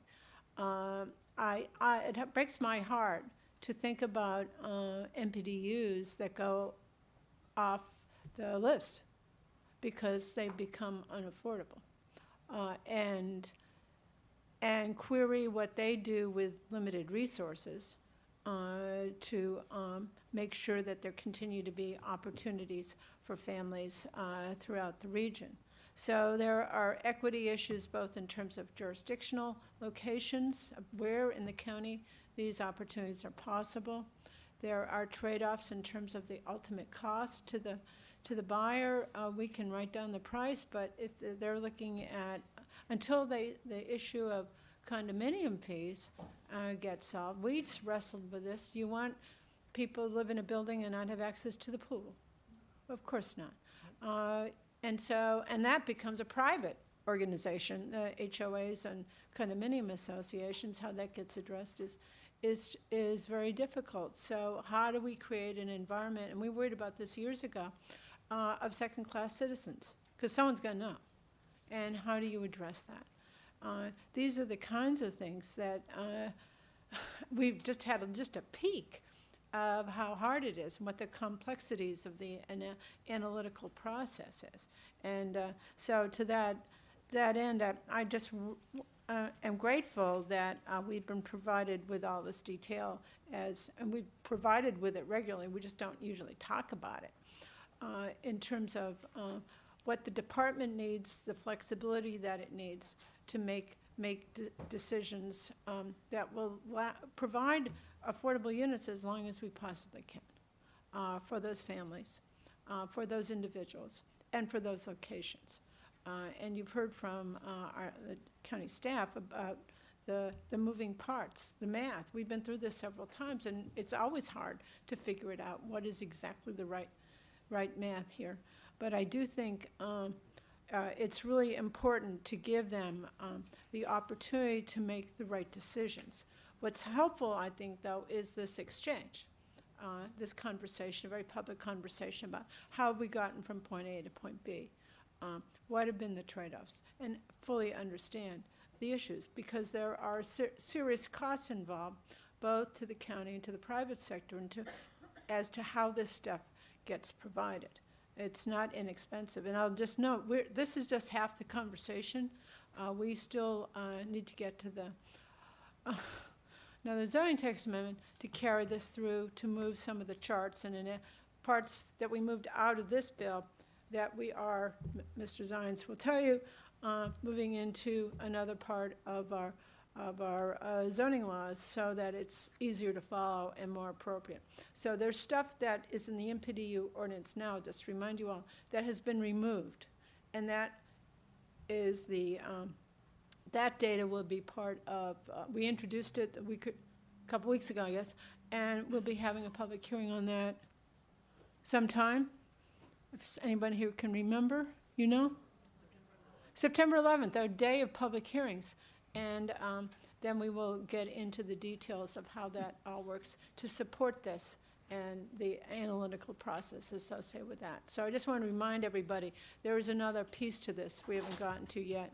It's in the works, so we can get through it with this council term. But it's really complicated, and that's why it has been taken so long to get to this point. Thank you for that. Okay, time check, reality check. Last week we went through the bill fully. We talked about all the major issues. This week I was asking Josh to just touch on what we talked about briefly, and then we would find out if we had any changes to be proposed. I understand there is a change that is going to be proposed. I think, Josh, if you could just keep going quickly through the bill just to reestablish what we talked about. I don't think, we don't need to, okay, well, you were the one who asked the questions, both, so if we don't need to do that, if my colleagues are comfortable accepting last week's discussion as the thorough discussion of the bill, then we can proceed directly to any amendments to the bill. That's fine. All right, so Mr. Hucker. Oh, Josh, yeah, just did you want to add there's one something? more sort of related. Thank you. We did the effective date, and there was a staff recommendation also on page 10 that's kind of related to that. It has to do with when the regulations must be sent over, and the committee recommended bill has September 15th, but due to publication and public comment requirements, that's not a workable thing. So staff had recommended October 15th. So that would just be another amendment that. As long as we can get it done, yeah. Okay. So, Without objection. Is that okay? Okay. Mr. Hooker? Thank you, Council President. I thought this had been passed out, but I just learned I was wrong in at least one case, so I want to make sure everybody has the amendment. The idea behind this amendment is just to target the use of alternative payments and alternative locations in the higher income planning areas, or MPDUs within half-mile of Metro. Just a word about the are we one short? Here, I'll share with you, right? One of you has one? I'll share with Craig. Here. Okay. Just a word about the public policy goals. The Section 1 of the amended bill says the public policy goal is to encourage and maintain a wide choice of housing types and neighborhoods for people of all income, ages, lifestyles, and physical capabilities. And Section 2 says the amended bill says the public policy purpose was to make housing that is affordable to low, moderate, and middle income households a priority in all areas of the county. Now, we know, as we discussed last week, that while it's true we need affordable housing everywhere, it is equally true we need additional affordable housing more acutely in some areas more than others. We need more affordable housing in our wealthier areas, and we need it near transit, especially Metro. We have another goal we state often of achieving greater integration of our schools and reducing segregation of students in our low-income areas. We know that we have serious inequities in our distribution of affordable housing. We recently even voted to take an equity lens to future policymaking. So to me, it makes sense to improve this bill and address an unintended consequence in it by making sure the additional affordable units that are produced under this bill go where they most need to go, to the higher income areas or near Metro. Absent clear language to that goal, why would a developer build affordable units in a more expensive area or near transit when many less expensive areas like Up County, Mid County, and East County are available? I'm glad there's the language about public notice and public comment and statements of our intent in the bill, but they only go so far. I'm not very confident they'll actually affect the outcomes of where our MPDUs are placed in the future. So if we're likely to create the affordable housing we want in the higher income areas or near transit where we want it, I think we need to express a clear preference in the bill. So I move the amendment. All right, it's been moved by Mr. Hooker, seconded by Mr. Berliner, to the amendment. Ms. Fleury. Well, I have a question. Are these areas, well, I am guessing that the census tracts which would satisfy this criteria are the ones that are associated with the other bill. Mm-hmm. That your committee arrived at with the other Okay, bill. so Right. a couple things. One, are you proposing then that it not be Committee. located in the area where the project is located? Because that would be one of the issues. And number two, just now, we're talking about people who have jobs. And many of the people who are living in these MPDUs are teachers, government employees. They're not everyone takes transit. And just so you know, that is a big concern. Actually, I heard from one developer a while back who said that their issue with parking restrictions in their buildings was that it's the people who were in the affordable units who needed the parking the most because they were going to their schools or their places of employment in other locations. So it's not a given that that's necessarily the ideal solution all the time. I just introduced those comments because we've always tried to make sure that moderately priced dwelling units were everywhere in the county, every place. And also that respect the fact that there are other competing factors that are family issues as well. But the department certainly worries about this stuff as well. But, that limits, just be aware of that. Those are constraints on on judgments and assumptions about who we're serving that, may be accurate and may not be accurate, because we're just assuming things. So that's one of the challenge in establishing a constraint that may or may not really even be an issue, but I just worry about the discretionary opportunities available to the department. Thank you. I have a question myself. Regarding the payment, I think if it was this amendment would apply to both the payments and location agreements, as I understand it. Right, Mr. Hucker? Yeah, that's what it says. So, but payment is not tied, when you accept a payment, it is not tied to a decision about where the location will be for its subsequent use, right? You accept a payment. Now, this would put a constraint on the department, I think, in its ultimate use of the payment funding. But at the time of development, the payment, you wouldn't have to know exactly where you were going to expend those funds.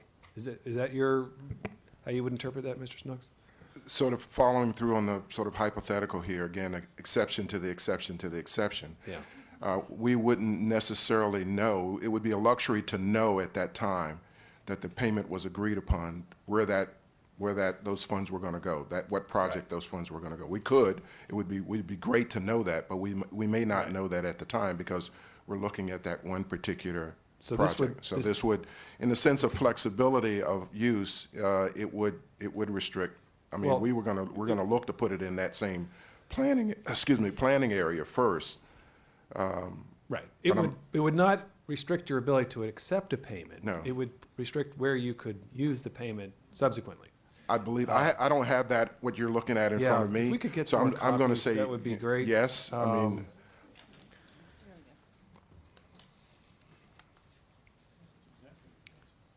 Give me more copies. Josh? I think you're right. Mr. Snuggs is looking at this now, but this again is for when using a payment outside of the planning area for which it is accepted, or alternative location outside of the planning area. So it's not about entering into the agreement. It's about using or locating. Whereas with the alternative location is a little different, because when you enter into an alternative location agreement, you actually have the alternative location at the time of the development projects moving forward. So that would be a difference between the two. That's all. Just wanted to establish that it's more of a constraint in the alternative location concept. It's more of a time constraint because you would have to identify. But do you always identify alternative locations at the same time as you're doing that development? They go together, or do you? If there is if there is an alternative location at the time, I mean, that's an offer that comes as sort of a counter to what the law says. And so if there's a related project nearby, or maybe there's other projects that are going on, you would look to those to see whether or not there was an opportunity to place those, what would have been MPDUs in that particular project someplace else in that same project area, planning area. And the proposal is that it would be either in a planning area designated that is at least 45%, where at least 45% of the census tracts have a median household income of at least 150% of the county median income, or they are within 1/2 mile of Metro. And I think since it's a rail station, it would apply to the Purple Line, and it would apply to MARC. It would be those three. Okay, so to the amendment, Mr. Berliner. We had the conversation last time about the desirability of making sure that we stay near Metro. My intent with respect to this was for projects that were within 1/2 mile of Metro, that we should replace those with payments to go to within 1/2 mile of Metro. So if there was an MPDU project in Damascus, we weren't requiring it to be within 1/2 mile of Metro. So if we need language to modify that, that basically says with respect to, if you have the language handy, A2 would be to buy, build, or preserve MPDUs that are within 1/2 mile of a metro or other rail station if the original project is within that same proximity. Okay, so it was designed to say, let's not lose MPDUs that were near metro. Let's make sure that we replace them with payments that go for MPDUs within a 1/2 mile of metro. Do you have thoughts No, with I would respect say to that? that equity issue is number one. That's why we push to get the unit on site in the Right. first place. Exactly. That way, the amenities that are associated with that project are available to everybody if we can figure out a way to make the numbers work, and that's why that's there. Yep. And so, but I do want to clarify something. We don't develop, the department does not develop housing. And when and projects, there are no MPDU projects. An MPDU, we don't go out and say there's a project that's all MPDU. The MPDUs come about as a result of the law, and within the law, there's 12%. So wherever a project is created, a developer or investor decides to create a project, within that, I just want to clarify, within that, that's where the MPDUs are born, if you will. I didn't mean to suggest otherwise if my language was. Well, I think it was slipping a little bit, not you necessarily, but it was slipping a little bit to seem like that we're citing, we're making decisions about where projects are cited. You are only making decisions about where to provide payments or. The original project, I'm saying. The original project is cited by the developer and whatever the zoning and the law allows that project to be able to do. And within that, the law then creates space called inclusionary zoning, which allows those units to be able to be done. And then within that, we try to figure out a way to achieve the affordability is sustainable. And you indicated it was something that you sought to do. We do it, In we're terms of always being looking next at to equity. Metro, We're right. looking at equity, if that's, we talked about that last time. We're looking at equity. And we do take into consideration when looking at alternative, even within the planning area. We're looking at, the equity and how comparable that alternative is to that original project. And we take into consideration the issues of transportation. We take into consideration the costs that are related, the affordability, if you will, on a long-term basis. I mean, all of those things are taken into consideration today, and when we look at identifying acceptable alternatives. Understood. Let me make sure I clarify that the language that I just added to this amendment, if original project is within that same proximity, would be true for A2 and 1B as well, okay? 1B says within 1/2 mile of metro or other rail station, again, if original project was in that same proximity. Okay? If there's no objection to that clarifying amendment, I appreciate it. Do I need a second, Mr. Hugger? Well, second. If there's no objection. There might be objection to the amendment, but just, but just I suppose to fine tune that which you may not find acceptable to begin with. I guess, all right. Well, to the amendment of the amendment, I'm not objecting, but I want to comment here. I don't know if others want to. That is definitely restricting it further. I thought the first qualification that it has to be in, what's that? It's looser. So it's only the units that are started out. Right. It's worse the way it's Well, as originally presented, if a MPDU in Bethesda, if someone needed to buy out, or wanted to buy out, and the county agreed, which is the exception of the exception of the exception, housing could be put in Potomac, and it wouldn't be transit proximate, but it would have great value to the county. And if there was no location available in Bethesda, it wouldn't be an option near Metro. Well,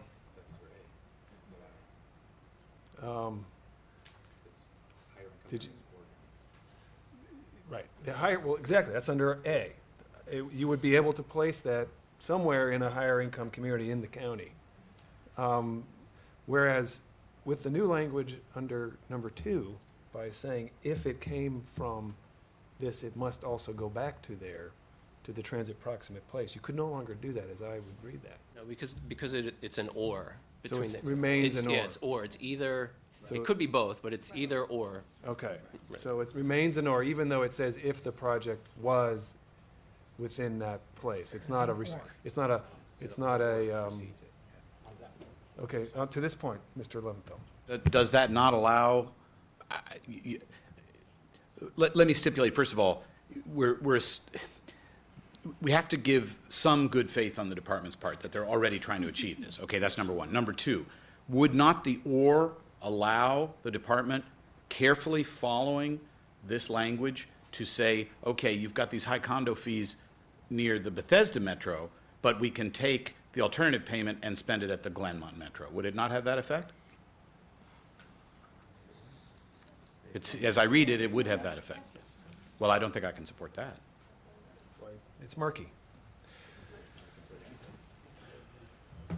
It's murky. Would you agree, Josh or Linda, that as written, it would allow that? Yes, it would. I don't think that's what we want. I don't think that's what I don't think that's what the author wants. I think that's why the first one, item 1 and item A are a little bit more, they're tighter. Is a tighter connection between what we want. Maybe, Well, Yeah, but now he's worried about mine. so, I'm in the queue, but okay, so let's go back to the queue. Unless someone specifically wants to speak to the amendment, which has been accepted without objection. All right. Back to the queue. the sponsors sort this out. But I didn't think we were giving up. Turn on your mic. I didn't think we were giving up the income qualification, which seemed to be one of the most important things along with metro access. So We could separate the two. the whole point of trying to be sure that we were close to the areas that have been historically hardest to put affordable housing, that it goes to those same areas, I think is important. So I'm not sure how to put this back together to do that. this doesn't apply to I agree. I think the income qualification is clean and direct. I think when you mix in the transit thing, it becomes complicated. That's.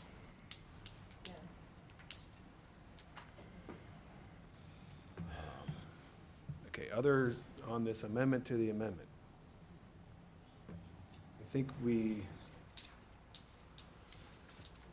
well, And just to add on that point, I mean, once you have other rail station, now you've got Long Branch, you're going to have Langley Park.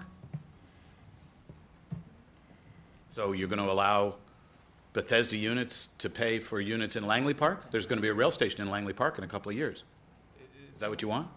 so it's not the sponsor's intent, but it is the fact of the language that we have. So would you like to withdraw and reconsider something for a future time, or?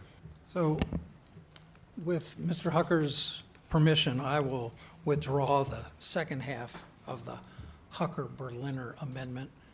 We'll get rid of Berliner. You know, we're getting rid of Berliner, you know, anyway, so it's like, you know, let's go back to Hucker. I'm sure you'll be lingering in the code somewhere. All right. All right, so item 2 and item B are both. Do we need anything procedurally to do that, Megan?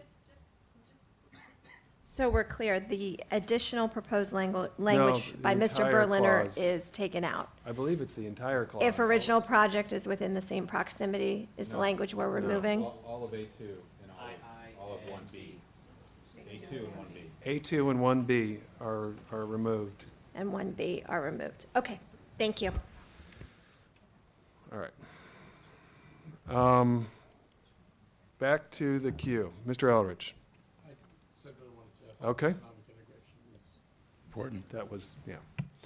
Mr. Rice. So now that we're on the amendment, I'm just going to speak very briefly. I already spoke at length before. I just don't see, while I understand the concern, I don't see the history of there being a problem. And so from that perspective, for this amendment, I can't support it just based on the fact that there's no problem. If there was something, if there were a different amendment that said well, DHCA should maybe come back and present to us or something along those lines, I might support something like that, because something like that, again, the justification that you've given us today in terms of these projects, I'm fine with. And so I would have raised my hand and said, yes, I agree with you, go forth, make it happen. Even though that might not be something that you would want to do from the executive side, again, how rarely it happens, I would argue that, so what? I mean, you come before us more to talk about other bills and ZTAs and the HIF and all kinds of other stuff than you do about this. So from that perspective, it wouldn't be a big deal.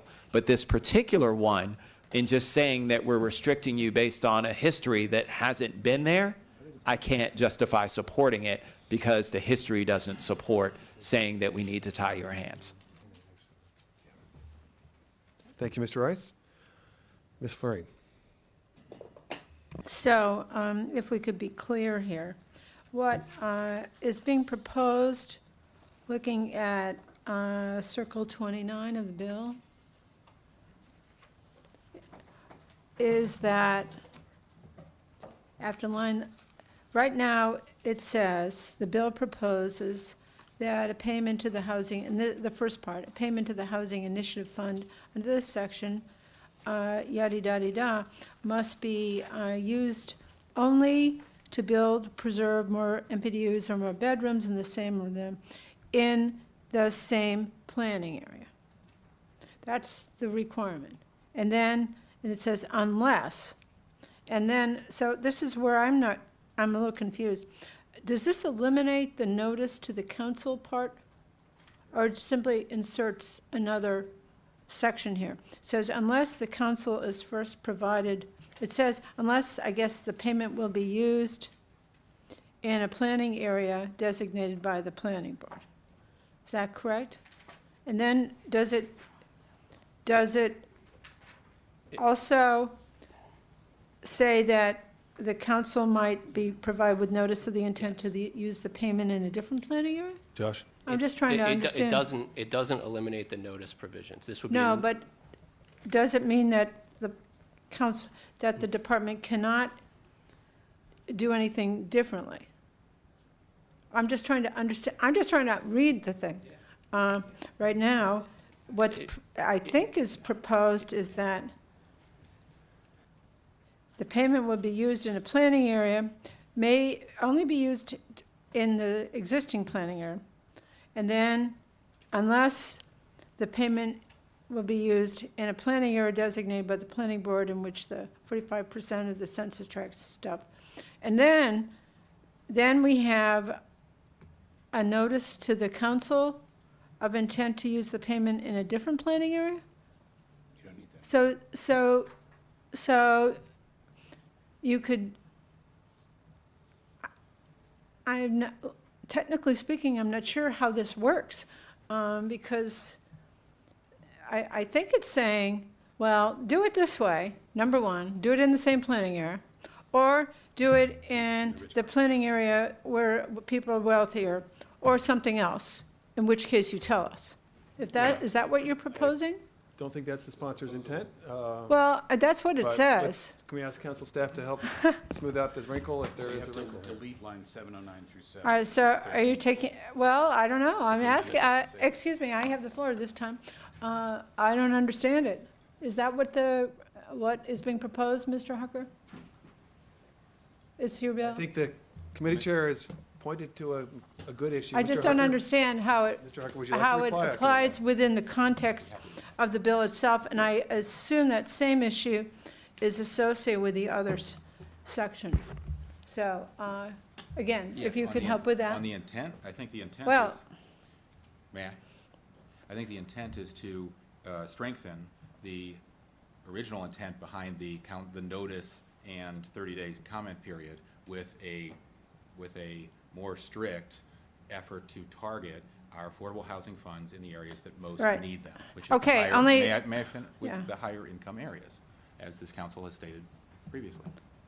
Yeah, only So the yes, way it reads, I think, is the challenge. Yes, I think that needs to be stricken. Well, Lines 709 through I don't know, 715. it doesn't say that, it's not Well, I in didn't- front of right. us, And the language says right now, number one, you're supposed to do it in the same planning area. I'm really just asking a technical question. And then now it's, it would, if the council agreed, I'm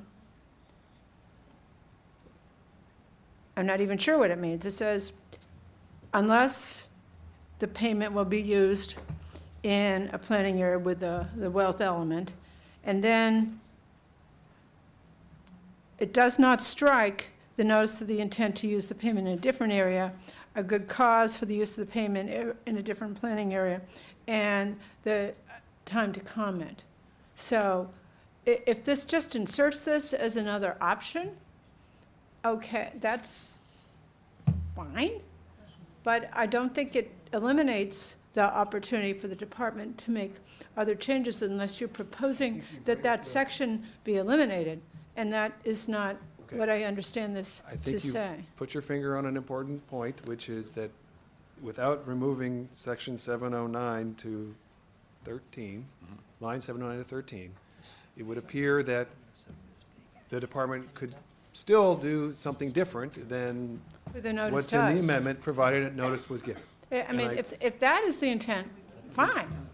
I don't have any problem with that. If that is the intent of the mover, but I don't know So if at that the is the moment, no one has intent. moved to strike that language, so. Sorry, can you clarify? You don't have any problem with striking the Well- language 709 to 713? I do. Okay. But I didn't know if that Why was don't we your. ask staff Excuse me, to- if I could just finish my sentence. I do not understand what is being proposed based on this piece of paper I've received. Fair enough. So, Let's ask the if staff you're to- striking something, that's that's an additional conversation. has to be And moved.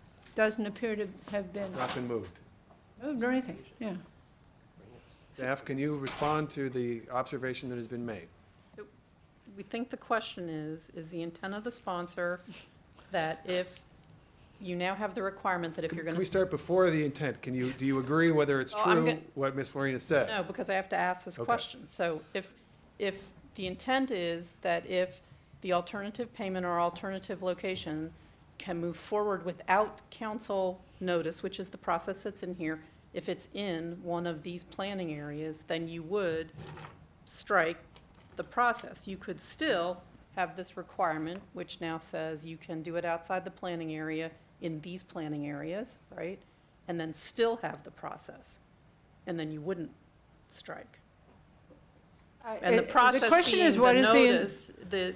notice, does the council, if the council wishes to enact this limitation of where the funds can be spent or the location can be, then do you still want to have the process that says we intend to do this and you have 30 days notice and you get the actual agreement 10 days after Well, it's enacted? it's not even that, Ms. McMillan. I'm not sure it eliminates that opportunity to make another decision based on the way it's written.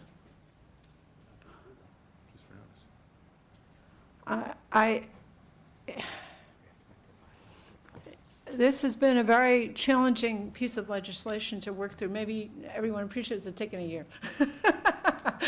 But the words really do matter, and they have been worried about a lot by a lot of people, and that is part of the challenge here.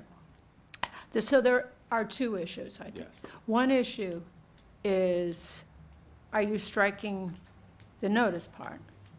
The other one is, if you're not, but it's not just the notice, it is that the council, that the department has the opportunity to use the payment in another area. That's the broader picture. You might say, well, what I want, if you're saying what I want is to say, okay, only the same planning area, or I'm okay with it going into another wealthier planning area. You don't need to bother to tell me about it, because that's a good thing. But in the third case, you might also want to let the department make another decision, in which case you'd have that notice. So if you see what I'm saying. So the first priority here says it's in the same planning area. That's in the law. If you're proposing that the next part of the law is that, well, you can, the next part is put in a planning area with the wealth element as well, without any further notice or to-do. That's, might be what you're intending. And then the third one is as well, you have a notice requirement for anything else. That's what's not clear to me. Is there anything else? So it's sort of three tiers. Right? Is that clear? I think if that's what I don't know if that's what you intend, or is it 2 tiers? Can't. So that's I think a technical issue to be resolved, not just what the Ms. McMillan has suggested.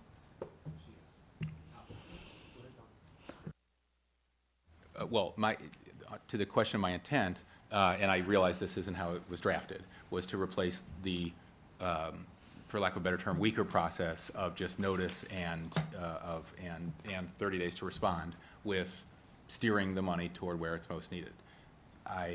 That's still my preference, to add this language and strike the other language, even though that's not how the amendment is drafted. But obviously I have one vote, so I'd love to hear from my colleagues.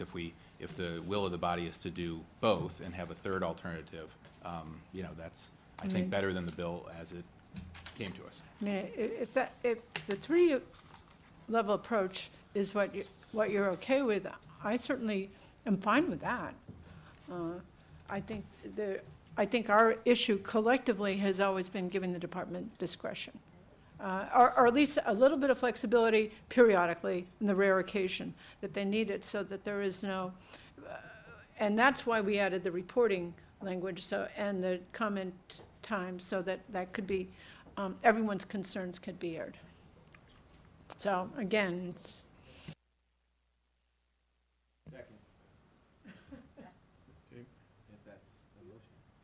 Well, yeah, it's Okay. floating around at this point.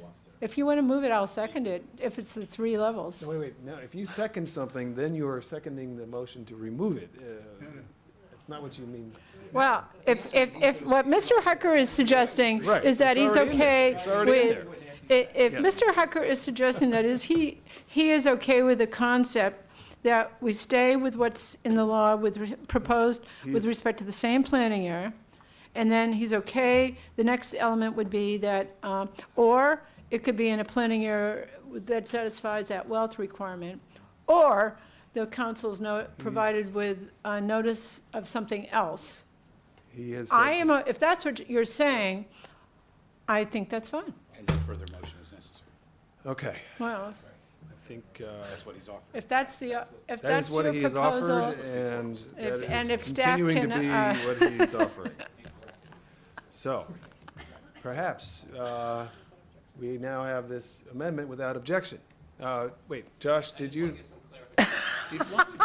Why would you need that? So, Come on, Josh. here, let me help you with this. MPDU stands for moderately priced dwelling units. So what is now before the council would be, it would be an either or, like either, well, first, it must be used in the planning area for which it's received, or if it's not, it must either be in a higher income planning area as is set forth, or we must have the notice Or and the the 30 notice. days period. So Okay. this expands the default to either the planning area or affluent areas. That's the default. And anything outside of that, you're going to have to come and you're going to have to notify the council. So if it is in a higher income planning area, then the notice provisions do not apply. It's- Correct. Okay, gotcha. Is that correct? That is what is before us. Okay. Then I don't need to speak. Okay, that's what I like to hear. Yeah. All right, I didn't think it was coming to that. Mr. Leventhal. Hey, this is coming to a vote, I don't need to speak. Okay, this is coming to a vote. All those in favor of the amendment, please raise your hands. That is unanimous. All right, and now the underlying bill is before us. I recognize you, Mr. Rice. There were a few people ahead of you, though. Was anyone wanting to speak to the underlying bill? All right. Mr. Rice. So I did have a question about the section that does talk about in line specifically 714 that says the council is given 30 days to comment. What exactly that means in terms of comment. You know, again, like I said, this very rarely happens. This is something in which I had said before in my initial conversation that I do think that this council would certainly approve anything based on the history that I've seen. And so to alleviate the concerns that people had who were initially supporting the Hucker/Berliner, then Hucker amendment, would certainly give some satisfaction of angst instead of having the word be comment and changing that word to approve.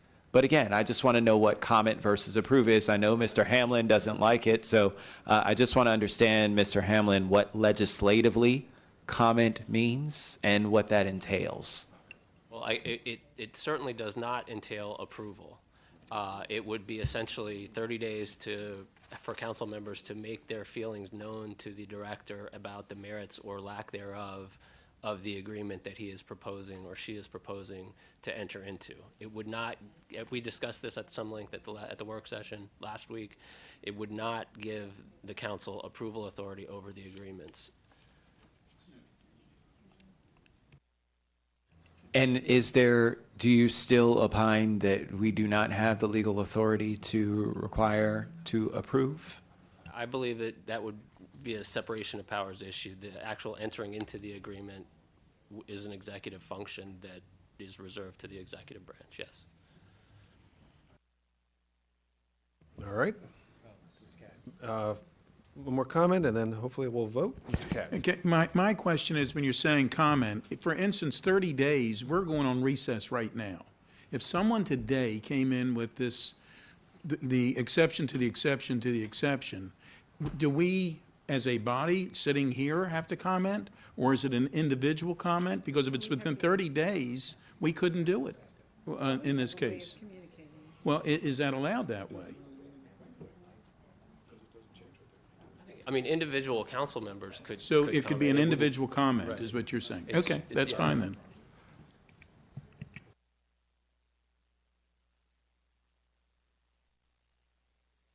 We have an amended bill before us. Any additional comments? All right. Yeah. So this is a roll call vote on Bill 3417, Housing Moderately Priced Dwelling Units, as amended. Mr. Elrich? Yes. Mr. Elrich votes yes. Mr. Hucker? Mr. Hucker votes yes. Mr. Rice? Yes. Mr. Rice votes yes. Mr. Berliner? Yes. Mr. Berliner votes yes. Mr. Leventhal? Yes. Mr. Leventhal votes yes. Ms. Florine? Yes. Ms. Florine votes yes. Mr. Katz? Yes. Mr. Katz votes yes. Ms. Navarro? Yes. Ms. Navarro votes yes. Mr. Reamer? Mr. Reamer votes yes, and that is unanimous. And now, I feel like this will be somewhat anticlimactic, having talked around this issue indirectly anyway, but let's proceed. Perhaps we have shortened the time necessary for this additional legislation. We'll move to Bill 3817, and that is MPDU requirement to build. I introduced this bill. Mr. Katz was a co-sponsor, and it raises the requirement to build from 12.5% to 15% in more wealthy communities. And initially, that was proposed to be pegged to the farms rate of the schools.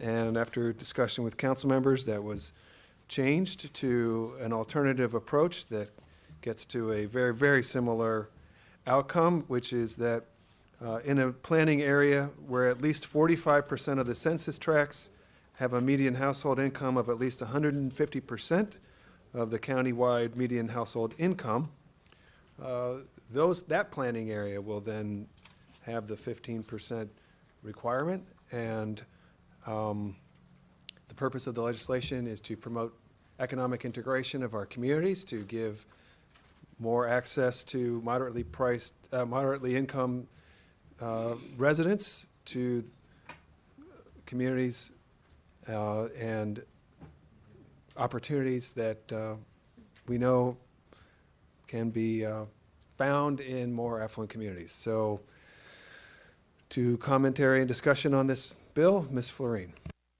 Well, the committee recommendation on this was 2-1. And my concern about this was and will remain, however, I'm sure this will pass, just that we make, at the end of the day, what we want are these units. And we want as many of them in as many locations as is possible. And to the extent that in some cases it becomes more expensive to produce them, we will have fewer units. And that's my concern about the requirement element. We'll take this issue up with how it translates in the zoning ordinance. We had a special overlay district for Bethesda, where we built that into the law. What we've done in the other situations is that we have had addressed it master plan by master plan, which I thought was working reasonably well because it took into account the holistic experience of that particular planning area. This really won't change the result so much of that conversation, but I think the question is, will we have more units produced? Or will they become more costly? The cost of producing units will rise so that we get fewer units. Remember, we're talking about a percentage of the total number of units in a project. So say you have a 100-unit project, 15 of them would now have to be MPDUs. Currently, it's basically 13. I don't know how they came up with 12 and a half, but I guess it was half of 25, I'm guessing, at some point many years ago. But in any event, that means that 85 units in that project basically absorb some of the costs of those 15. And what I don't think any of us, or most of us don't want to see is the reduction of housing units generally, because they're important to our community. The fewer there are of them, the higher the price. There's basic economics involved. And what we'd like to see is, many of us would like to see as many housing units as can be produced with the accompanying MPDUs, so we get the mix of units. So I am personally just concerned about how much we add on or load on to the production of housing generally. As I said, we'll take up the rest of this, how it integrates with the zoning ordinance in the fall. But that is a concern I hope that my colleagues will keep in mind as we move forward. Having more rules doesn't always get you more of what you want. And that is, of course, the challenge. We're all in this together, and we all want, generally speaking, the same result. And we've done it in a variety of financial ways. Remember, a lot of, when we write down the costs of a project elsewhere, sometimes we're just writing down the costs of development or the costs of land or the costs of the fees that the project has to pay to us to make these things occur. This is the math of development. It's expensive in Montgomery County, and the costs of projects increase, and perhaps the desire to produce those projects and those units.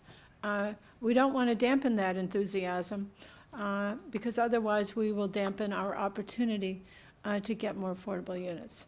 So that remains my concern. I'm going to support the committee recommendation at this point, but I do think it's important for the council to be worried about it as it moves forward. Fewer units means fewer MPDUs overall, and that's something to be concerned about. Okay, thank you, Ms. Florine. Now, we have a note on the effective date. So it's the same issue, but actually there's a slight tweak to this one, right? We've been...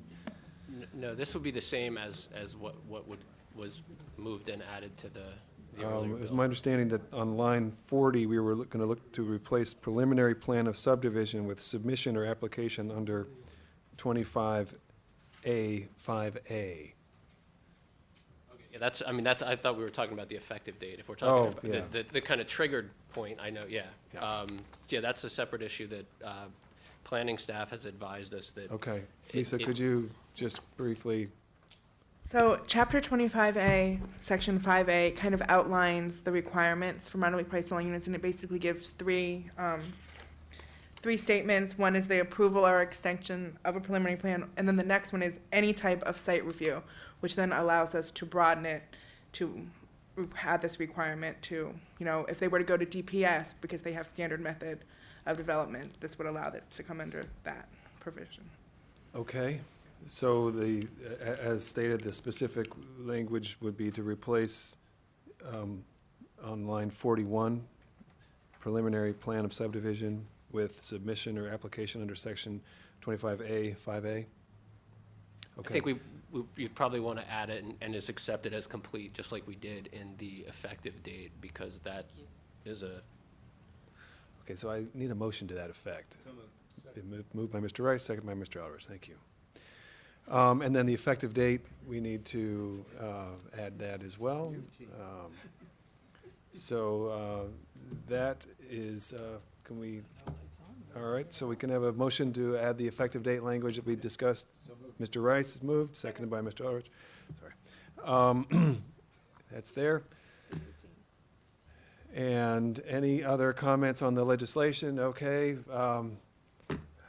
All those, I think it's a roll call vote. It's fine. I wanted to talk about this bill a lot more, but I'm really not getting the chance. Trust me, you don't. Just go with the flow. I'm following the Leggett rule. Thank you. Oh. The clock is Mr. ticking Elrich? this summer. Yes. Mr. Elrich votes yes. Mr. Hucker? Yes. Mr. Hucker votes yes. Mr. Rice? Yes. Mr. Rice votes yes. Mr. Berliner? Yes. Mr. Berliner votes yes. Mr. Leventhal? Yes. Mr. Leventhal votes yes. Ms. Florine? Yes. Ms. Florine votes yes. Mr. Katz? Yes. Mr. Katz votes yes. Ms. Navarro? Yes. Ms. Navarro votes yes. Mr. Riemann? I vote yes, and that is unanimous. Thank you for your work. See you in September. Be safe. Throw your homework. Don't throw your homework in the air.